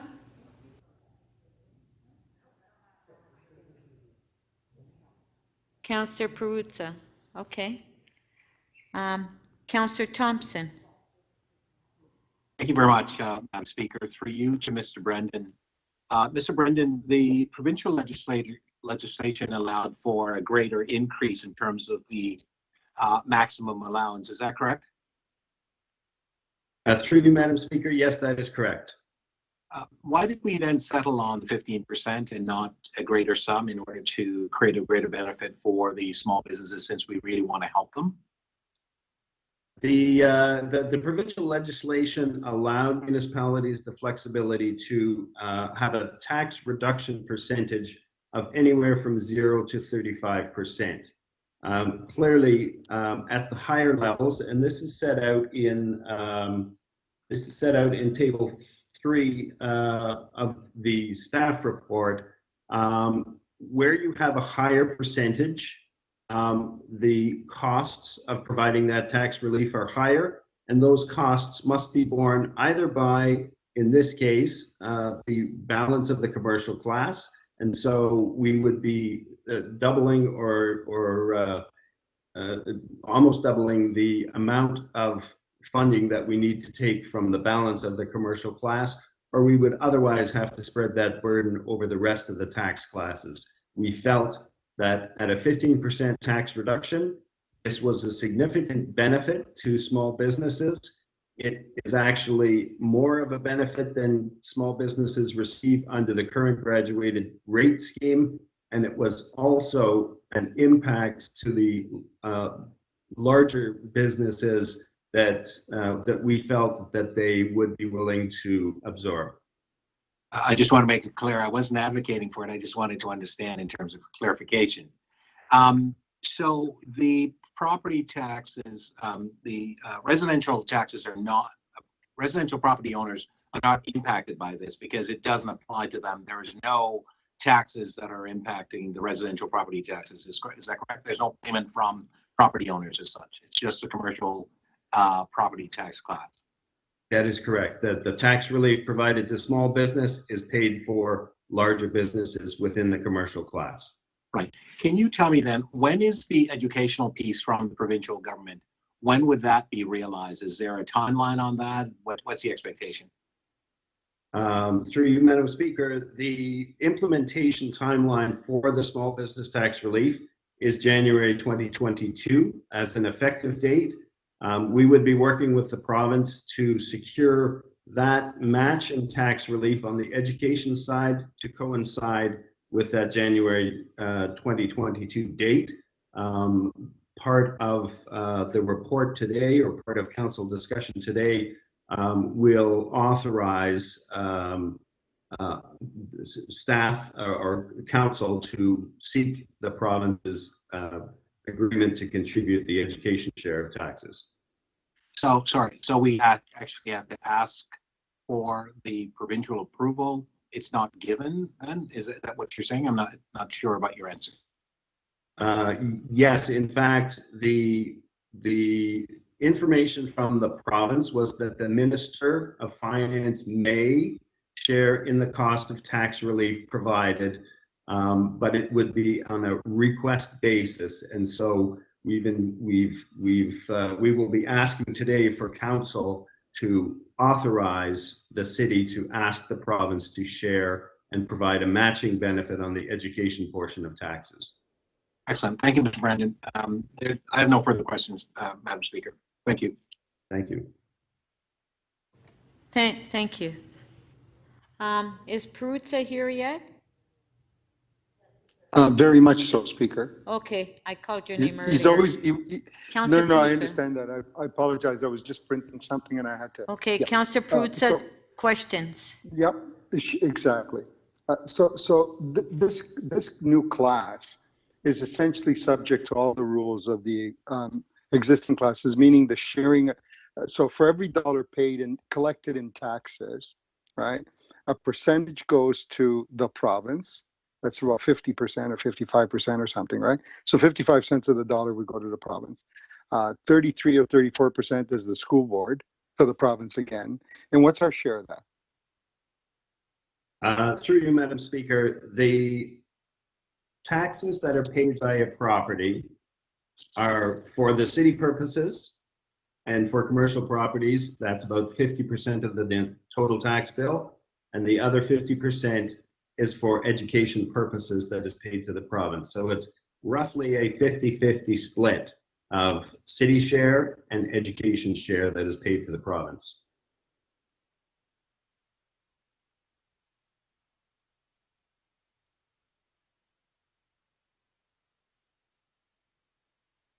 Councillor Perruzza, we can't hear you. I didn't do anything. Can you hear me now? Yes, we can. Yes. Oh, so the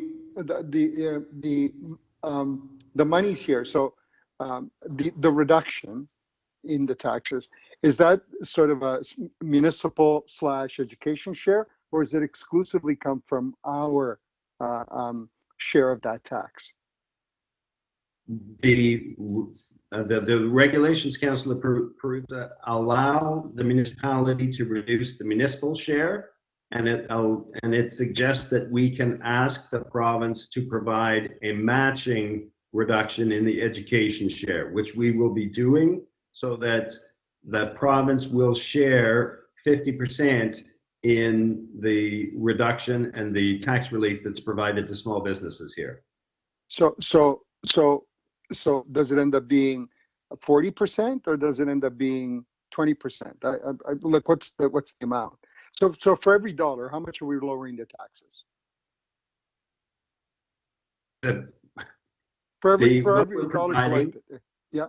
For what we're providing is a 15% reduction, 15% on the municipal side, and the province is matching a 15% reduction on the education side. So basically, it's a 15% reduction to the total taxes, and our contribution is matched by the province in roughly equal proportion.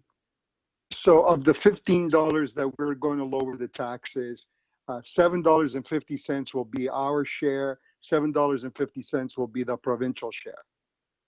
That's correct. Okay. So I just want to get back to something Councillor Thompson was saying about residential not shouldering.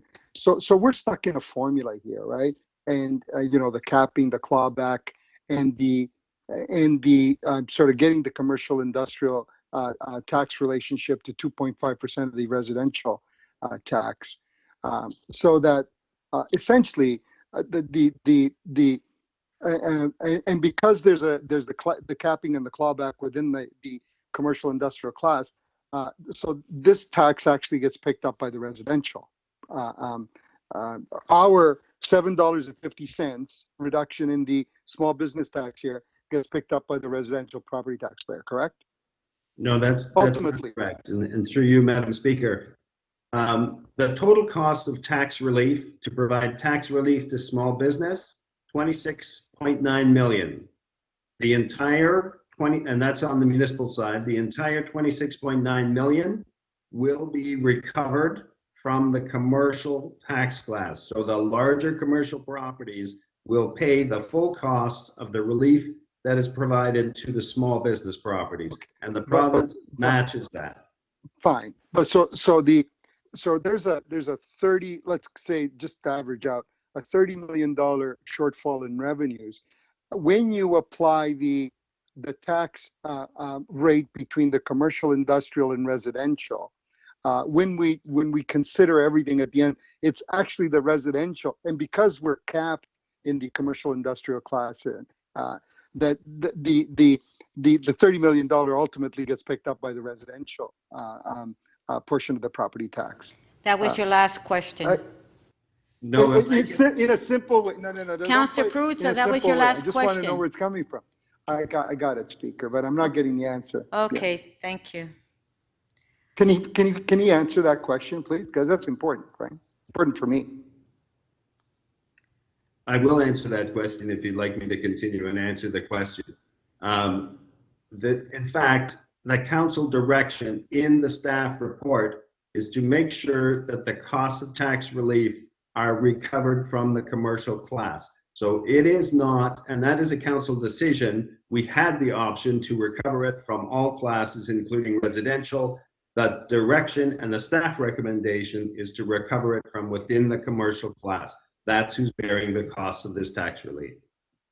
Thank you. We'll now go to speakers.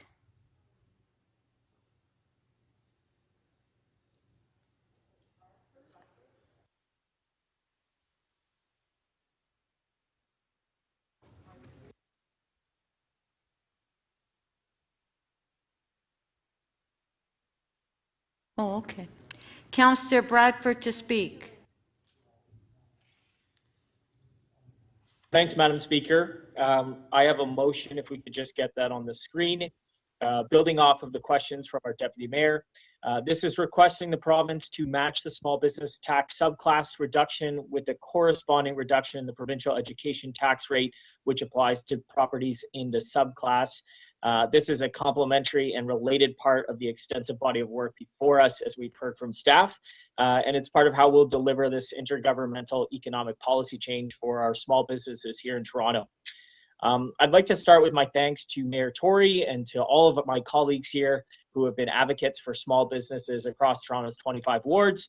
I recognize that that work has began really long before the pandemic, in the many years that many of you have been serving your communities across Toronto here. And this is an exciting and pivotal moment for Main Street businesses. I'm very glad to see us moving forward with what is a very real and tangible tax benefit for our small businesses. It's $26.9 million in relief, as you've heard. It's a very real acknowledgement of the challenges facing this community, and it's a long-awaited framework to reflect this. I want to, of course, extend gratitude to all of the BIAs, the partners, the business owners, the entrepreneurs, and the staff who have been collaborators and advocates on the road to get us here. Now, a lot of you know that the property taxes paid by small businesses here have historically been a strain, and that's a challenge that existed well before the pandemic. Commercial properties, but in particular, our Main Street businesses have carried a significant and disproportionate property tax burden for many, many years. Our beloved mom and pop shops are not large format commercial businesses, and we've long needed a property tax measure that recognizes that important distinction. What's exciting about today's report is not only did it come together at speed to address these financial burdens in a pandemic setting, but we are also using this time and this moment as an opportunity to reshape financial policy and carry the benefits forward into our city's future. We are going to create a better climate to support small businesses going forward in Toronto, and I think that's fantastic. Over the course of the pandemic, I was able to work closely with our small business community through our Mayor's Economic Support Recovery Task Force. We had a small business table that was made up of the 85 different BIAs from across the city, and we met every Tuesday for more than a year. At the beginning, those conversations really focused on the immediate and pressing needs of businesses facing lockdown.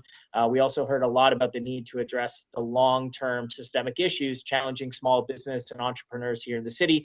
And a lot of that conversation, of course, focused on the property tax assessment system. This work has had starts and stops for more than 2 decades, and today we're actually making real progress. So the report, which of course outlines a 15% tax reduction for the small businesses across Toronto, it comes at a critical moment. In addition to being a lifeline right now, we're going to have a lasting transformation that will help level that playing field for small businesses, helping folks get back on their feet and making it easier for future entrepreneurs and would-be local business owners to get started in the years ahead. This is similar to our last item of discussion here at Council today. I think we can all acknowledge that the policy isn't perfect, and it's a fair critique that the city lacks the tools to mandate the tax relief is passed on to those commercial tenants from landlords, as we heard from our staff. But the majority of the businesses, maybe as much as 85%, I think staff said today, are in triple net leases. And so as a result of that, we can take some comfort in understanding that most will see the reduction of commercial taxes pass through their leases. And I think it's a great idea for us to continue to work with the business community to make sure everybody understands that they are entitled to this. While it is a new framework and it's been a long time coming, we have more work to do.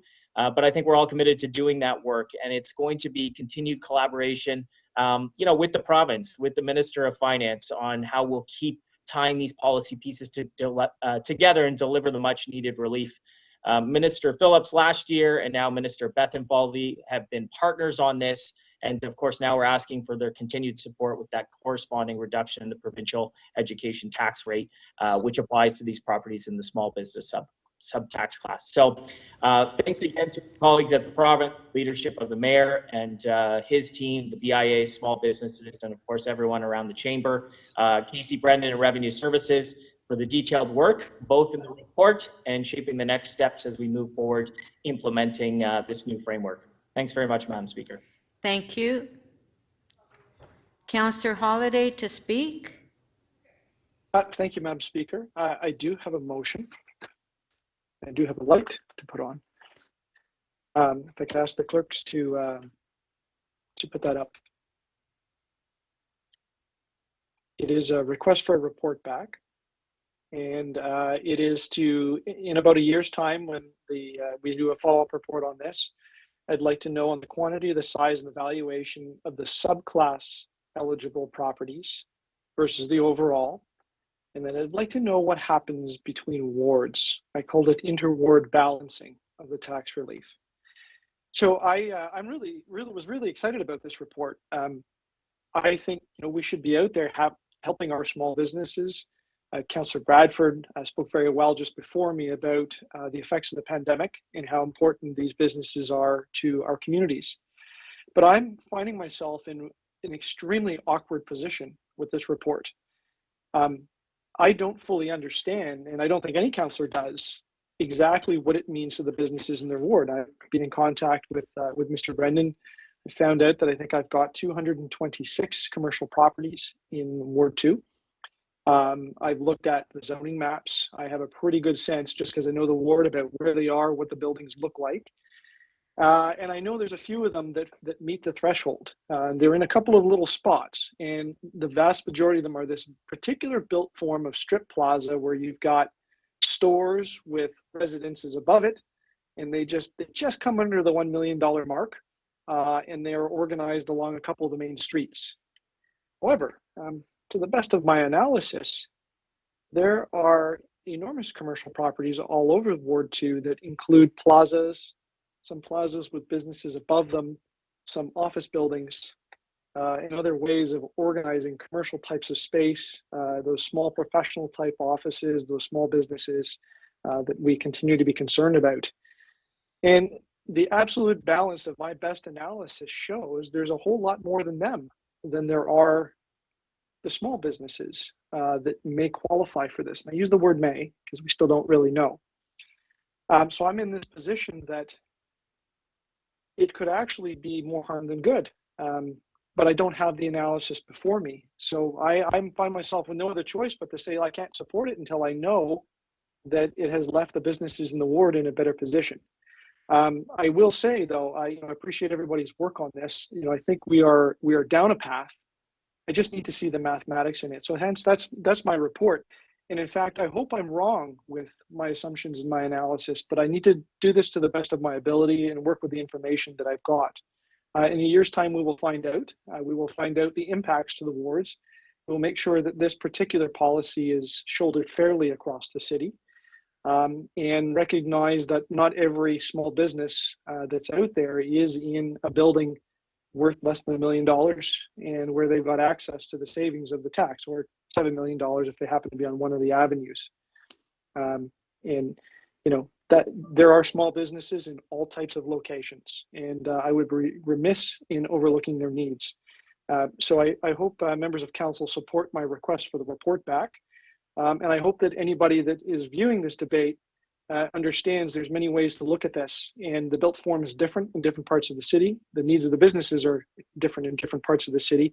And I hope we continue to evolve our policy to the best we can with all the tools that we've got to serve all of our small businesses, no matter what the geographic and the physical location that they are in looks like. Thank you, Madam Speaker.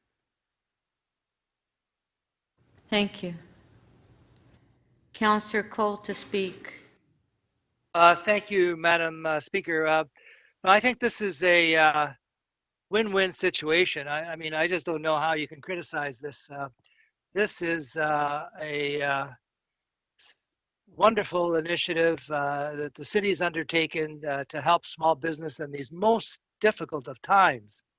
these are not normal times, and we have to do something, and I think we are doing something. And thankfully, the province is partnering with contributing part of their education tax. So this is going to help, no doubt about it. And right across the city, this is going to benefit the city of Toronto as a whole.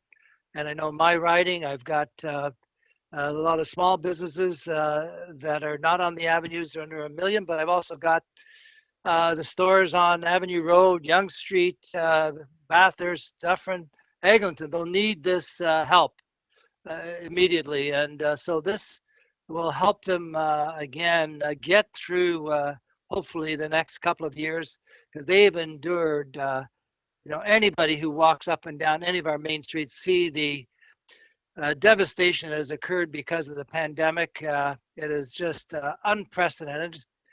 And I know that in Eglinton West, we have had 2 pandemics. We've had the construction of the Eglinton subway for 20 years, 140 businesses shut down, small businesses.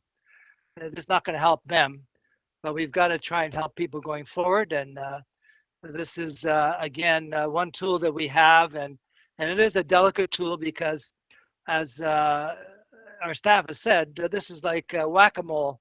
You've got to be very careful how hard you whack that mole, because if you whack it too hard, you're going to basically hurt the larger business class, and eventually you could even impact the residential class. So it's a very surgical move here on behalf of our tax department, very needed.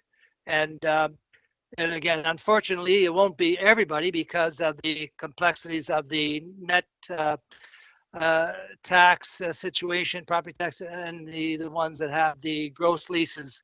But at least 85% do have the net leases, and they'll be able to see the benefit. And we're going to have to try and reach out to the 15% that are with gross leases so they can be helped on this. So we've got work to do to ensure that the province, as quickly as possible, matches our 50% reduction.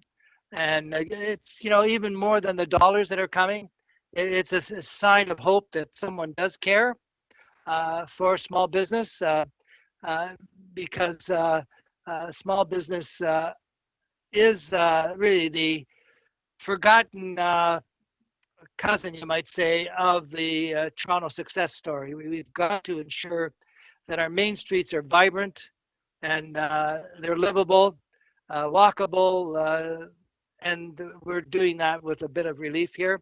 I just wish that I know former Minister Rod Phillips was working on the elimination of the condo tax, which is a tax which basically taxes the mom and pop stores as if they were condos.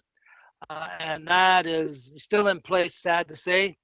I hope the new minister will take that on and get rid of that punitive condo tax that is really, I've got, the sign of a ski shop on Yonge Street paying $140,000 a year in property taxes. Give me a break. Because they're not assessed as if it's a ski shop, they're assessed as if they're a condo, because all the condos are going up and down Yonge Street. So we've got to get rid of that punitive tax, which is a tax based on highest and best speculative use, which is really fueled by what Councillor Filion said. It's not fueled by developers, it's fueled by the land speculators, which are going crazy in Toronto. These speculators are just wreaking havoc on our affordability, on our housing, on our small business, and they have zeroed in on Toronto in an unprecedented way. So we've also got to one day take on these land speculators before they really make this great city very 10 seconds. too expensive a city to live in. It's already expensive. So thank you, Madam Chair. Thank you. Councillor Wong Tam to speak. Thank you very much, Madam Speaker. I do have a motion, and the clerk will put that onto the screen. My motion is to request the CFO and the Treasurer to collaborate with Strategic Communications on developing a public awareness campaign targeting specifically property owners as well as small business tenants and operators on how the small business property tax subclass works and who should be benefiting. And I just want to say a round of thank you, Madam Speaker. Thank you to the city staff for all their hard work on this. I recognize that they were working under a pressure cooker, especially as they were waiting for the regulations from the province to be dropped. And I know that in 2021, early on, Councillor Cole and I had moved the motion asking specifically to get on with it. Let's do the consultation and get ready. And there were probably times where I felt a little bit impatient, to be quite honest, because Minister Phillips first announced it that the province had intentions of creating this new tool, largely in the November 2020 fall budget. And so I just want to say thank you. Thank you to the city staff for all their hard work. I know that this has been a long time coming. It's also a policy fix that was not necessarily easy. And there were times where we asked for some type of small business tax relief, but we didn't quite have the tools in front of us, and now we do. So I'm glad we're taking advantage of it. I want to speak strongly in favor of the motions that have been put forward, especially the one that was advanced by Councillor Bradford. I know that he has been working very hard with Mayor Tory as well as Deputy Mayor Thompson to do everything they can to support the business community, and in particular the small business community during COVID. And to them, I just want to say thank you for all their hard work and leadership on this. It cannot be stressed enough, Madam Speaker, that when the province of Ontario adopted the current value assessment model back in 1998, they put into motion a set of actions that created some very difficult and financial circumstances for small businesses, especially those on main streets. And I think that one thing we need to remember, Madam Speaker, is that for a number of years, small business owners and operators have been stressing to anyone and everyone who will listen, to be quite honest, including this city council and those who sat in the chambers before us, as well as to the local MPPs, as well as to the previous premiers, that they needed relief. The very best that we could do at City Council was literally just cap their taxes and modestly try to suppress the increase. And that was oftentimes in face of dramatic fluctuations through the CVA assessments. And there were times when MPAC would evaluate a property, and they still do, highest and best use, which is what this particular new policy report is trying to address. But I just want to highlight, Madam Speaker, that in 2017, just to really signify to sort of highlight what happened, especially on Yonge Street, historic Yonge Street was reassessed as we oftentimes are every 4 years. We all go through it. And our properties saw the property taxes, the small business owners saw their property taxes go up 400 to 500%. There is no way that anyone can possibly sustain that. So the challenge before us is that although we have now a new small business subclass, and that is a good thing, what we still, I believe, need to address, which is going to be, we're going to have to evaluate how the program works, and in the subsequent years, whether or not this particular policy adjustment actually gets to the root cause of what we've been trying to address, is the highest and best use evaluation. And that is something that we should be very mindful of as we monitor and evaluate this program, to make sure that those who we are trying desperately to help and support get the help and support that they need. And then finally, Madam Speaker, as someone who's owned several small businesses, if someone actually said to me that the government was going to reduce my commercial property taxes by 15%, I would want to know. And what I think I'm seeing, Madam Speaker, on the main streets is that the businesses do not know this is coming. And this is actually a really great news story. This is significant news. It's going to save them tens of thousands of dollars on average every single year. And I want them to know about it. I want them to know that this work was done on their behalf. And Madam Speaker, I want them to know the City Council has worked with the province to make sure that those material benefits are going to them. Thank you very much. Thank you. Councillor Perruzza to speak. Yes, absolutely, Speaker. Speaker, I'm going to support this. It's good. Everybody's been really, really hurt. through the pandemic, no question, all of us, including me, by the way, sitting here all alone in this room. Right, I'd rather be down at City Council with all of you, right? But on a serious note, small businesses have been absolutely devastated. And if there is something that we can do, and this we can do, then that would be very, very good, and it's supportable. And I don't care, quite frankly, Speaker, where the trade-offs will come from. I understand. We're going to go ask the province and say, hey, province, you know, there's a $30 million program here we're thinking about. Your share is $15 million. Please pay your $15 million share. I didn't ask the question of staff. I'm assuming that if the province says forget about it, that we're not part of this, then we're going to pick up the entire $30 million. And I don't have a problem doing that either, Speaker. If they say forget it, we're not participating, I'll pick it up. And I was going to make this grand speech today about how the province should get off the property tax. 50% of all commercial industrial taxes go to the province. 34% of all the residential taxes go to the province. People think we're responsible. We get all the money. We don't. I was going to make this grand speech about that today, but I'm not going to. But I am going to say something else. Lately, because of this report that we have on our agenda, this council meeting called the Zoning Conformity for Official Plan Employment Areas.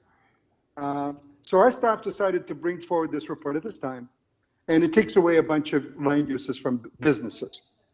So I had several meetings over the past 3-4 weeks as more and more businesses come to know that they've been closed and they may not be able to get to reopen, and they're scared.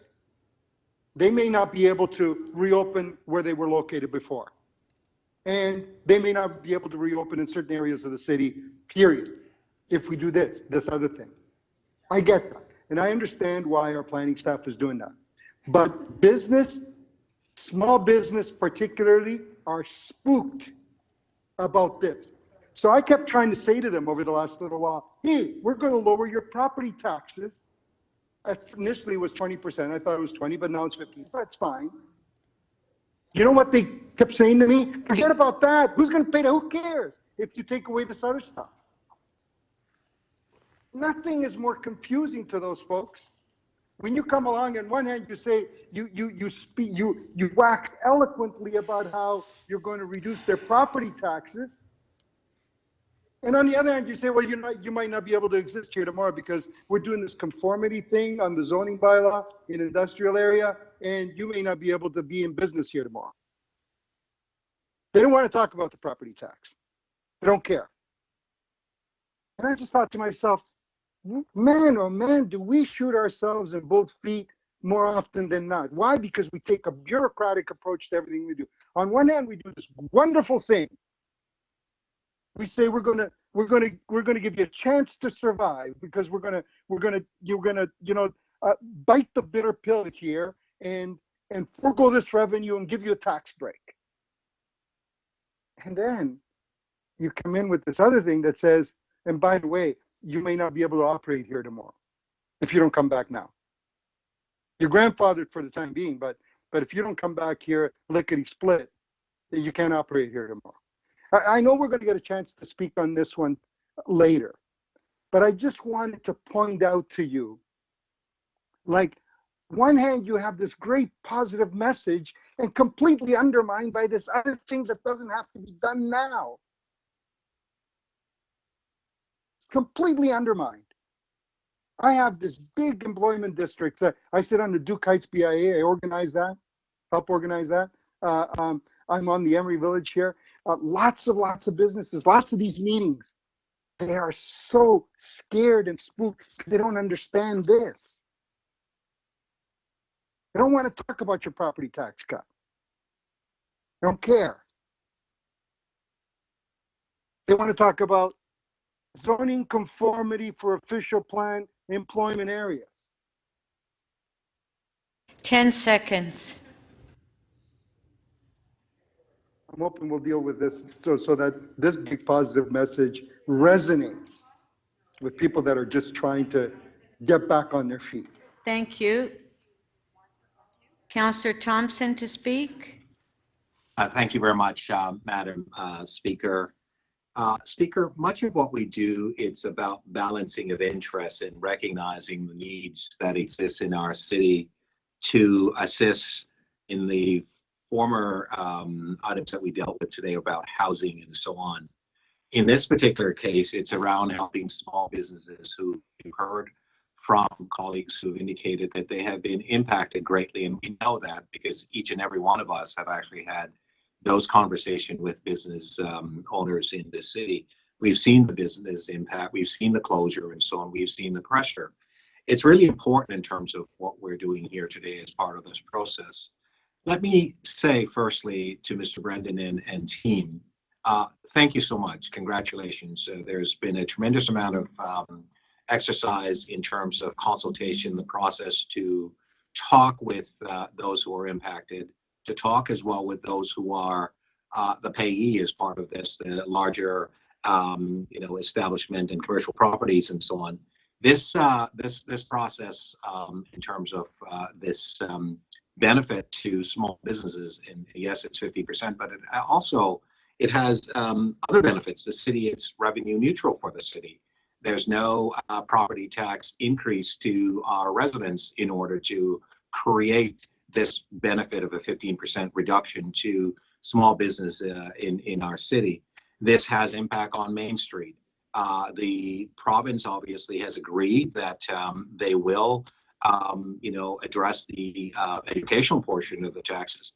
The motion that's put forward by Councillor Bradford, and certainly thank him for his work, and the mayor and everyone else who worked really hard to ensure that not only to businesses that we're actually listening, but we're actually acting. Oftentimes we will say we have to, wait and see what we can do because we are not often in a position as a municipality to simply reduce taxes just because of the way the system is structured. So it's very difficult. So the work that's been done by Mr. Brendan and team and so on, and coming up with the 15%, I think it's a good balance. It's a good compromise, and it's going to be of great benefits to the business community who have even before the pandemic been complaining about high taxes and what the impact is for them. As we know, they take the risk, and oftentimes the reward is so limited for them. And I think that there's a real need to address that and recognize the pressures that they're facing. This report seeks to do that, and I think that it's a nice balance in terms of the the commercial component in terms of the 0.85% and the 0.49% in terms of the collective of that and so on. So we see a 1% increase that actually impacts the larger commercial businesses in this city who are able to accommodate that in order to help the small businesses.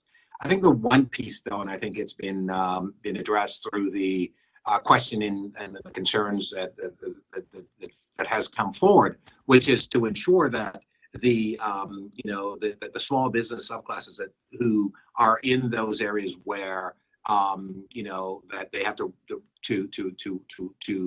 I guess wait for landlords to ensure that the pass through of the taxes is going to happen. As we know, and we've heard from staff that we can't force that to happen. Certainly we want to ensure and encourage that does happen, because otherwise it would be frustrating and it'd be futile as part of the attempt and the effort that we're making in order to help small business. So the recognition is that help is obviously on the way.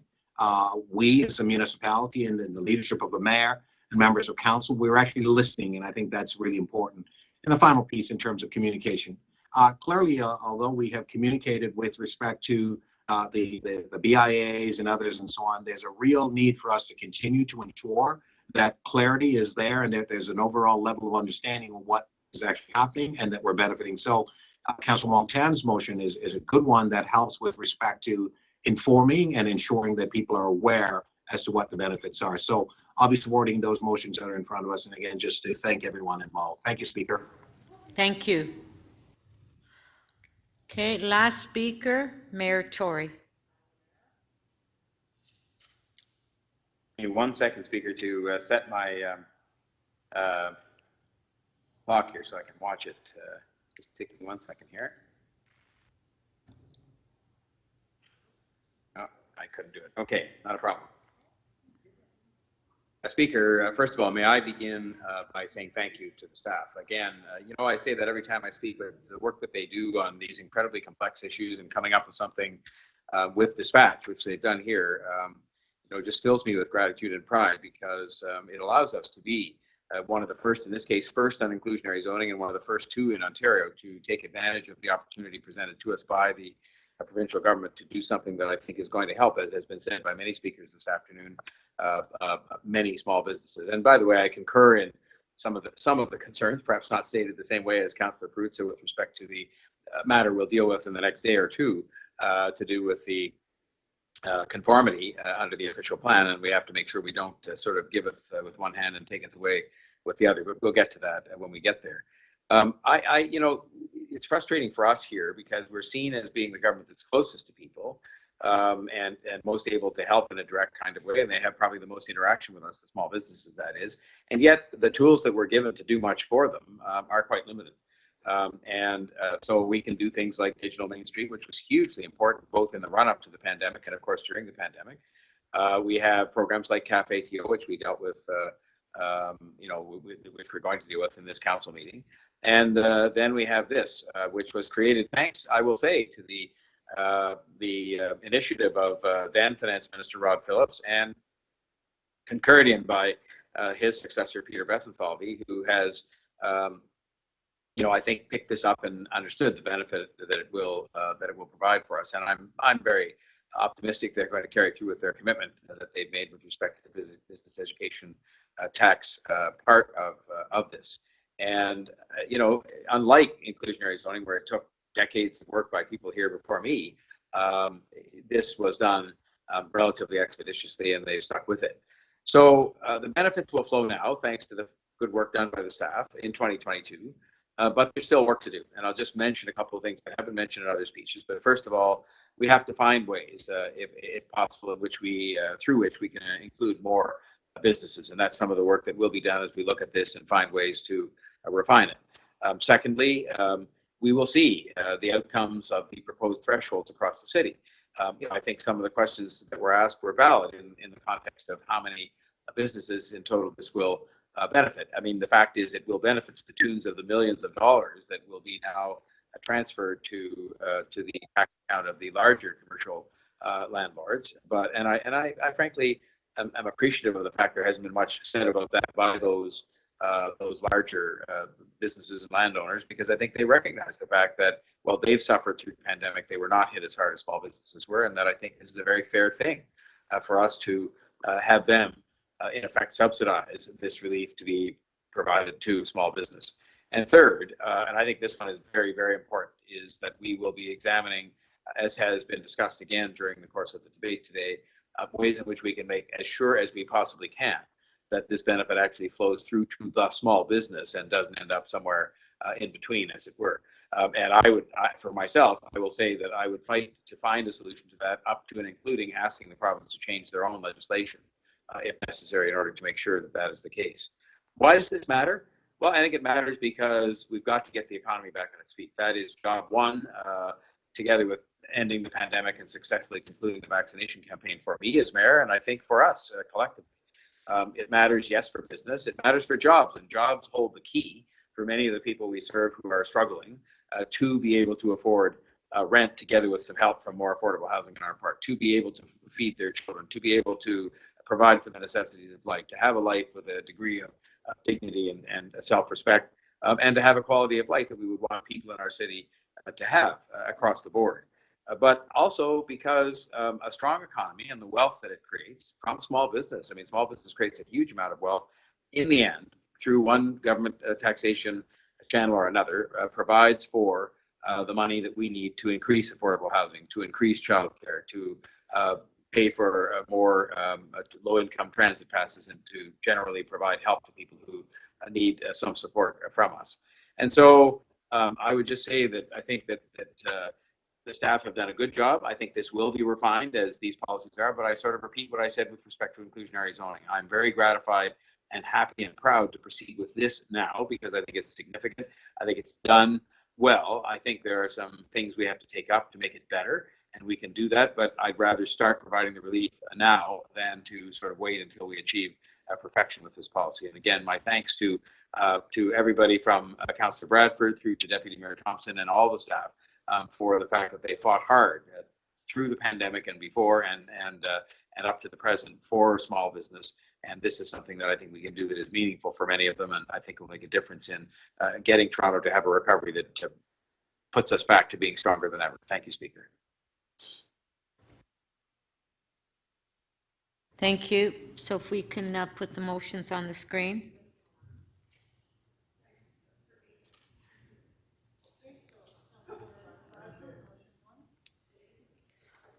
Okay, motion by Councillor Bradford.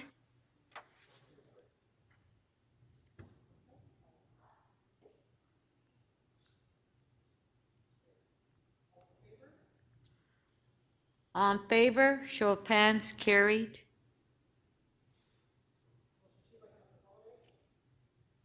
Motion 2 by Councillor Holyday. All in favor, show of hands, carried. Speaker, it's Councillor Wong Tam. You didn't ask for any opposed. Any opposed? Okay, thank you. Thank you. Motion 3 by Councillor Wong Tam. All in favor, show of hands. Opposed, if any, carried. Item as amended. All in favor, show of hands. Opposed, if any, carried. Opposed. Who's opposed? Okay, let's do a recorded vote then. Recorded vote, recorded vote. Okay. Recorded Sure. vote, item is amended. Stephen, you're always against tax cuts. Yeah, who's against tax cuts? Can't believe it. That's not true. Did you listen to what I had to say? Boy, they. I guess you didn't listen to what I had to say. I did. That's why I voted against your motion. Yes. Shame. Okay, please do not talk while we're voting. We're in the middle of a vote.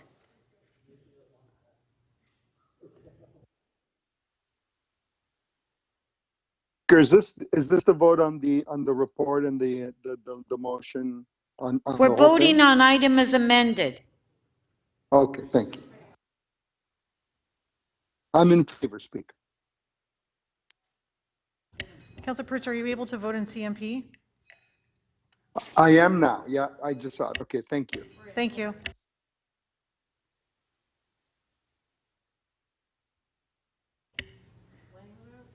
Item as amended carries. The vote is 25-1. Now, Madam Speaker, on a point of order, Point of order. you know, I hope you can cut off the speech and the chatter earlier during the vote, because my colleagues thought that it was funny to take an attack on my stance when they clearly didn't listen to anything I said and the rationale for my approach on that. I don't think it's right, and you know, frankly, it's insulting to the businesses that I represent in Ward 2.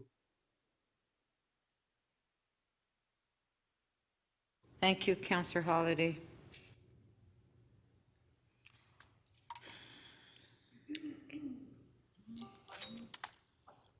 And as I indicated, when we're in the middle of a vote, I'd appreciate if members of council don't have a discussion.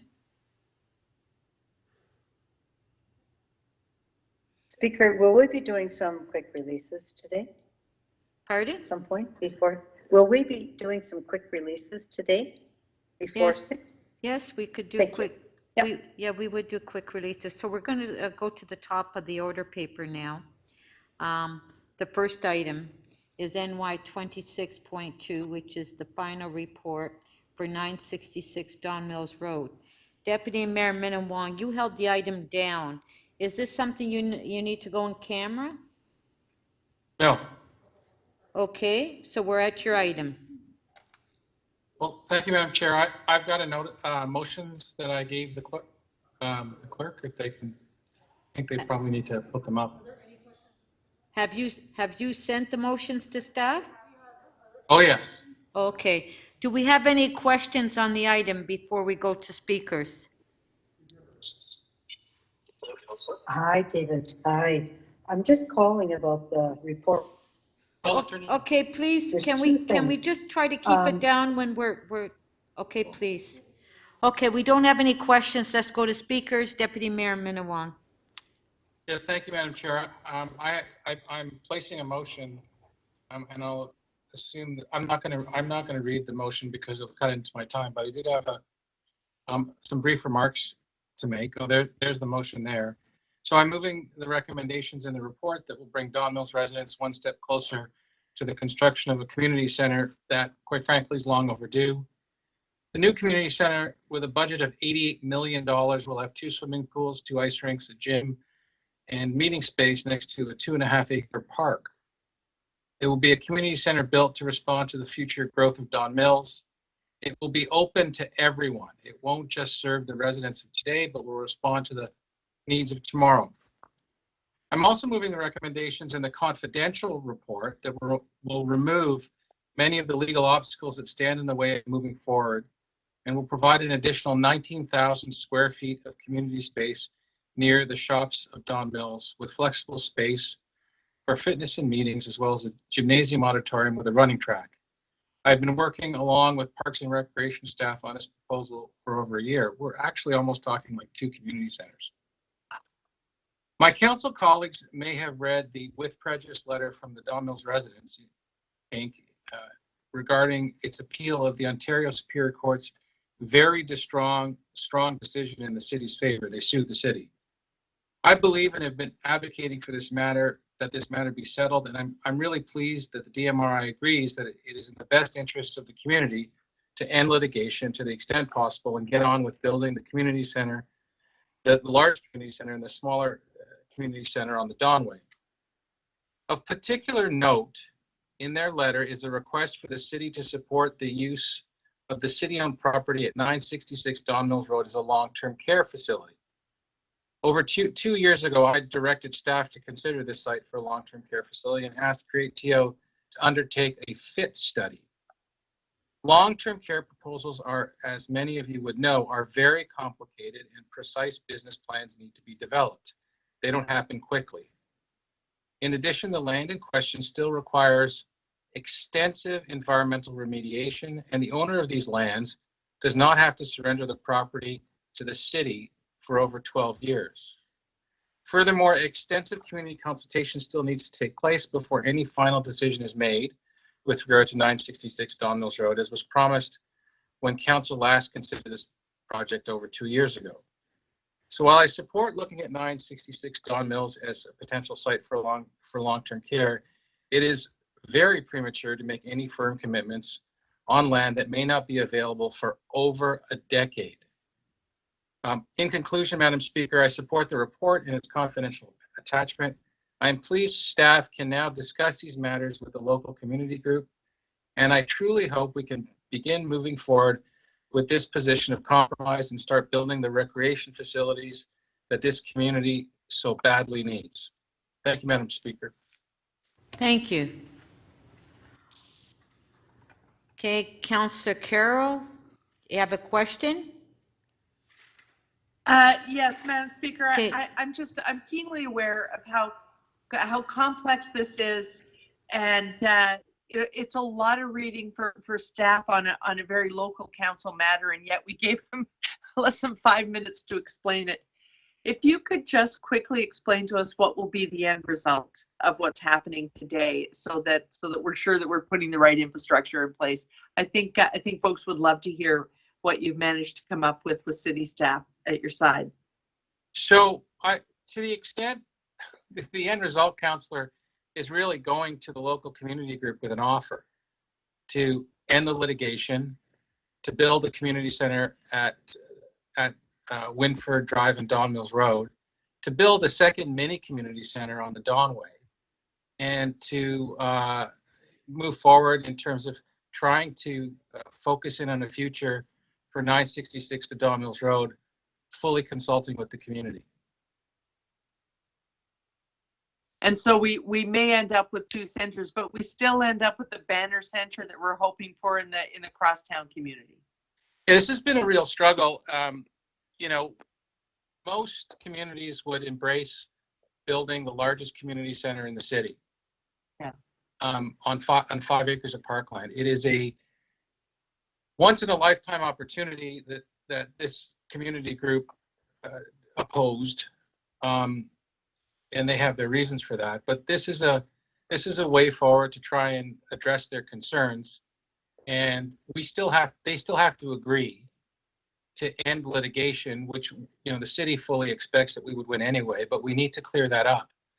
And so the ball is in their court. There's a good deal on the table. We hope they can take it and we can move forward and end this, you know, this nonsense. And we can go about designing this community center that quite frankly, the community has been waiting for so very long. Okay, happy to support your motion. Thank you. Okay, thank you. So on the motion by Councillor Thompson to speak? Speaker, I just wanted to take a moment just to thank Deputy Mayor Min Wong.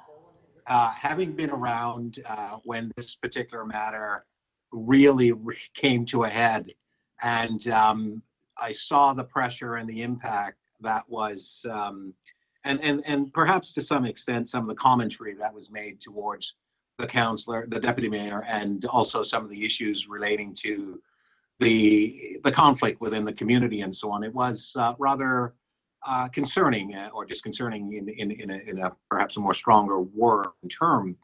And I know that what the local community who obviously launched the suit wanted and so on. And I think that a compromise obviously has been made. And of course, all of us would want to celebrate a very large facility that would accommodate the needs of so many, particularly in this area. I know that the deputy mayor stood his ground. And I think that oftentimes people would say, you know, where's the leadership? I think that it is indicative as to his actions and his approach that we saw that he demonstrated strong leadership in the face of strong, very strong opposition and so on. And having been obviously, and many of us, Councillor Carroll and others and so on, were around as part of the discussion and the, you know, the not so nice things and commentaries that were stated, and particularly geared towards the deputy mayor. I think that it demonstrates a strong sense of leadership. And I simply wanted just to speak to that, having witnessed it firsthand, and to applaud him for standing his ground and to be here today to offer, I would say, an opportunity for parties to settle and to move on with this, because as he pointed out, this is a development that has been obviously in need for a very long time in this area, and it's an opportunity for everyone to use amenity space that's offered and provided by the city. So I simply wanted to speak to that, and again, just to applaud him for standing his ground and coming to us today to offer obviously his explanation as to the opportunity for settlement. I'm hoping that the community group will actually see fit to settle this matter in order to move on, because they do get some of what they wanted, and there's a great you know, facility that's going to be built in order to provide services to so many that are in need of service. So thank you, Deputy Mayor Min Wong. Okay, on the Thanks, Speaker. on the motion by Deputy Mayor Min Wong, on favor, show of hands. Recorded vote. Recorded that vote, Recorded Speaker. vote. Okay, the first one is 1A, recorded vote.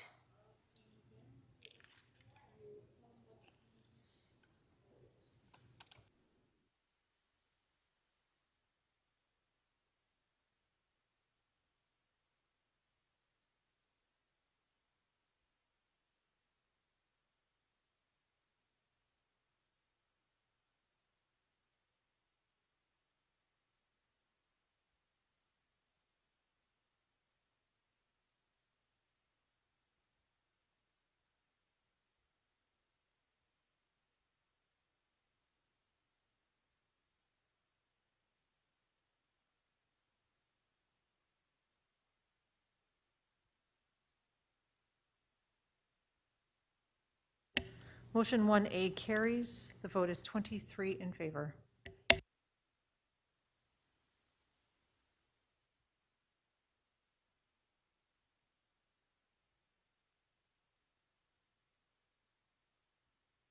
Motion 1B, recorded vote.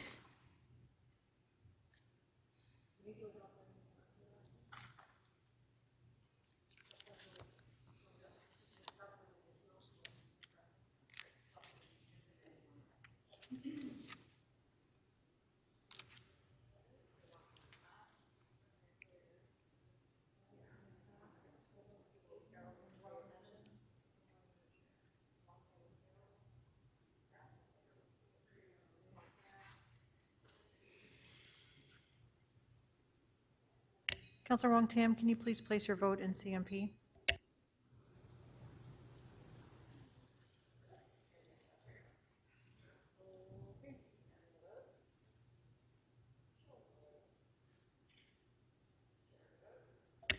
Motion 1B carries. The vote is 23 in favor. Okay.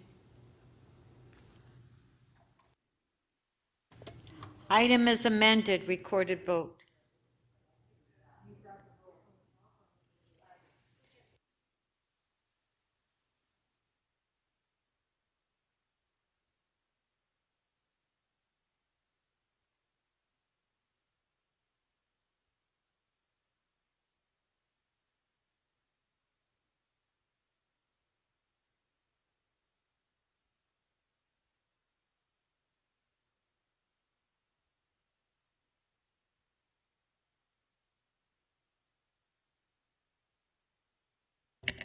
The item is amended carries. The vote is 22 in favor.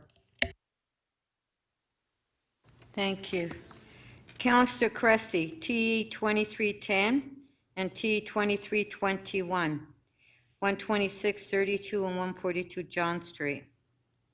Councillor Cressy? That went well. I had a couple. Yes, Speaker, on TE 23.10, that's 126, 132, and 142 John Street, I can move the recommendations in the supplementary report. These are the staff recommendations in the supplementary report. Okay, so it's on the screen. So Councillor Cressy is moving the staff recommendation in the supplementary report. All in favor, show of hands. Opposed, if any, carried. And Speaker, with that on TE 23.21, this Okay, is the... just one sec. Okay, yeah, just one sec, Councillor Cressy. We have to vote on item as amended. On favor? Show of hands, carried. So our next item is T 2321. A heritage easement agreement for 126 John Street. And yes, Speaker, this is the attached heritage item to the one we just dealt with. I can release this item. In doing so, move the staff recommendations.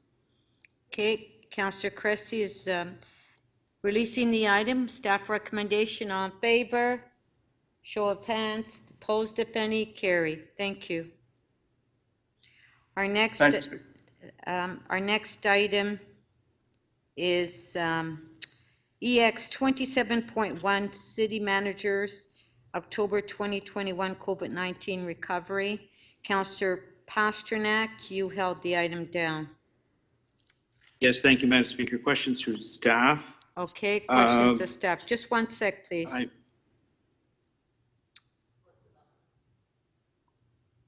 We'll have to make sure staff is here. I'm here, Speaker. It's Chris. Okay. So Councillor Pasternak, Yeah. can you put your name up on the screen, please? For questions. Okay, Councillor Pasternak, questions. Thank you. Thank you, Madam Speaker. The first couple of questions are of a human resources nature, which are embedded in the report before us. Now, at executive, it was mentioned that 80% of our city staff have been working in their jobs, or on site throughout the pandemic, and about 20% have been working remotely. So I was trying to do a rough calculation, and I don't know why it's calculated in desks, but my estimate is about 8,000 employees are working remotely. Is that remotely accurate? Unless Amma's on the line, that's a little high. I think the total number of, if we went by the non-union count, it'd be around 6. So I think it's closer to 6,000. Now, I also understand that with social distancing, we could bring about half of them back to our various civic sites, Hall, Metro Hall, the various civic centers. Is that about right? We can bring them back on sort of a rotation basis. Generally speaking, through the speaker, that's about right. Yes. So the other aspect is vacancies, and I'm just wondering what our vacancy rate is now. I don't know whether the Great Resignation has hit the city of Toronto, but it's certainly in the States, and I'm wondering what our vacancy, whether you have a vacancy rate. I'm going to refer to Amma on that to give you an accurate number. Amma, if you can.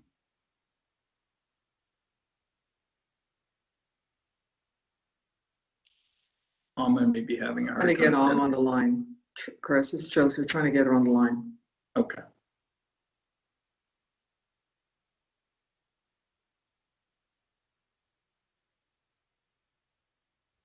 Have we surveyed our remote staff to see what they'd like to see as sort of their job ambitions here, whether they want to remain remote or whether they want to come back to City Hall? If I use the town halls as an indicator, and there's typically north of 5,000, 6,000 people that attend those town halls. The vast majority indicate they would like to continue working from home.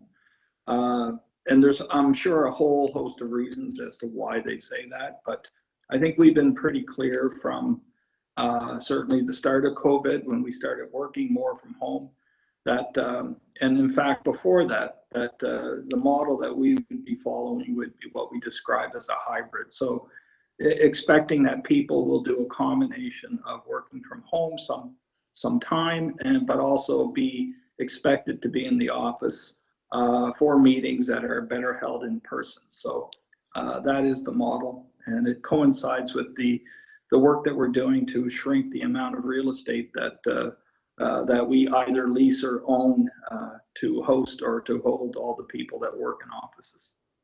That was one of my other questions. So while we wait for the vacancy number, do we have an informal hiring freeze on now? No, we don't. Speaker. So when there's a vacancy, we post it as quick as we can. But I will tell you through the speaker that there's certain sectors or certain service areas that we provide where the trying to secure the professional help is very, very challenging for a whole host of reasons, which we're going to report on. But to give you an example, we've put a lot of effort into hiring engineers and planners, as well as cyber professionals, but especially HR professionals. There's a whole host of skill sets that are challenging because everyone is in the market trying to secure this talent. So I'd just like to flip over to the vaccine situation now. I think the numbers in the public domain that 250 city staff have been put on unpaid leave. Is that how we describe it? Because of a lack of proof of vaccination? Is that? Generally speaking, that's correct. Either they haven't given us any indication as to the status of their vaccine, or they have, and they have clearly indicated that they are not double vaccinated or even single vaccinated, or they just refuse to reveal that health record. Or the So did we? Yeah. Did we make efforts through, I guess, our employment assistance program or other support programs we have for employees and families to reach out to this group and I realize it's not a small group, and talk to them about vaccination and the consequences of not having one? Were there a few steps in between before the letter went out of unpaid leave? So through the speaker, I appreciate that question. We did, in fact, when we found that there were a number of people that weren't going to reveal the status or flatly said that they weren't going to be vaccinated, there was an education phase to our process where we would ask or require people, I should say, to understand what the facts are of vaccination and hopefully influence them, as well as we encourage them to talk to their own doctor. Alma, I can see you're on the call now. The earlier question was roughly what is the percent-wise the amount of vacancy in our organization. Okay, that was your that was your last question. Okay. Through the speaker, I'm getting that data, and I will pass it on as soon as I get it.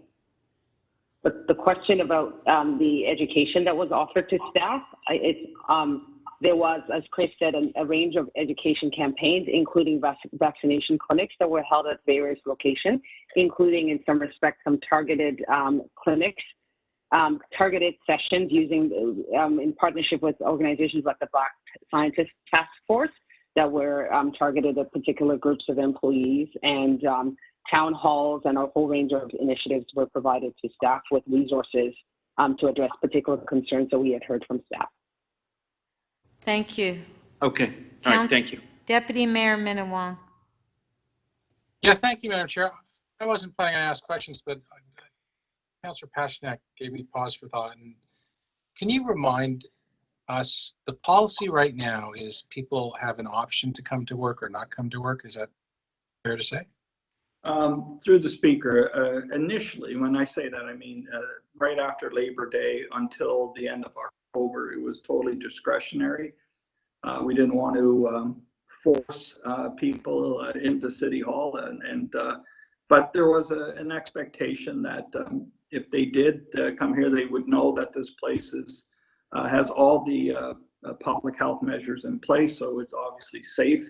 But to familiarize themselves with the transit system and to come in and clean up their desks, because we are moving into more of what one might call a hoteling approach to office space, meaning that you don't necessarily always sit at the same desk. That was, again, from Labor Day until the end of October. At this point right now, until the end of the year, the discretion is in the hands of management, so supervisors, managers, directors, to ask staff to come back in, to start to ramp up to requiring people to be at City Hall for some amount of time, subject to the limitations of the public health measures, which are still in place. So I don't see a lot of, I'm here at City Hall right now, and I don't see a lot of employees. I guess my question is, and it's a fairly long question, but I need to make a point. We see that what's going on in the downtown core, and people aren't coming to work. The City of Toronto is, I think, an employment leader, and you see the leadership that we did on the COVID vaccination. And I'm just wondering whether we need to be a little bit more aggressive from an economic to bring people back from an economic point of view, because as we lead, others will follow. And from an economic point of view, we need to get those businesses going, and there is a material benefit from showing that level of leadership so that other businesses will also join with us, especially larger businesses. How do you feel about that? Well, through the speaker, I mean, that's exactly what we're working on right now. And I want to be able to, give staff real clear understanding as to what we want to accomplish after January 1st. And there are benefits for working out of City Hall and seeing each other and holding meetings together. And so we are working through all those details right now. And I don't disagree with you at all. I think we have shown leadership on so many different fronts over the last 20 months. And that, this is another opportunity really for us to, again, in a very kind of stepwise, measured way, reintroduce people to the workforce, knowing full well that we have to provide them a safe space, which I think we are doing in a number of different ways. But to expect come in January that you know, there will be an expectation that we start to see more and more people at City Hall and our other office buildings for a variety of reasons, but certainly important to support our downtown and our businesses. So, through you, Madam Chair, don't you think that, you know, given the holiday season and January is a fairly depressed time, January, February, economically in the downtown, do you think maybe we should be moving a little bit more aggressively? well, again, so we are in regular contact with Eileen or Dr. Davila, and of course our occupational health and safety professionals. So I don't see the measures. So social distancing, certain capacity limitations on washrooms and elevators, and certainly we'll still be wearing masks. So there will be some, you know, public health rightfully driven measures still in place. So that means that we will not be able to have 100% complement. But you know, we're at the 30% capacity right now. We revisit that number to see if that's still applicable come January. But as with everything else, everything is you know, we are on it. We are working through the details of it, and I would hope to be able to communicate sooner rather than later as to exactly what the expectations are come January. So it won't be 100%, I can guarantee you that, but there'll be more than what you see today. Thank you, Madam Chair. Thank you. Councillor Thompson. Thank you, Madam Speaker. Through you to the city manager. Mr. City Manager, are you able to provide us with a breakdown with respect to the departments where there's a high degree of, I guess, resistance from our employees? Do you have that information that you're able to provide us either at this point at the council meeting and or subsequent to provide it to us as councillors? Through the speaker, the short answer is yes. I don't know if Alma has it off the top of her head. If not, it's a number that we can quite easily communicate to all of you.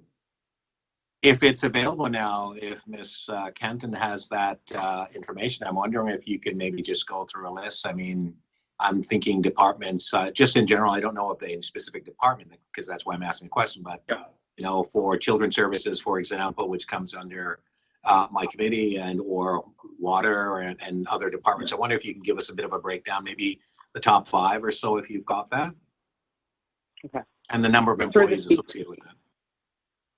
Through the speaker, we certainly have that data and we provide it now. We publicly report it on a weekly basis, but I'm happy to give you a sense of the particular divisions that are most impacted. So you're asking about the divisions that have the highest rate of staff who have not complied with the policy. Yes. So fire services is one of the fire services, Toronto Water, shelter, sport and housing are the most impacted divisions. Toronto Transportation Services as well is also a highly impacted division, and Children's Services. So we find in some of our divisions where we have a high rate of part-time employees are also highly impacted. So it runs the gamut, and I'm happy to provide an outline, and we release that information on Friday in any event. Okay, that would be helpful. I'd like to have that. Is there, and recognizing that people don't want to be vaccinated, but is there a specific theme as to why? Is it, I mean, I've heard all sorts of reasons why people don't want to, but have you been able to discern a specific theme as to why these employees in these different divisions don't want to fire, for example? I mean, they're out in a community at large. I mean, one would think and expect that they would want to be vaccinated to obviously ensure that they don't get sick. I'm just wondering what the rationale is. For the speaker, I mean, I guess our employees have a range of views similar to the ones that you will find in members of the public. People have lots of reasons. Some people have filed accommodation requests. Some people have beliefs, skepticism about the vaccine because of the perceived speed in which it was developed. So it really runs the gamut of reasons. I certainly have people in my team, and I've had conversations with those people, so I know what those reasons are, and it really runs the gamut, and that's the experience across the organization. And can you tell me then, please, just final question, I think. So obviously there's been discussions and through the varying different departments and so on. Since the dates that you've established for people to provide proof of vaccination, what has been sort of that sort of differential in terms of the number of people who have actually gone to get vaccinated and has provided that proof? Can you give us an indication as to whether or not there is an uptake on that?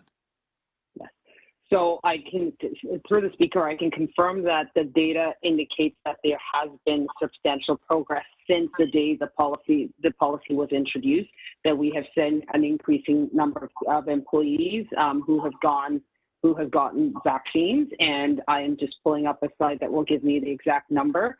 But certainly we started in the 80s range, and now we're at 97% when you add the people who are fully vaccinated and people who are partially vaccinated.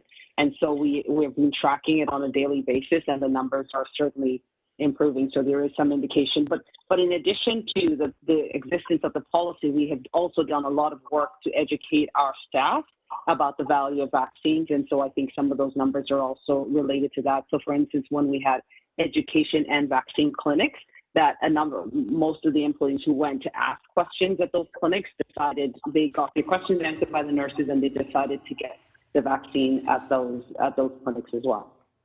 Thank you. Thank you, Speaker. Thank you. Councillor Perruzza.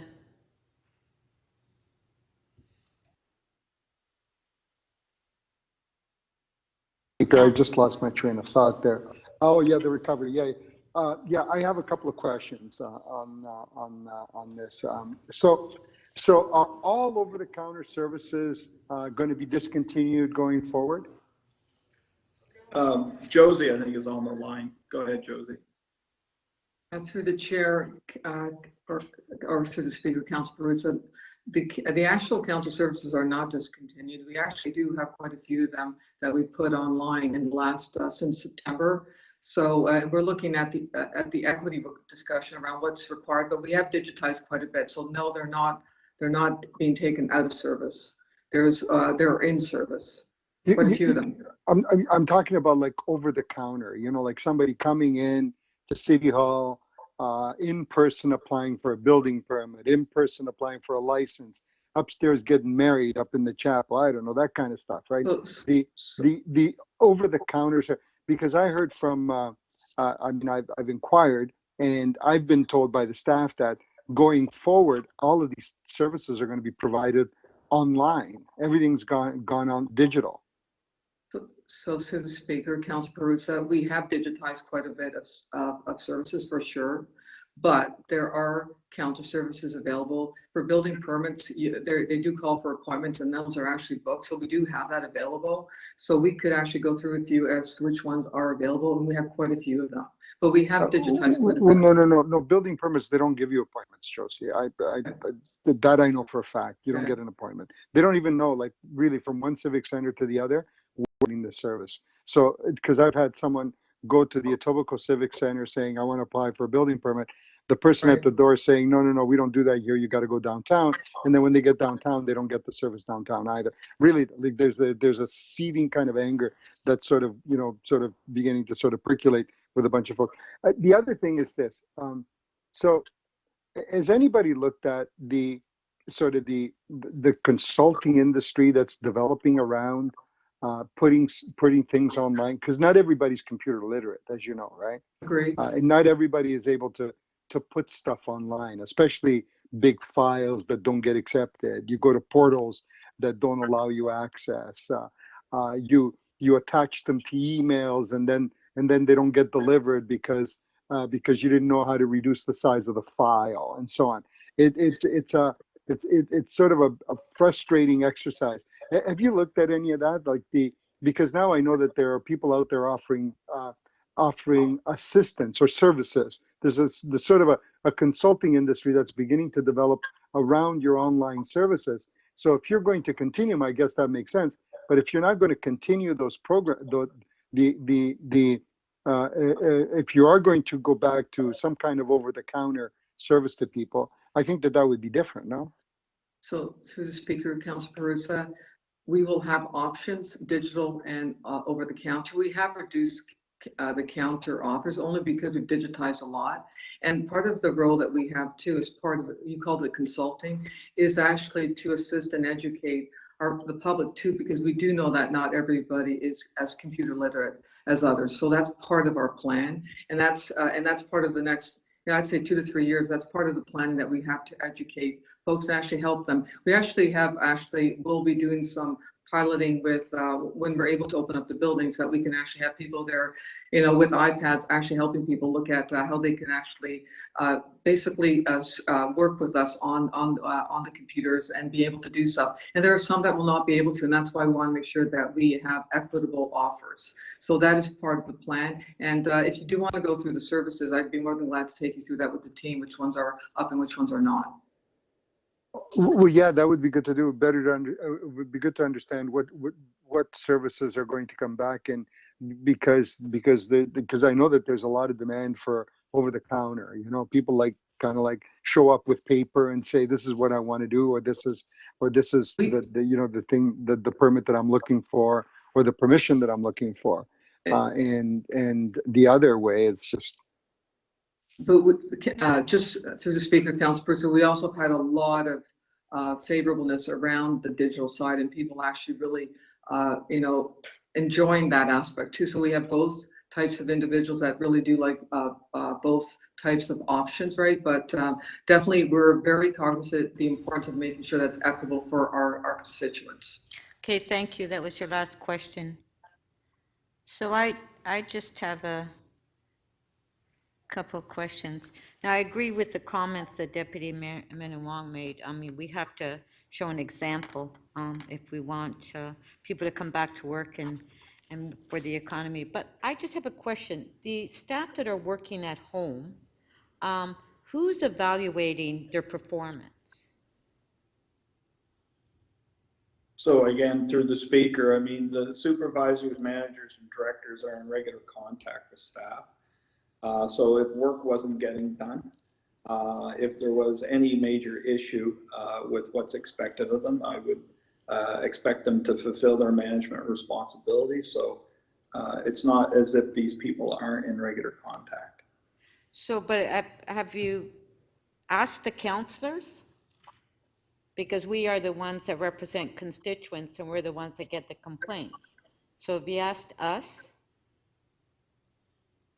Well, I mean, I must admit, I do get a fair number of emails and texts from members of council on a regular basis when things aren't going well. So things are not going well. Yeah. So I guess that should trigger a question, right? Like, what's going on? Well, I think you might have to be a bit more specific, because I would say that.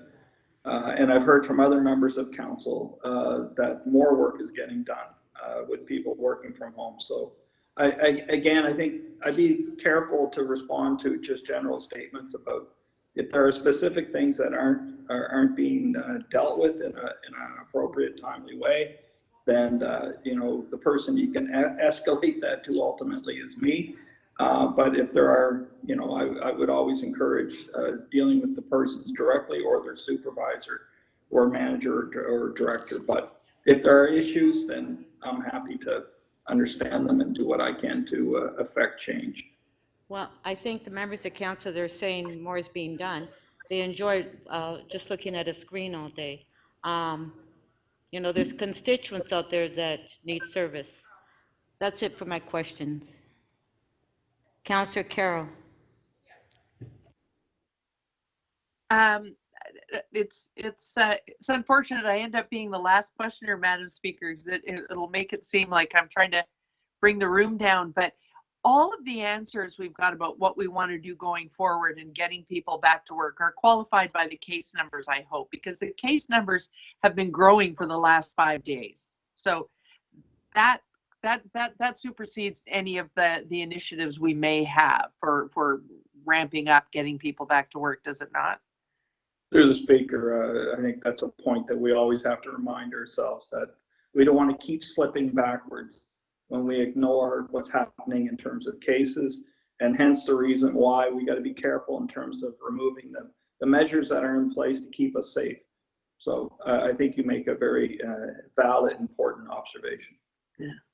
And I'm painfully aware. I'll use Saturday as an example. Ontario had in the high 600s, almost 700 cases. 248 of the cases were in people who were fully vaccinated.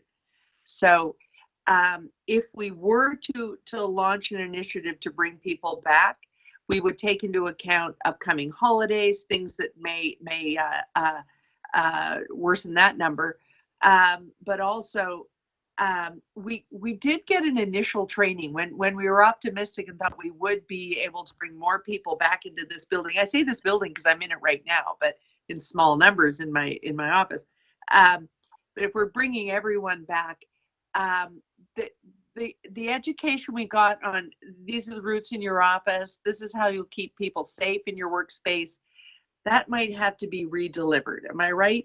We need our memory refreshed by the time we're pushing people to bring back our staff. Yeah, through the speaker, I couldn't agree more. I mean, hearing a message weeks and months ago is never going to stick. So as we're expecting change, absolutely, I think reinforcing that message, how to function properly in this environment, recognizing the measures that are in place. We want to keep people safe ultimately. Yes, thank you. Thanks, Mr. Manager. Holiday. Thank you, Speaker. And I hope you'll forgive me as I struggle with my audio here a little bit, but I'm going to ask my questions to the City Manager. City Manager, like in the province and in the country, we've had a bit of a roadmap for reopening. We can have a long discussion about that at council and about people's different viewpoints, but I've always seen them as a kind of like a ladder. There's rungs, you kind of go up the rungs or you go down the rungs as you respond to different world events or actions of the virus. And I wondered if that's what we're missing here. My colleagues have provided a number of questions about the status of reopening for the city. It's because we're hearing it from constituents. They have concerns. Can you tell us when we could expect a little bit more clarity on the roadmap? Well, I think the roadmap is a work in progress. And we've seen mistakes made across the country. I mean, New Brunswick, for example, had done a phenomenal job of keeping its residents safe, and then all of a sudden they released all the measures, and then they spiked. They had numbers that were approaching what we were getting here in Ontario. So, I mean, it is all it all has to be responsive to how the virus is behaving in the community. And again, I think there is a cautiousness, and I think our medical officer of health has done a great job of giving us good advice on how to keep ourselves safe. So, I mean, we're seeing what the feds are doing. We're seeing what the province is doing. I mean, the province was clear in terms of municipalities. They're leaving the decisions really up to us to decide how to open up our buildings and do so in a safe way. So that's, I am obviously paying attention to what I hear in the province, from the province, but, our lead has been for some time working with Dr. Davila and our, occupational health and safety people. So it'll be a measured response. I don't think we're going to rip the Band-Aid off and then expect good things to happen. I don't think that will be very wise.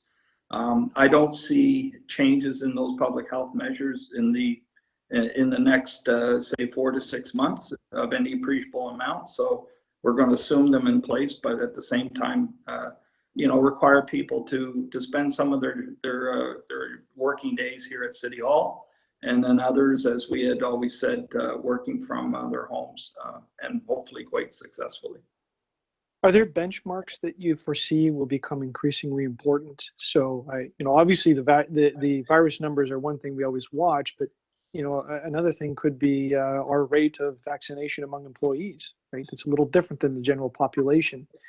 Is there anything that we can expect to look at as an external factor that will govern this so that we can give some rationale to people? And maybe the simplest one is the rate of virus in the community, right? And I don't know what the magic coefficient is between what it is out there and what we need to do for work, but maybe there is something. any other sort of advice that you can give us to respond to constituents?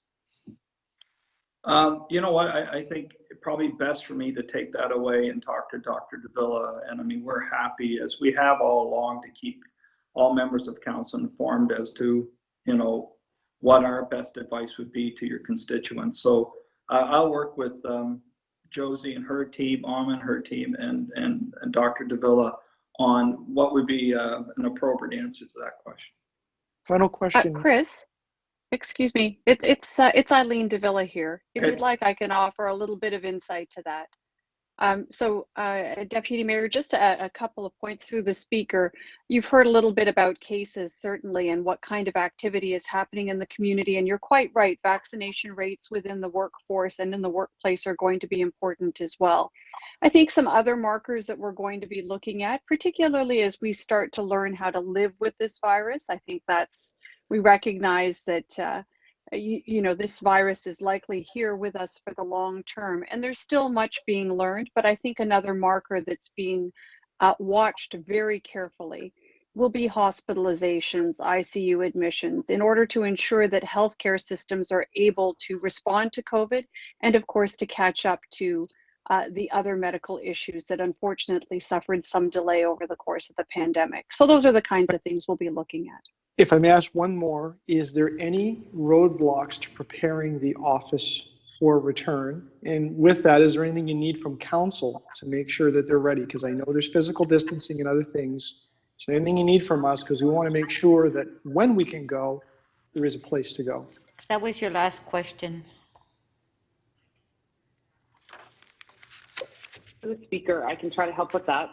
So the right now, the occupational health and safety team has worked with the facilities team on preparing the workplaces, including if you're in the building, you will see the messages, the numbers, the maximum occupancy on each room. So that work has been done. It does need to be updated every time the regulations change that impact our workplaces, but right now they have been done to reflect the current state of health and safety requirements, but we will continue to update them as required. So I don't see anything is required from council to assist with that work right now. Thank you. Councillor Fletcher, questions? This is just a general question, and it might be to the city manager or whomever, but I noticed today when I am at City Hall, you can see behind me, everybody can see I'm here, and I dropped something off up into one of the offices up at the clerks, and I saw that none of the desks have names on them anymore. They just appear to be there nameless. The supervisor had a name, but nobody else. And I'm wondering if that is the new standard, or is that just in progress and changing something? Josie, maybe you'll answer that question. Yeah, through the speaker, Councillor Fletcher. As part of the situation right now with the social distancing, we wanted to make sure that we would actually have people be able to work in the space, right? And we needed to take, so that was one step. The second step is around Modern Teal. Modern Teal talks about the hybrid model. And we are actually getting ready that it would be hoteling. So people that are in Etobicoke could come into the Toronto building and be able to have that space. So that's a start also for the bigger discussion long-term around Modern Teal. But we did do this based on the need to be able to actually have access to space for folks based on social distancing. And we've asked people to depersonalize the space. We have done that. So that's for now with the social distancing. Are you telling me that space will all be depersonalized, that there won't be any file folders? There'll be nothing where are people expected to keep everything at home now? The intent would be to definitely have more hoteling, but we do know that some people may not be able to do that. And that hoteling, hoteling? Are they going to a hotel or are they at home? They would be working a hybrid model at home and in the office. Okay. And it would be across the board. We have always said as part of Modern Teal, for those office workers that could work from home, that there would be that ability to work from home, but it would be a hybrid model. And that is what we're... Yeah. Okay. The question really is, you're working from home. Are you expected to have your files at home?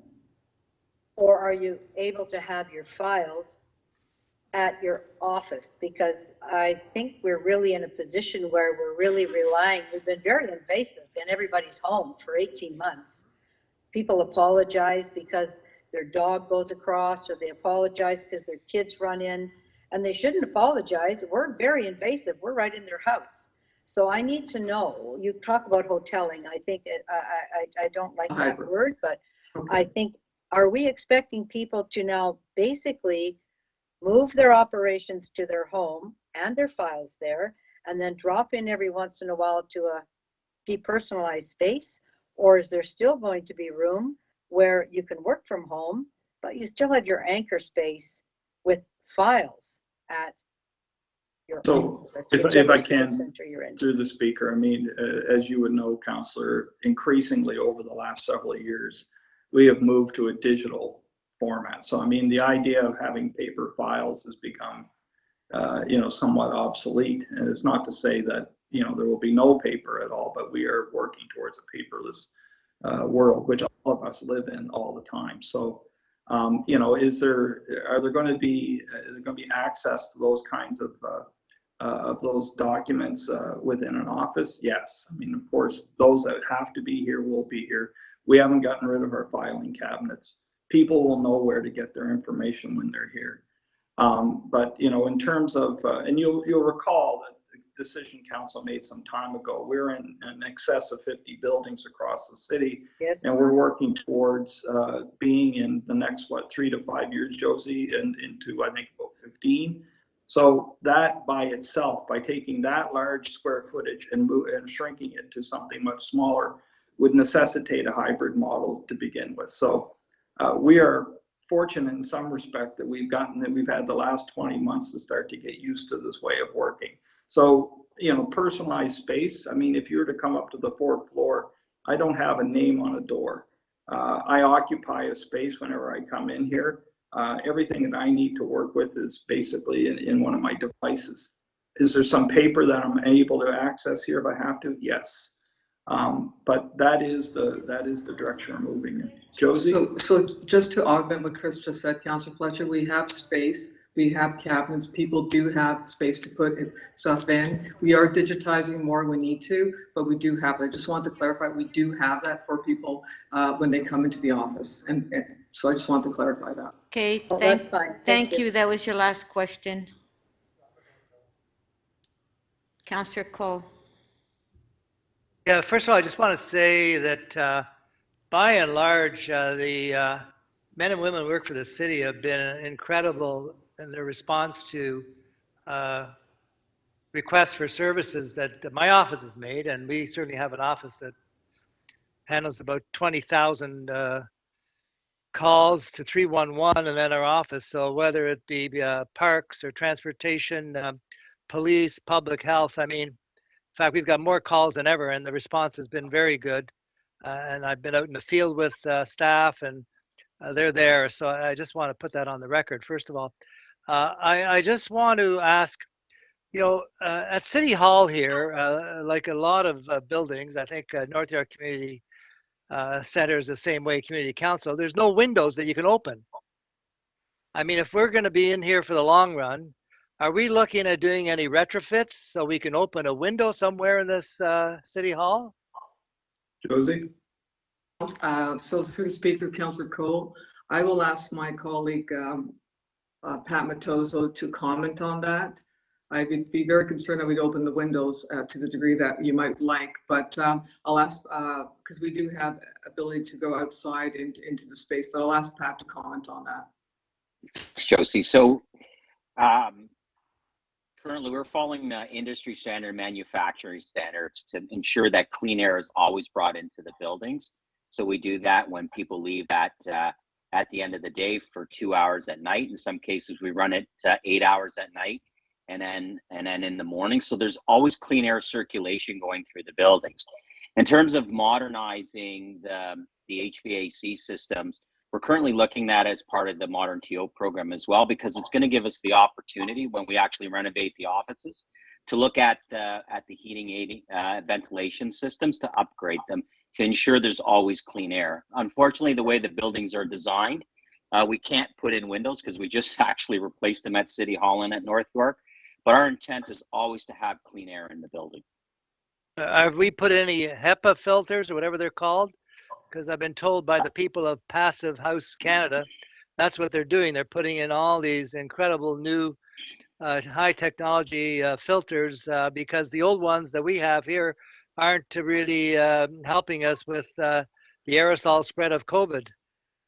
So with respect to that, we're looking at our facilities to determine where HEPA filters are appropriate, but the standard operating procedures we're doing now to bring in clean air into the building on a nightly basis is sufficient right now. It's where you don't have enough sufficient air is where we would look at bringing HEPA filters. But for the larger buildings, we're using, we're blowing clean air or fresh air intake into the buildings to ensure that there's no spread of aerosols. Are there any windows that can be open where we can go near a window and open it at City Hall? That's what I want to know. I don't have to go outside. It's going to be winter. So if I'm here at City Hall, my staff, we want to go near a window we can open. Is there a place we can go and open a window? Unfortunately, there is not any windows. Sorry. God help us. Can't even open a window. Okay, thank you. Okay. Okay, Councillor Pasternak, did you want to speak? Yes, I did. Thank you very much, Madam Speaker. I did hold the item down. I did send a last-minute motion off to the clerk's office, and I hope they...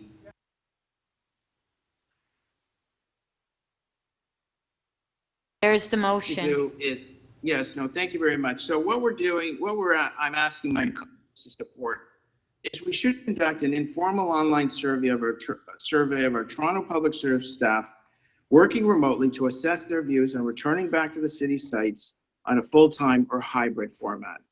And I think part of the problem when I look at this report is, council,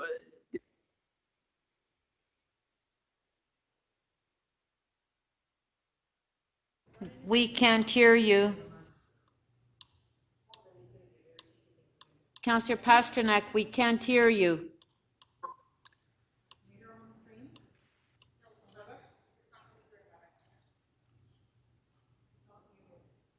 Councillor Pasternak. Councillor Pasternak, can you turn off your video? And if I can ask members of council, when we're in council, can you please not be speaking on your cell phones? You're in council.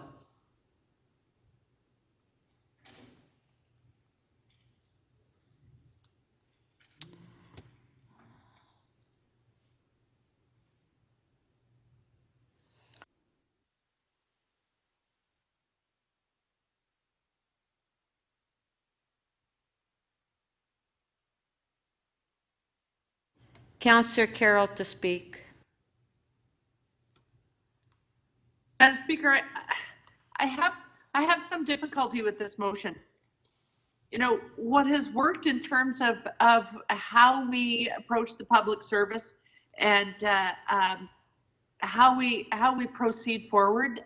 We have relied on the emergency office operations. We have relied on our leadership team under the city manager, under the chief medical officer of health and such, and we're still dealing with a moving target. You know what testing center I'm talking about, but the one that I know intimately, we're sailing along, swabbing 80 people a day, and we opened up the guidelines for business, and now they're doing 400 a day, and the cases are going back up again. So it's still a moving target, and I still find that I have to have faith in the medical officer of health and all of the experts that she's surrounded by, and our leadership team that I know communicate daily with the mayor to figure out when it is the right time to do this. What concerns me is that we are in this for the long run, and we're still at this late date. With respect to my colleagues, I hear people asking, how do I know if people are working? That's the one thing I hope that in the name of resilience, I hope that's the one thing that staff are working on. We don't know. We really should park modern TO because we don't know how many square feet per employee is going to be safe into the long run. It may be COVID season every year for a number of years, every time the weather turns cold. We don't know.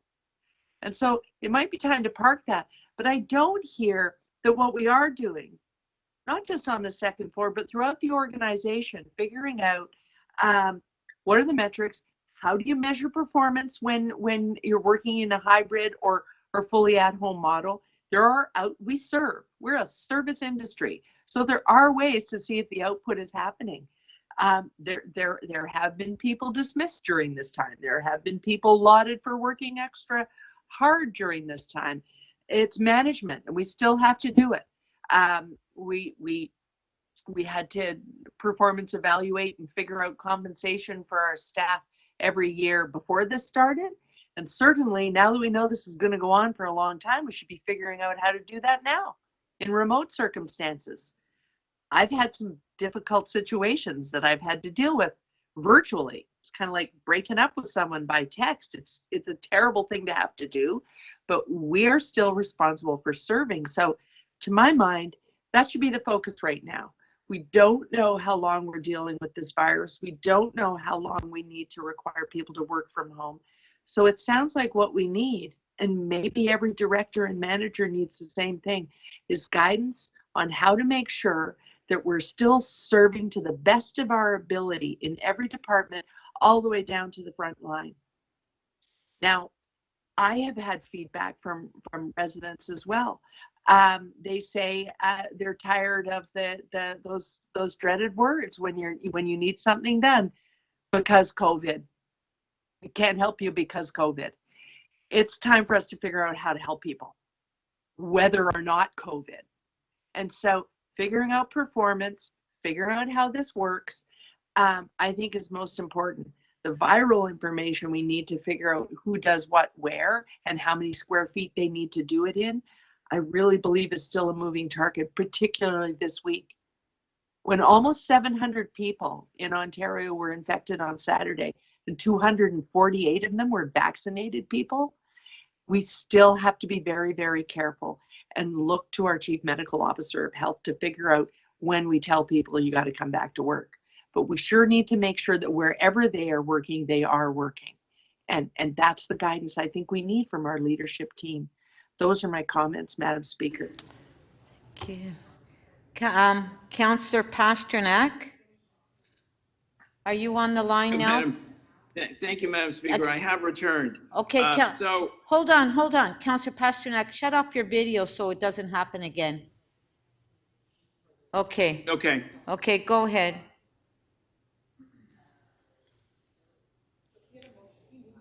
Okay, Councillor Pasternak, you moved your motion. Do you want to speak? a couple of things. One is one of the problems with this report is that council never really made decisions on much of what's here.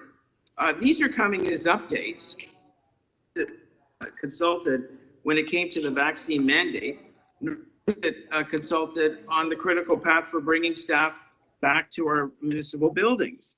So we look at this in a bit of puzzlement on where this is all going. And I think we can honestly say that we've had about 20 months to plan a return to City Hall. And I think we can all agree that some jobs cannot be done from kitchen tables. And the loss of various key staff have put enormous pressure on those left behind.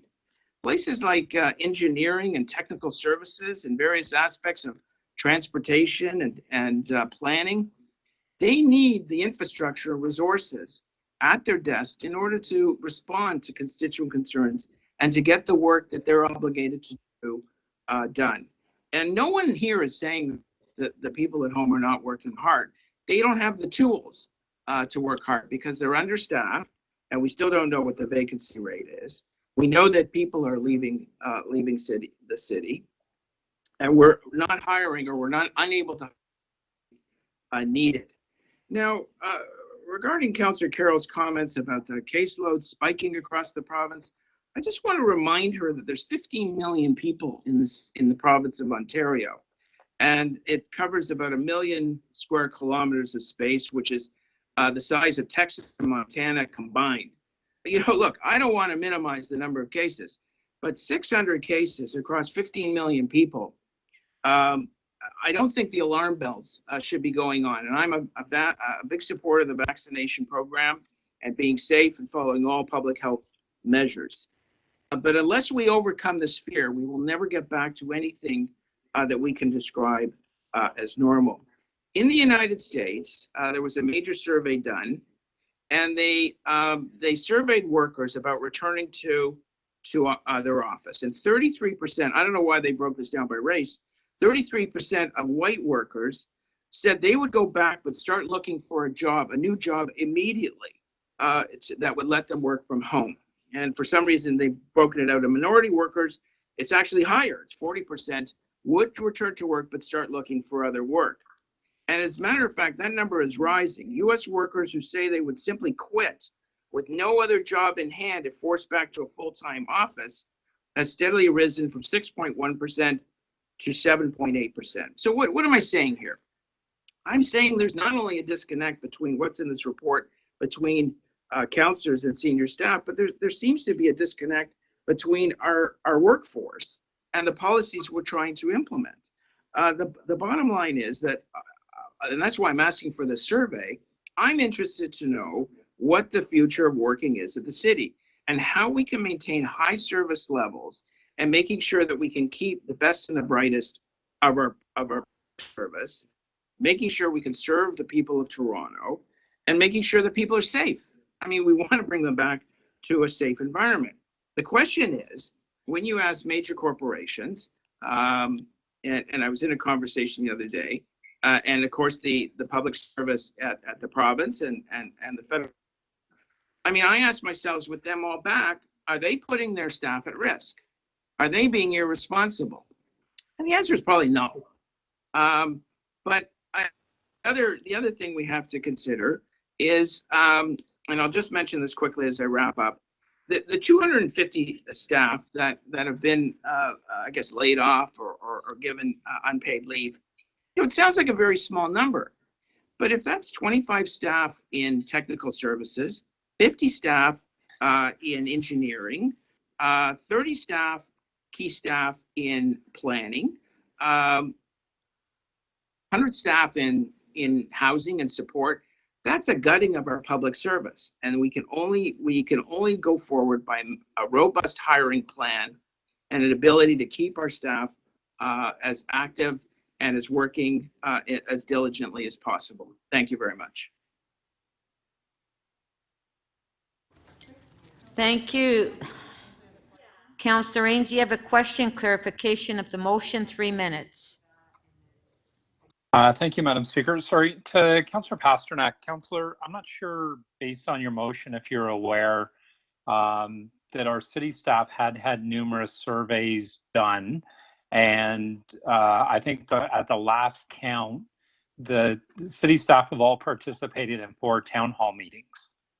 So I guess I would ask you either to withdraw your motion. I guess I am asking you to withdraw your motion because I don't think it's really necessary. Our senior management team has been engaging our civil service.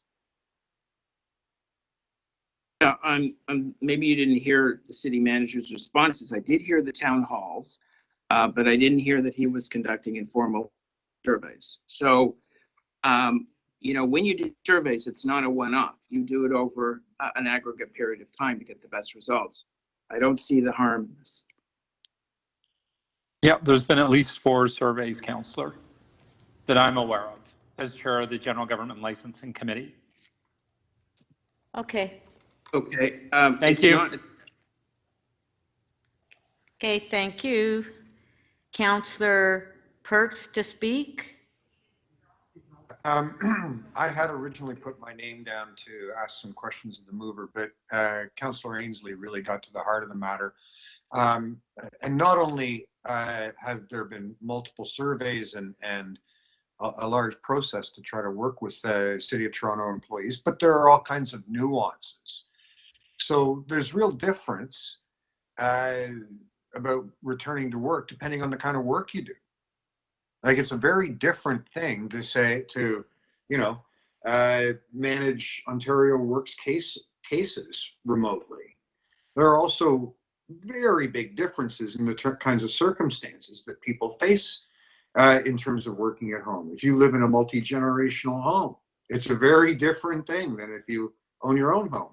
If you live in a very small condominium unit with a partner, that's a very big difference. So, you know, listening to Councillor Pasternak's sort of musing around, you know, losing employees because of vaccine mandates and all that stuff, I realize he's on a whole different track than the very good work that the public service is doing. And I know, because I've had quite a number of conversations with the Director of Human Resources, or I forget what they'd call it now, people strategies, about trying to tease out those nuances. So, you know, I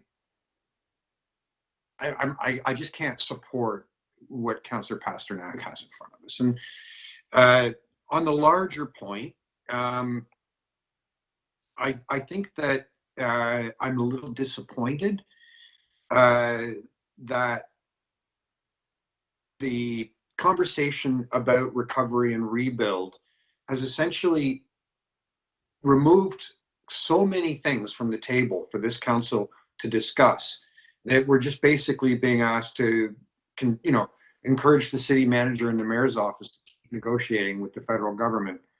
The original conversations were much more robust, much more targeted, had a much clearer focus on trying to recover in an equitable way and rebuild certain public services and maybe make them more robust.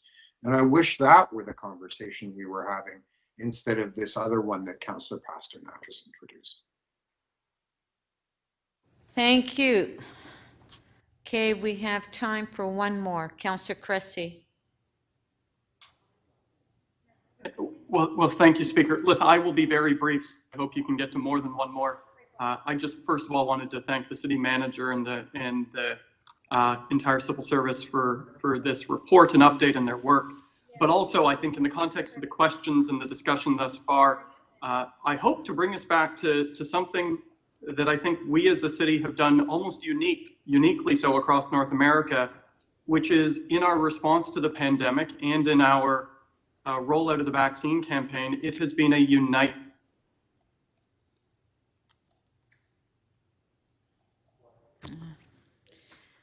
Councillor Cressy, we can't hear you. Councillor Cressy. Have you not been able to hear any of me? Yeah, this is so frustrating. No, can you shut off your video? I'm sorry, Speaker, can you hear me now? Okay, yes, we can hear you now. Thank you. And Speaker, did you hear any of what I said, or none of it was? We heard for the first few seconds and then you cut off. So if you want to start, yeah. Councillor of United. Oh, okay. Well, thank you. All I wanted to say was, I think Toronto's response, both in how we have dealt with the pandemic and in how we've rolled out the vaccine campaign, has been in many ways unique throughout I would argue, North America, in this united model at the political level, at the civil service level, and with our residents. We've come together as a rally together moment. And as we approach broader reopening, a cautious approach, because the last thing we want to do is reopen only to close again, I think we need to hold firm to that common united framework, because it's what's guided us so well so far through this terrible, traumatic moment. And it's guided us so well because the road to recovery is being led through a vaccination campaign that is outstanding in its results. More than 84% of our residents are fully vaccinated. Nearly 80% have had their first dose. That's 2.4 million Torontonians fully vaccinated, with only 160,000 left to get to 90%. We're preparing for 5 to 11-year-olds as the next big front in this vaccination campaign. Third dose boosters are arriving. All of these efforts are what has set the stage for recovery and for the Toronto comeback story. And so let's hold firm collectively as a chamber, as a city, and as a civil service to that united model to get us to this next phase of recovery. And let's ensure, as we've demonstrated in our response to COVID, that our recovery addresses those inequities that have been shown through the pandemic.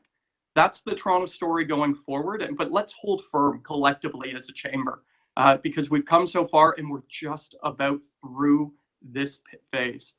So those are my comments, Speaker, and I hope there's time to conclude this item if that's the will. Thank you. Thank you. Councillor Cole. Oh, yes.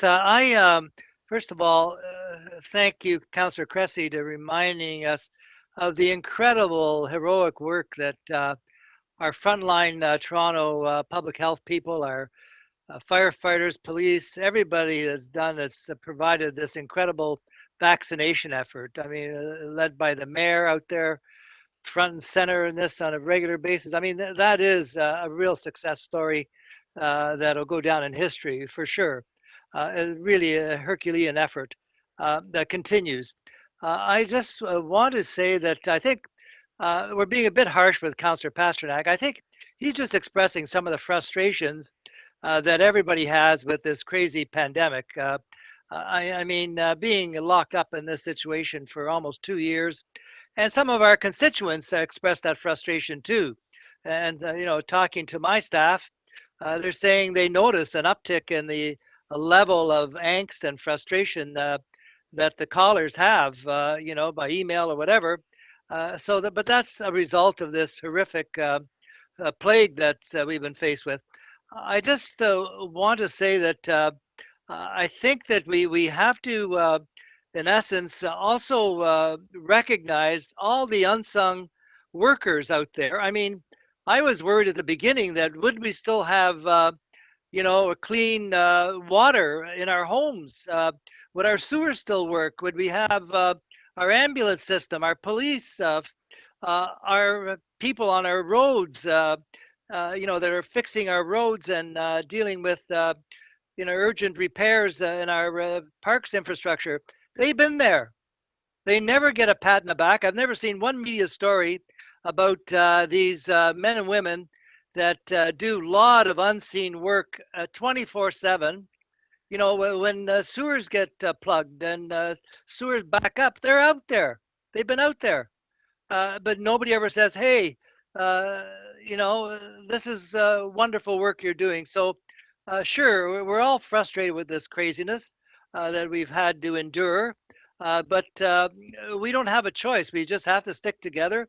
We have to keep on supporting our frontline workers, our backroom workers, everybody, and sharing that story with our constituents and telling them that this is something that we can achieve, but we can't do it without everybody in the city cooperating, whether it is to get a vaccine, to appreciating our city workers, or saying thanks to a cop, or saying thanks to, you know, one of those crossing guards we see out there every day now at the schools. You know, we got to say thank you a bit more, and I think that would make us feel a bit better and make everybody else feel a bit better. But I say to Councillor Pasternak is just trying to express some of that frustration that is naturally out there. Thank you. Okay. Councillor Holiday just put his name on the screen. I'm going to move a motion that we finish this item. We only have Councillor Holiday and the mayor to do quick items and the bills. All in favor? Okay, and carried. So we just have one more, and the mayor is the last speaker. Councillor Holiday, you put your name up. I will. I thank you, Madam Speaker. I'm going to be really quick. I'm just, you know, one of the things I did today while participating in the meeting was open my mail, because it comes in bundles. And yes, people still write about potholes and they send them in to the Civic Center written by hand. And that's okay. They also think about a lady I encountered on the front steps a few months ago, and she had come to the Civic Center before it had been open to pay her parking ticket. And she said some words that I was a little surprised to hear, and I can't say on camera. She was very frustrated. And that is not an attack on the public service. The public service has been working pretty darn hard through all of this. I know from experience, and I can attest to that because I've been working with them too. And I appreciate that, and so do the citizens. But we're in this really awkward place. People do attend the civic centers. They are open for certain functions. I see it all the time here in Etobicoke. There's wonderful people at the door that are helping people to the different wickets and places to do their business. But I think it is that awkward lack of understanding of where we are. Businesses are opening around us. Vaccine rates are going up, and people are saying, you know, where's the government? Where are they working? I know they are. They're online. The reports are here before us in council. So it is a quasi-political issue, and we are getting those questions. So I guess I asked some questions today about this, and I would echo those concerns. There is a bit of mounting pressure out there, and I think there are some ways to deal with it with respect to communication, but it's really just to get on a plan and see a vision. You know, at one point there will be a time to open in a certain way, and having an understanding of how we're going to head there. And I know lots of work is being done to get there. But maybe that was just the message I wanted to say, and just try to take the temperature down on this, because it is a bit of a push and pull between people. But there are very, very concerned people out there with valid questions, and I'm quite confident our executives in the public service can articulate that vision, and I look forward to that. Thank you. Thank you. Mayor Tory to speak. Well, Speaker, thank you. I put my name on the list, or I sent word that I'd like to speak last, just because I saw a tone before we got into Councillor Pasternak's suggestion of a survey and all of that followed. That was just, I thought, a little bit unfair, you know, and I wanted to address that. But I will sort of say, in the meantime, Councillor Cressy has said some things that I wanted to say, and I will simply endorse his commentary about how we've stayed united on our approach to this, and our support for the public service, and our support for each other in what has been a very difficult circumstance.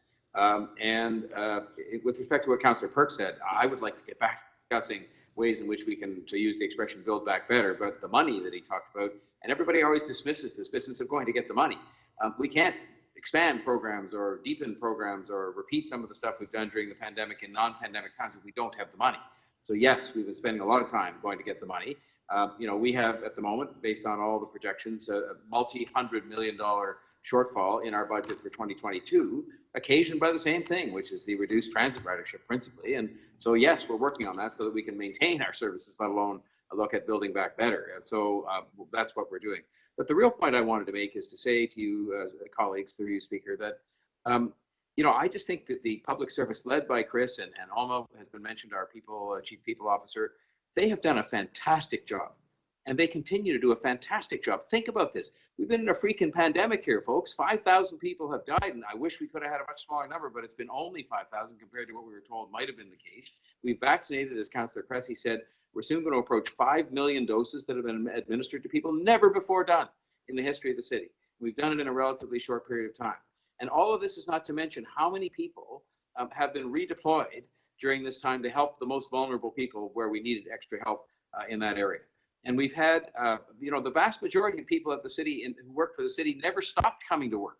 So we're having a discussion that actually applies to a minority of our employees. And the proof of the pudding is in the eating in terms of things that Deputy Mayor Holliday just said, which is, you know, yes, there may be some level of frustration with the fact that people in licensing went to work in a shelter or somewhere like that because we asked them to be redeployed so they couldn't do their job, or they were doing much more on the public health side and could do less on the property standard side. I'm not sure of all the ins and outs of that, but I will just say that I think our public service have come through this with absolutely flying colors, something we can be proud of relative to any city in North America.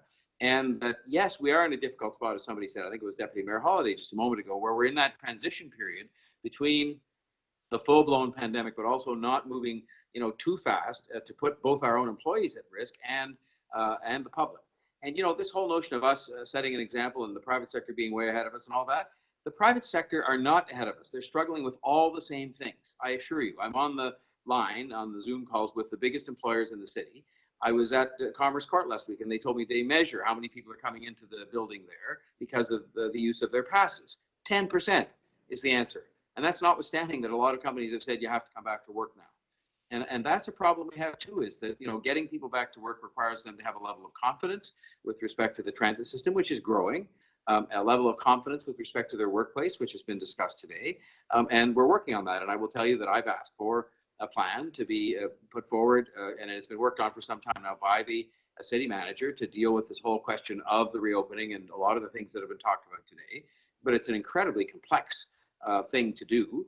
It's a complicated thing to do because of the health aspects of it and the concerns people have. And it is complex in the context of some of these redeployments that have taken place. And so I just ask exactly what Councillor Cressy asked. There is a plan being worked up. I don't think, with respect, we need another survey. There have been town hall meetings. I think, in fact, there's one scheduled for this week from Chris Murray, and he listens, as I did. I went to one of them and participated in listening to people make their points. And we took those on board and tried to deal with them. And so I would just say, let's remember, people never stop working. All the stuff Councillor Cole talked about, the water turned on, the garbage got picked up. A lot of the things people did, they kept doing. They never stopped working. And nor did the people who were working at home. There may be the odd one, but I mean, I think that's true in any employment, a place of employment. So please, let's yes, ask for a plan, and yes, give feedback, honest feedback here, but let's also give credit where credit is due to people that have done an incredible job. And I think most of the people of the city of Toronto feel that way about what has happened in their city during this pandemic. I think it's a city to be proud of in the context of what's happened here by itself, but also relative to any other city in the country. And so, we will have that plan, and that plan will be brought forward, and it will, I'm sure, be something that's thoughtful and sensitive and appropriate. So those are my comments, Speaker. I just thought that we were drifting off into a bit of a series of comments that were very derogatory to our staff. Thank you. Okay, we have the one motion by Councillor Pasternak. It's on the screen. On favor? Supported. Recorded vote, please. Recorded vote.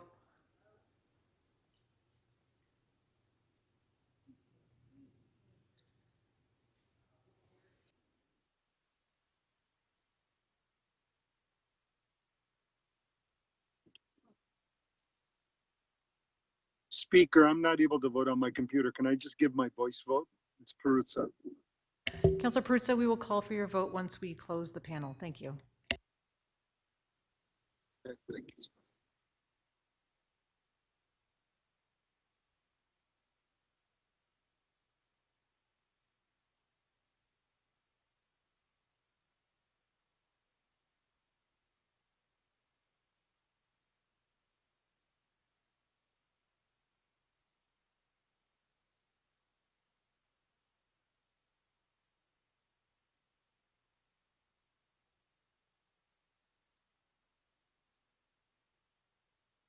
Councillor Peruzza, are you able to turn your video on for the vote? And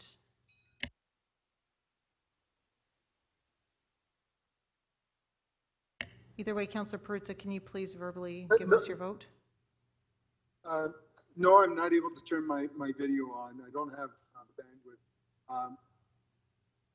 Could you just, whose motion is this? This is Councillor Pasternak's motion? Yes, this is motion 1 by Councillor Pasternak. Oy vey. Sure, I can support that. You're voting in favor, Councillor Peruzza?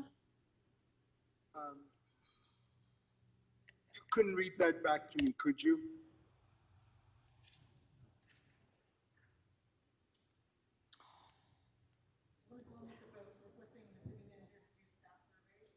Okay, Councillor Peruzza, Councillor Pasternak's motion is that City Council direct the city manager to conduct an informal online survey of Toronto Public Service staff working remotely to assess their views on returning back to the city sites on a full-time or hybrid format. That's his motion. No, I don't think that's necessary, Madam Speaker. No, I vote no.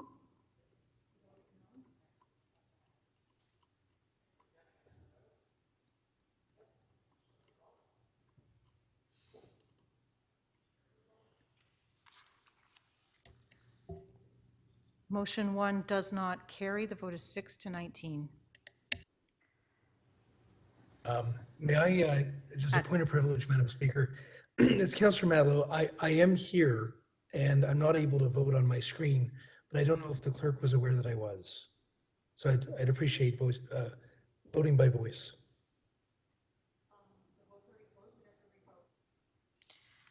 Okay, so if we want to reopen the vote then, Have to reopen.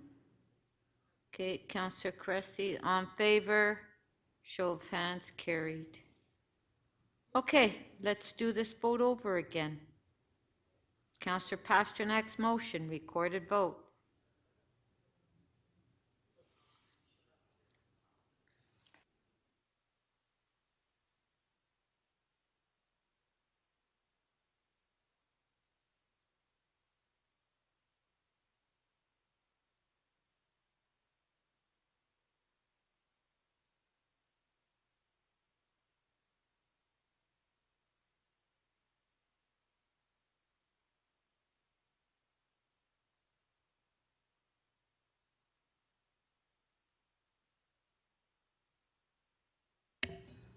Councillor Wong Tam, are you able to turn your video on for the vote, please?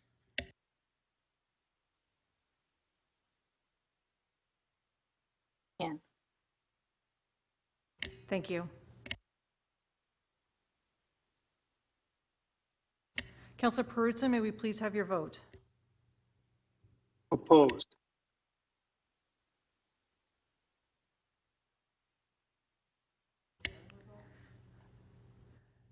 The revote on motion 1 does not carry. The vote is 7-19. On the item, all in favor, show of hands, carried. Quick items.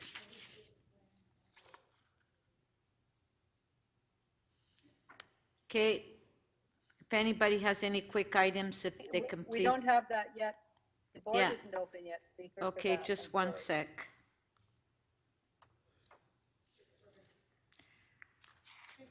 Okay, Councillor Holiday, quick item. No, Madam Speaker, I did not. Okay, Deputy Mayor Minnan-Wong.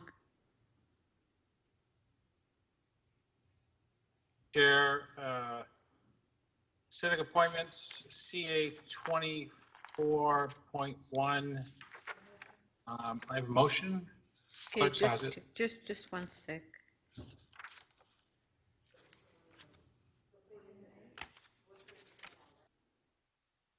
Sorry, Madam Speaker, it's Councillor Ainsley. I have a motion to go with this one as well. Which Deputy I think Mayor. the Deputy Mayor, Okay, hold on, please. Okay, Deputy Mayor, on CA 24.1, appointment of public members to Yeah. the Toronto Zoo. So you Yeah, we have one- your we had one motion member- here? We had one of our recommendations pulled out, and we're replacing him with a previous recommended individual. So I don't think it's controversial. Okay, Councillor Ainsley, I'm okay. you're okay. Okay, so on the motion that's on the screen by Deputy Mayor Minnan-Wong, all in favor, show of hands, carried. Item is amended, all in favor, show of hands, carried. Madam Speaker, this is Perruzza. I have a quick release as well. I'm sorry I can't indicate it any other way. Okay, just a sec. Sure. We'll add you to the list. Councillor Fletcher, Yes, Speaker, it's EX 27.12. I'm sorry, what was it? EX 27.12 Basin Street Media Hub. Yes?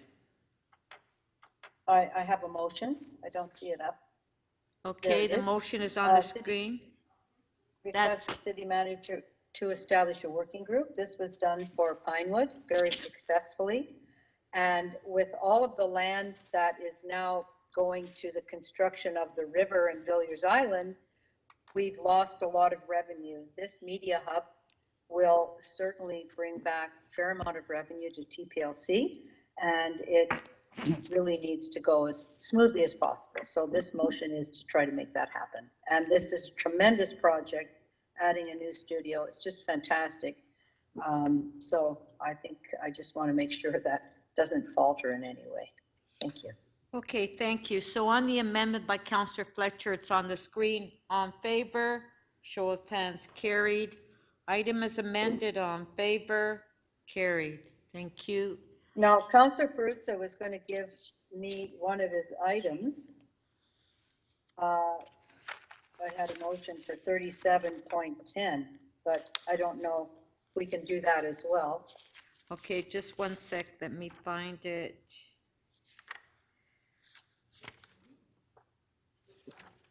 Yeah, Madam Speaker, this is Perruzza. Hello? Hello, Madam Speaker. Just wait, she's no, looking hold it up. on. Oh, okay. Hold on, Sure, please, sure. Councillor Okay, no, wait. Yeah, Perruzza, yeah. please, please.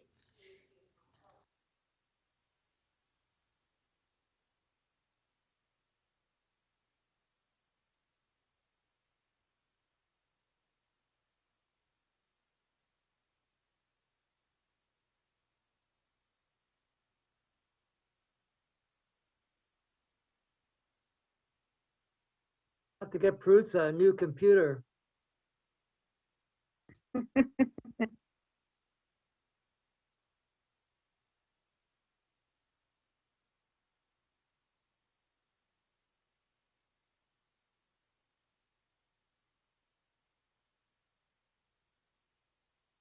Okay, sorry, Councillor Fletcher, I finally found it, CC 3710. No, Councillor Perruzza, is this the one that you were referring to? Correct, Speaker. So, Okay, so I can- held on 3710. I'd Yeah. like to release that to Councillor Fletcher. I believe she has some comments, but. Right, okay, so Councillor Fletcher, CC 3710, appointment of Yes. tenant director, Toronto Community Housing. Okay, I do, and I sent a motion to center table. I think they have it. This is just to send that back for reconsideration, so we make sure that our tenant board directors are taken from across the city, and perhaps really we need to have a Scarborough member because there is nobody. This would put 2 members from the northwest quadrant in the city, and really we need to smooth that out across the entire city. So that's why I'm sending that back for reconsideration. Thank you. okay, thank you. So we have a motion by Councillor Fletcher to refer the item back to the corporation's nominating panel. All in favor? Show of hands, carried. Thank you. Councillor Ainsley, quick item. I have two, Madam Speaker. GL 26.12, tracking through open data, section 37 and section 45, community benefits. Staff have asked me to push back the reporting date. Okay, just which item was it again? Sorry, Councillor Ainsley. That's okay. GL 26.12, section CL? 37. G. Why am I having a problem? Okay, GL 26.12. Yeah, GL 2612, the open data for section 37 and 45. Yes, Councillor Ainsley? Okay, So the motion's on the screen. I'm changing the date, reporting back date from November 30th, 2021 to the first quarter of 2022. okay. So we have the motion on the screen by Councillor Ainsley. The amendment on favor, show of hands. Opposed, if any, carried. On the item, all in favor, show of hands, carried. Thank you. Councillor Lai. Pardon? Thank you, Speaker. I'd like to release EX 27. Hold on. Councillor Ainsley, did you say you had two? I also have ST Striking Committee Meeting 9, ST 9.2, the 2022 schedule of meetings. So I do have an amendment. Okay, so that's ST 9.2, 2022 schedule of meetings. And your motion is? I'm asking the city clerk to include in the published calendar the potential third day of city council meetings, basically as a backup if we need it, so that people can plan accordingly, and to include the meeting dates of the Seniors Housing Corporation Board once they're available. Okay, so we have the amendment on the screen. All in favor? Sorry, Madam Chair, is that been, are staff okay with that? The third day thing is. All in favor, creates show some of hands, complication. carried. Madam Chair, no. No, that's not a quick item. Why not? Okay, the clerk Because is, I want confirmation that staff. okay, are hold with on, adding who's this to the talking? Okay, so Okay, everything's fine. The clerk is fine with it. Okay, well, If they have to cancel all the meetings on that third day, it's terrible. I'm just doing stuff on the fly on the calendar for next year shouldn't be done, on the fly. I think he talked to staff, Denzel. Well, Oh. I didn't see the motion until just now as a I quick see. release, so Of maybe we course. should put it down. Yeah, got it. Okay, So I'm so, gonna ask to hold it down and if. okay, to talk to rather staff, than if it's debate okay, it- happy to release it. let's hold the item down. Let's hold the item I'll down. continue to hold it in my name then. All right, Sure. because we're not going to debate it when we're going through quick releases. Counselor Lai. Thank you, Speaker. I'd like to release EX 27.4, citywide real estate next phase Hold. implementation. I'd like to hold that. Okay. That was Counselor McKelvey. Yes, Madam Chair. I have motions that I submitted to clerk. If they're ready, we could move them. Okay, do we have Counselor It won't be McKelvey's quick motion? anyway. It won't be quick anyway, sorry. Not quick. Okay, then can I hold, please? Okay, so it's not a quick item, okay? Yes, in Counselor McKelvey's name. Counselor Perks. Mr. Speaker, I think I have one. TE 28.35, pay and display parking Dundas Street West, Ward 4. I'm making a minor change to the committee recommendations that I've worked up with staff in terms of the hours for on-street parking for a small section of Dundas.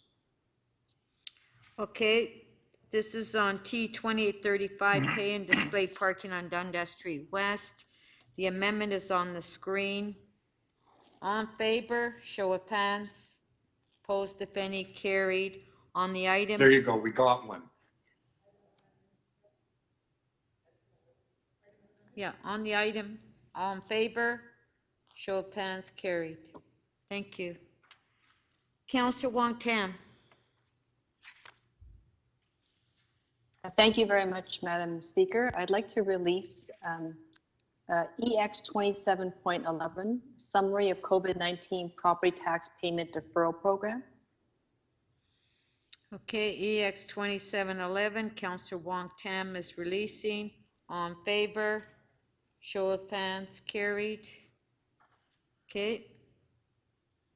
Do you have any more?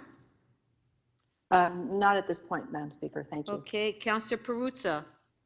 Now, I think that we've already released your item, correct? Yes, you have, Speaker. Okay, so that's it. Thank Okay. you. Thank you. May I have a motion to introduce the confirming bill? So moved, Speaker. Counselor Fletcher. Okay, Counselor Fletcher. Can you read the That leave be motion? granted to introduce a bill to confirm to the point of the introduction of this motion, the proceedings of City Council meeting 37 on November 9th, 2021. Shall leave be granted to introduce this bill? All those in favor, show of hands, opposed if any, that carries. Shall this bill be passed and declared as a bylaw? All those in favor, show of hands, opposed if any, carried. Okay. Okay, thank you. So we're recessed to 9:30 tomorrow. Thank you.